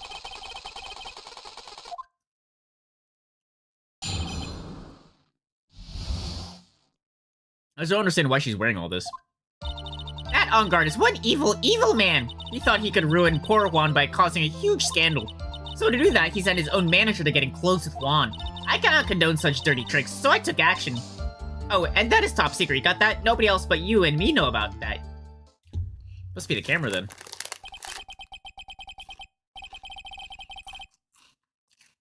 Defendant sent his manager. What a distasteful topic for this court. What? Nobody loves gossip. And isn't there a saying, the truth is never pleasant? Never heard that one before. Major Edgeworth, what about this Adrian Andrews person? We have looked into this matter, and found that the truth the article proposes is, in fact, baseless gossip.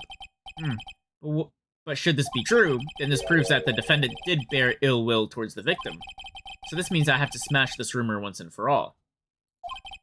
Now then, Mr. Wright, you may cross-examine the witness. Be careful, the old bag seems rather excited now. That's right, on guard is nothing but your average foul-blooded youth. Well, as this... Oh, you gotta burn old bags with fire. Oh, okay. Time to fire up the afterburner and hit the highway to the danger zone. To the danger zone. However that song goes. Evil, evil man. You can't say something like that without proof. That's just slander. But it's true. That woman was getting intimate with poor Juan. Look, it says right there, manager to stars, Miss AA. But the name of the magazine is from Gossipland. What, are you saying that gossip is just all pack of lies? What do you know? I suppose next you'll swear to me that news is 100% truth. Honestly, Sonny, you can't discriminate between the news and gossip. So I guess gossip is more true than the news. Yes, discrimination is bad, Mr. Wright. Discrimination, when did I do something like that? He's racist now. Or I'm racist. Anyway, on guard will never get me to say touche. He thought he could ruin poor Juan by causing a huge scandal. A scandal? What do you mean by that?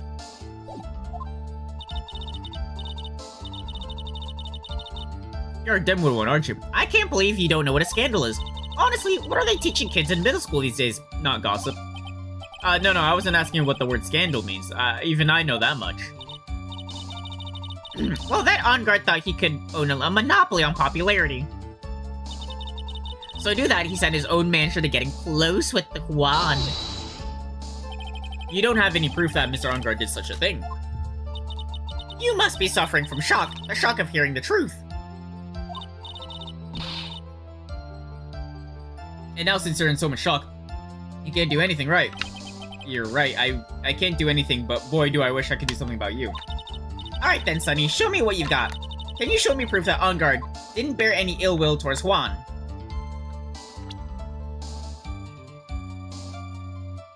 Yeah, I don't really have any, do I?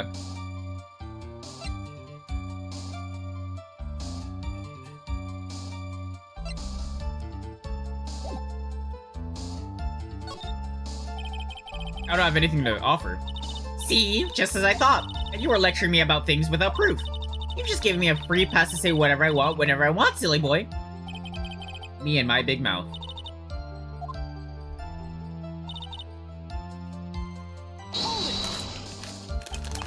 So what do you mean by I took action?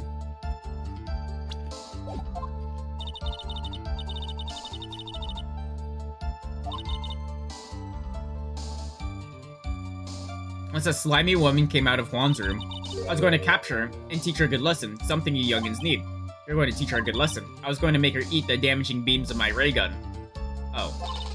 Like this, and then shot.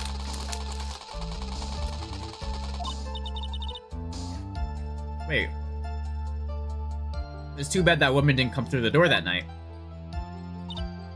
Oh, this is top secret. Well, who did then? Secret information that no one else knows yet. If that's true, then how do you know this secret information? Huh? Well, that's because I'm a pro, yes, that's it. Where's the camera? It's secret. Even if you drill a hole in my brain, you'll never find out. How in the world did old bag get such pieces? Let's press. If you don't be a good girl and tell me where you got the secret information, you won't get to go home today.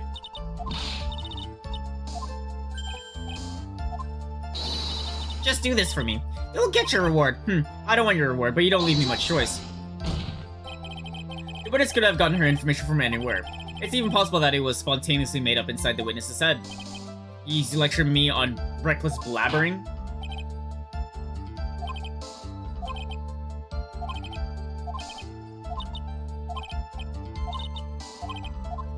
It's the camera.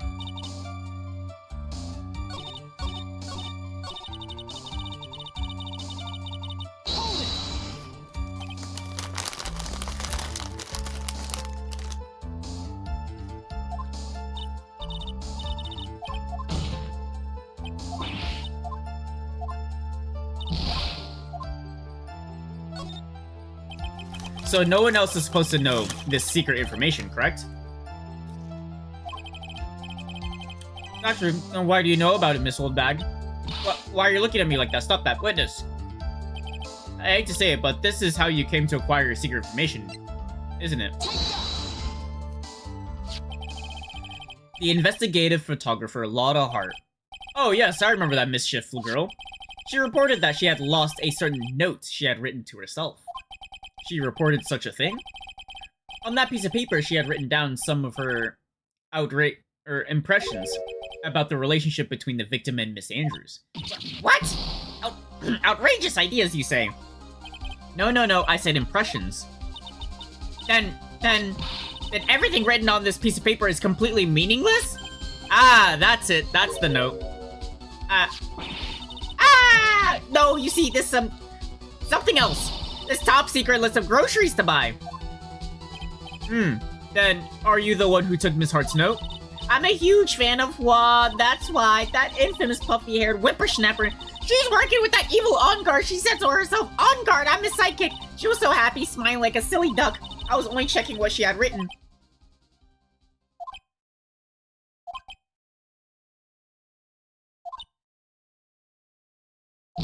Edgy Poo, you believe me, don't you?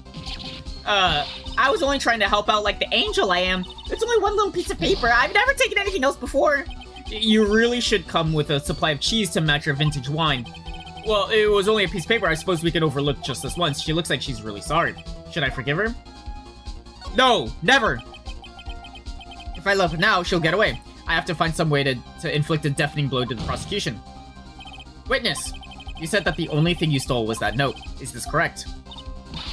Stole? Why don't you listen more carefully, you annoying brat? I saved this piece of paper from the terrible, lonely trash can, that's all. You're lying, damn it, I can prove it. Are you putting my credibility under scrutiny again?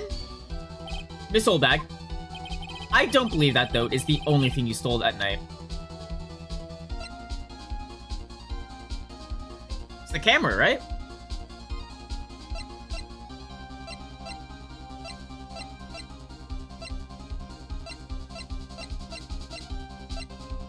I mean, I presented the camera, we're gonna present it again. Miss Oldbag, that note was with a camera inside its case, wasn't it? A camera? Yesterday, Lotta Hart was raising a huge stink over her camera. She kept saying something like, "My sweetie $1,600 camera disappeared on me." What? Witness. What is it, Gramps? If you have the note, then it is only logical that it came with the camera too. Looks like you found me again, Sonny. Is this the camera that you're looking for? That's... What? Even though I look like this, I'm still a person, you know. I still eat meals like this. I fall in love, and I borrow things from people. I think your definition of borrow is a little off. I saw that woman's business card, and that's when I noticed it said, Slimebag Celebrity Photographer Extraordinaire. And when I saw that, I had to know what sort of picture she had taken. I'm a professional security guard. It's my business to know these things. She deleted the photos. Bailiff, check this camera's photos, hurry! We must examine them at once. Deleted. For sure.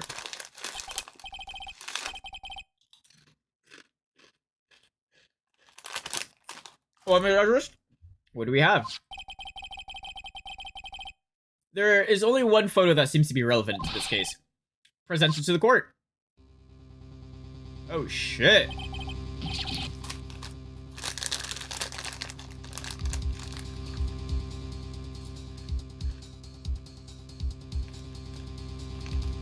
Wait, where's all the flowers?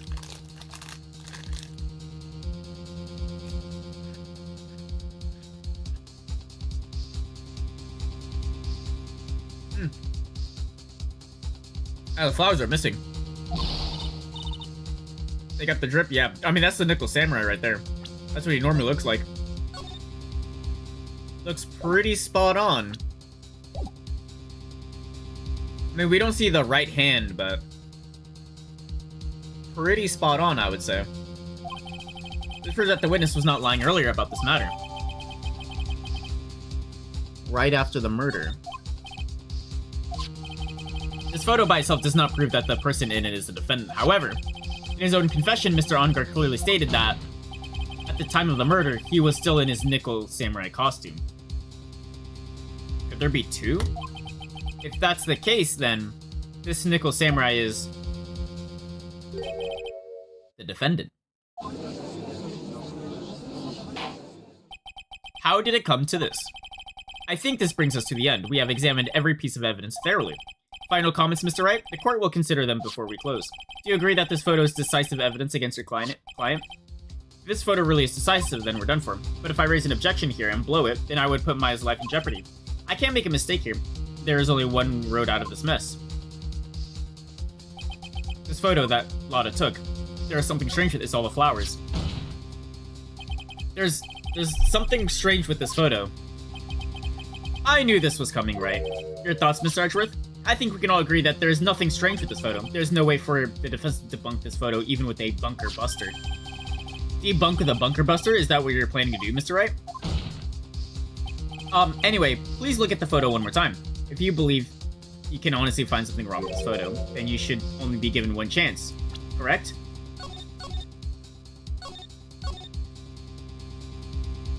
Make the quick save? Well, I have to find something wrong with this photo. I can't let this chance go by. Where the heck did she take this photo from anyways? It's all out of focus. Why can't she take a good shot, especially when it counts? Now then, let's hear your objection.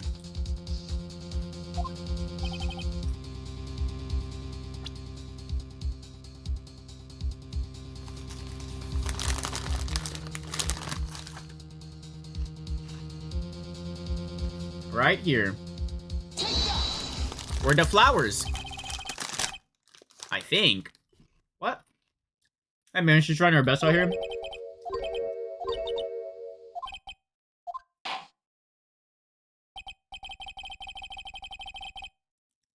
What?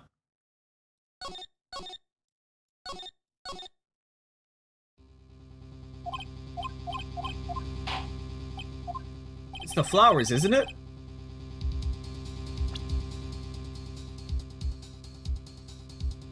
Teddy bears.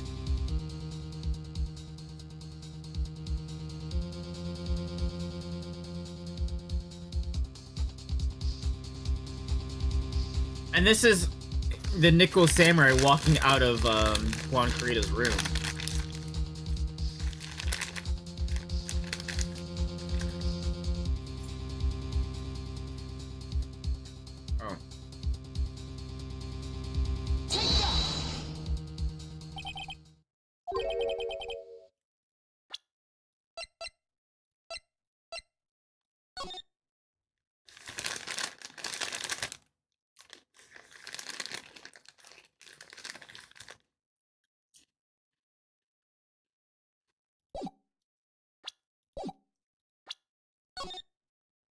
Not really sure.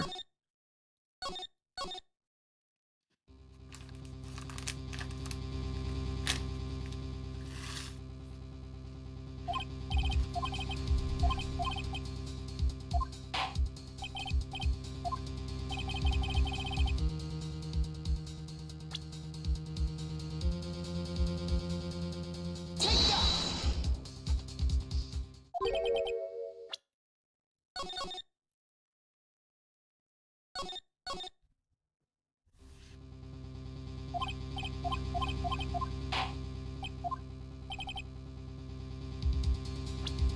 Do I just point at his right arm? Where's his right arm? Is that what it is? Take that! It's this person here, of course. You mean the Nickel Samurai. What is wrong with him? At the time of murder, Mr. OnGuard was in his own room. Which means this Nickel Samurai is... If you think that's all it takes, you should reconsider your choice of occupation. I think it's about time you retired. Looks like there was no problem with this photo after all. So it's not the samurai, not the flowers, not the door. I feel like I'm clicking the wrong spot for the flowers. Door number?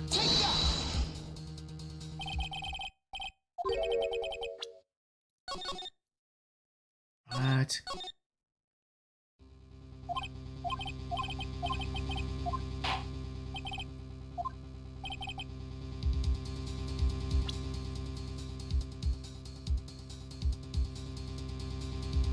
I can't even click on the teddy bear.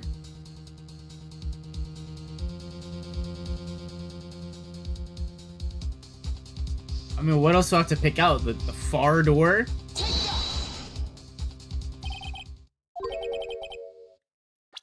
Okay, let me try like the flower area again. I'm pretty convinced it's the lack of flowers. There's like a wall of flowers.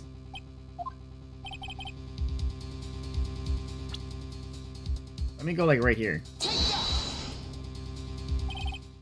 What? Okay, the only text change I got was when I clicked on the samurai. Let me go all the way through on that.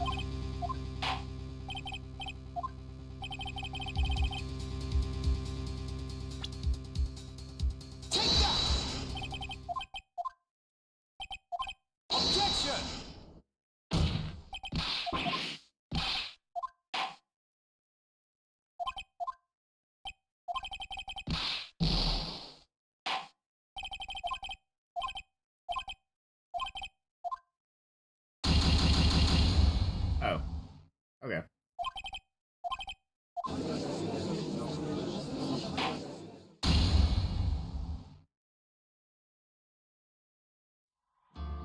Saving content?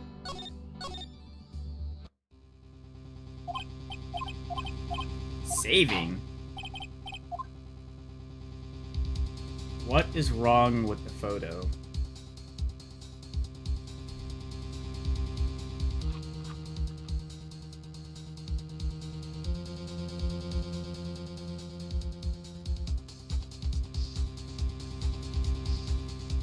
To check just in case, yeah, because that was the only change in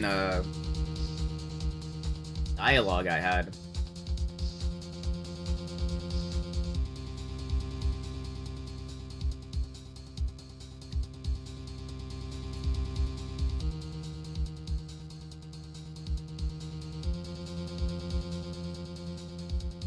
I can't even get to the teddy bear. The floor.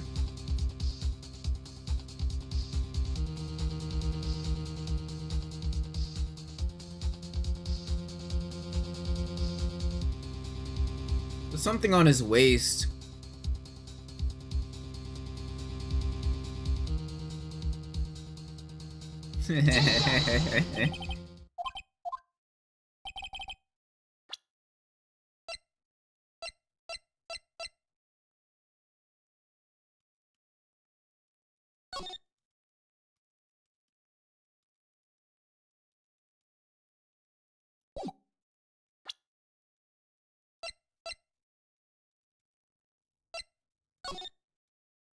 Nope, that waist makes sense. His shoulder's gone. Like, but it's not about the samurai, though. But, like, his shoulder, like, his red shoulder's not there. I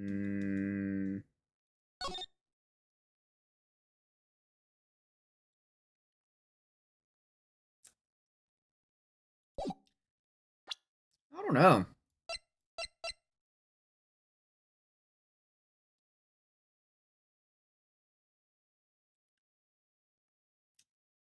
Oh, maybe this. We gotta look at his pants.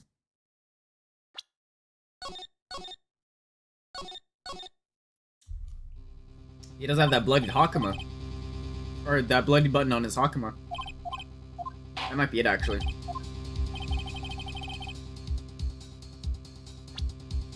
So I would probably point at his pants.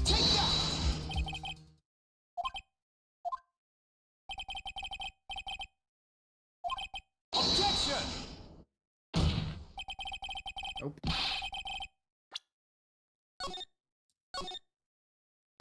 What was the other thing I said? The red shoulder of his?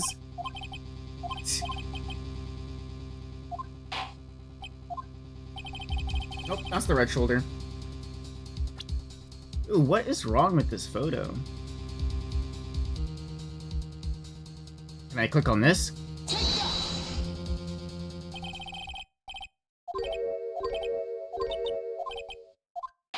Let me go all the way through on this.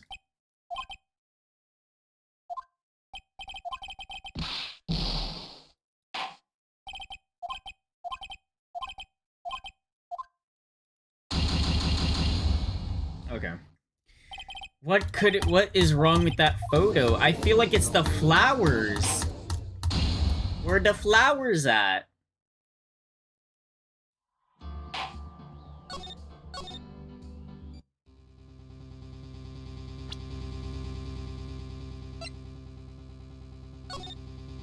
Okay, so I'm not allowed to click on the samurai in any way.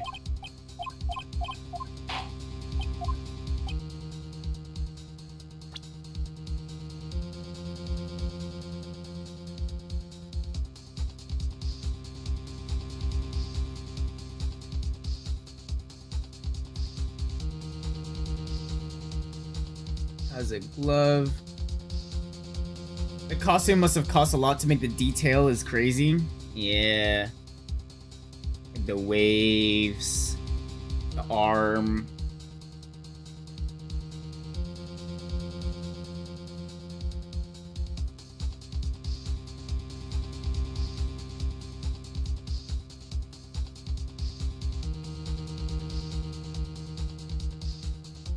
I feel like I should look this up. I'm actually just stuck. I wanna, like, the flowers, man. The flowers.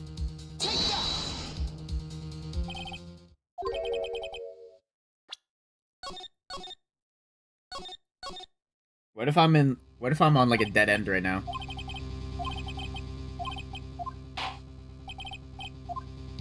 I saved in a dead end. That'd be tragic, huh?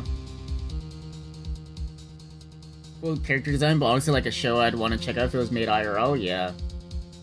I want to see, like, a fight scenes. I guess it'd be like Demon Slayer. But with samurais. I mean, I guess they kind of are like samurais, right?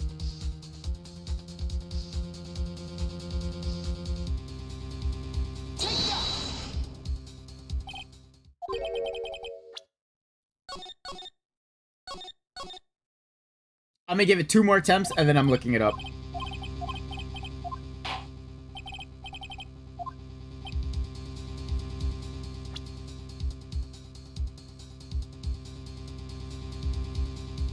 I already clicked on that. Can I click on this?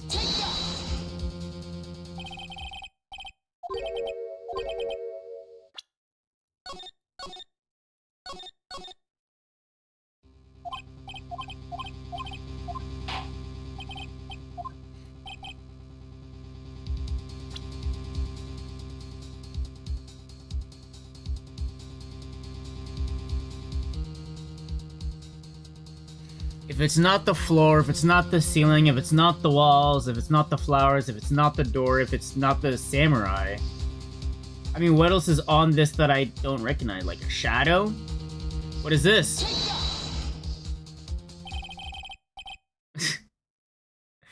Alright, I think I still have the walkthroughs up still. Let's see.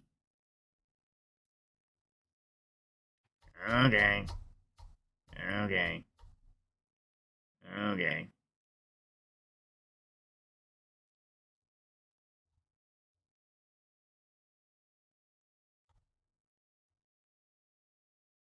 Missed it by pixel? Probably. I want to say it's the flowers.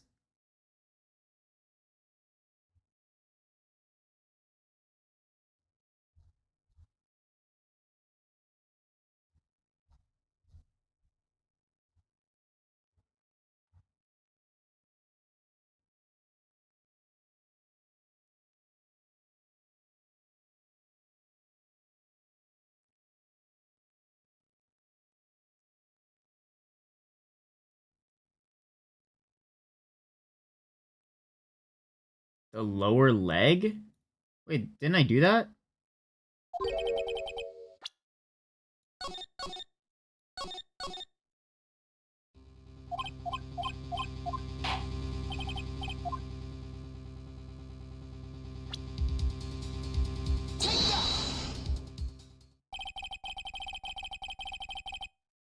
Are you kidding me? I clicked on this. Well, I mean, I clicked on the wrong leg, I guess. Bro. Bro.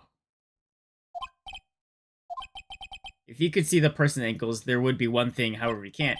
And with the costume, it could not have been the Mr. On Guard. What is the meaning of this?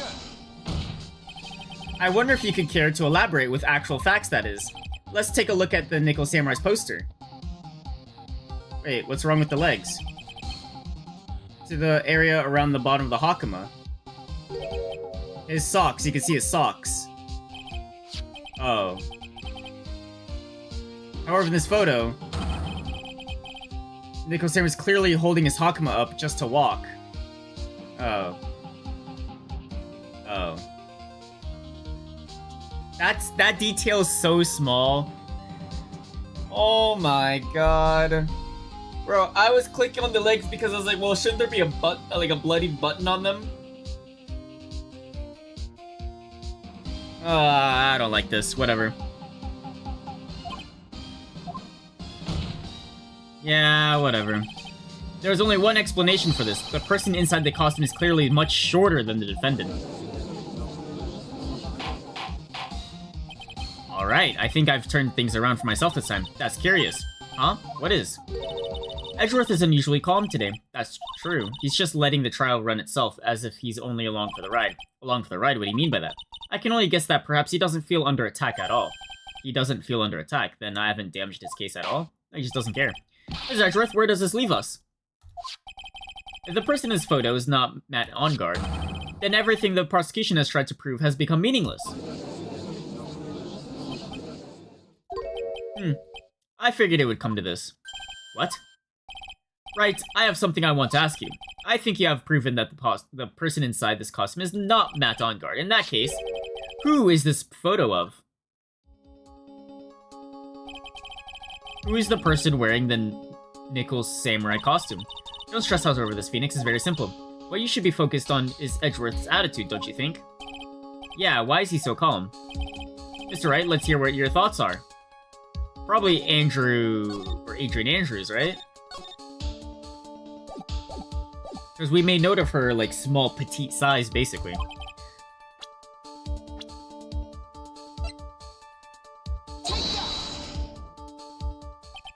Adrian Andrews?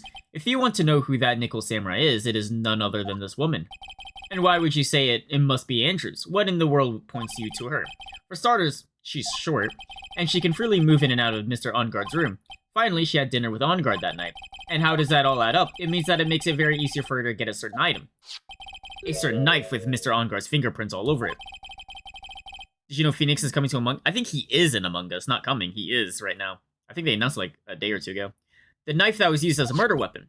Why don't you just say what it is you want, right? I have to do this. This is my last chance to turn things around. The defense moves to indict Miss Adrian Andrews in the murder of Juan Carita. It was Miss Andrews who tried to frame the defendant for the crime. Order, order, order. It looks like this trial has hit a most unexpected development. Mr. Edgeworth. Yes, Your Honor. This court is issuing a subpoena for Miss Adrian Andrews. A verdict cannot be passed without hearing her testimony first. Alright, this is it. This is kind of bad for us. What do you mean? If Adrian Andrews is summoned to court as a witness, it means that the trial will go on for another day. One more day. Oh. If I don't get a verdict today, then my, Now then, we shall set Miss Andrews' testimony for tomorrow. What am I supposed to do? It's about to adjourn the court. Probably raise an objection, right? Now then. Please, Your Honor. Continue the trial. You must pass a verdict today. I can't do that. We cannot hear Miss Andrews' testimony if she's not... I abhor wasting such valuable time. Edgeworth? Your Honor, I request that you please continue with today's trial. But we cannot continue due to this unexpected development. Tisk tisk, I don't care. Unexpected development? I think you underestimate me, Your Honor. What do you mean by that? That Mr. Phoenix Wright would slave his way to subpoena Miss Adrian Andrews is all happening according to plan, even if Wright was a bit slow to catch on. What? Wait, so he has already? Or like in this case, yeah, that's pretty cool. What is the meaning of her statement, Mr. Edgeworth? Miss Adrian Andrews is currently waiting in the prosecution's lobby. She's ready. She is the next witness. Oh, damn. So he was ready. Everything was planned out in advance by that man? Somehow I knew there was no way Edgeworth would overlook Miss Andrews. Looks like this battle's... I mean, he was the one that suggested that she's in the middle of all of this. So, it'd be no surprise that he's prepared her. Exactly. Very well. We will call the next witness. However, before we proceed, we shall take a 10-minute recess. Please prepare your witness in that time. The court will now take a 10-minute recess. Nice. To be continued. Alright, cool. Alright. I'm gonna eat my food, and then I got a long day at work today. And then tomorrow... Today's Saturday, right? This whole week feels weird to me, because I'm, like, covering, like, 2 or 3 different people's shifts all at the same time. Tomorrow... Probably no stream. I will most likely continue back on Monday. However... Oh, wait, this is gonna keep going. However... Well, I mean, I started this. I might as well finish it. It'd be kind of unfair and kind of weird to just not finish it after I started it. So we'll finish this. Monday, Tuesday. Yeah. Main thing though, Friday. Shit. Friday's gonna be a long morning. So I'm gonna wake up early for the Pokemon Day event thing. I think I want to say that's at 6 a.m. So I have to wake up early again, ruin my sleep schedule. And then after the Pokemon Showcase, Pokemon Fire Red will probably go live. So then I'll play that up until the Marathon Server Slam goes live. And then I'll go play that when it goes live. Yeah, 6 a.m. February 27th on Friday. Marathon Server Slam. Oh, wait, no, wait. Oh, I lied. That's the day before. 26th. Oh, never mind. I'm chilling. Okay. So Server Slam's on Thursday. I lied. Okay. So between Monday, Tuesday, Wednesday, I have 3 days to beat this case. That's basically what it is. And then we'll do whatever the fuck between, if I finish it early, and then up to Marathon. Alright, that's the plan. We beat this game before Marathon Server Slam. That's the plan. Alright. Thank you guys for watching. I hope you guys have a great rest of your day. Peace!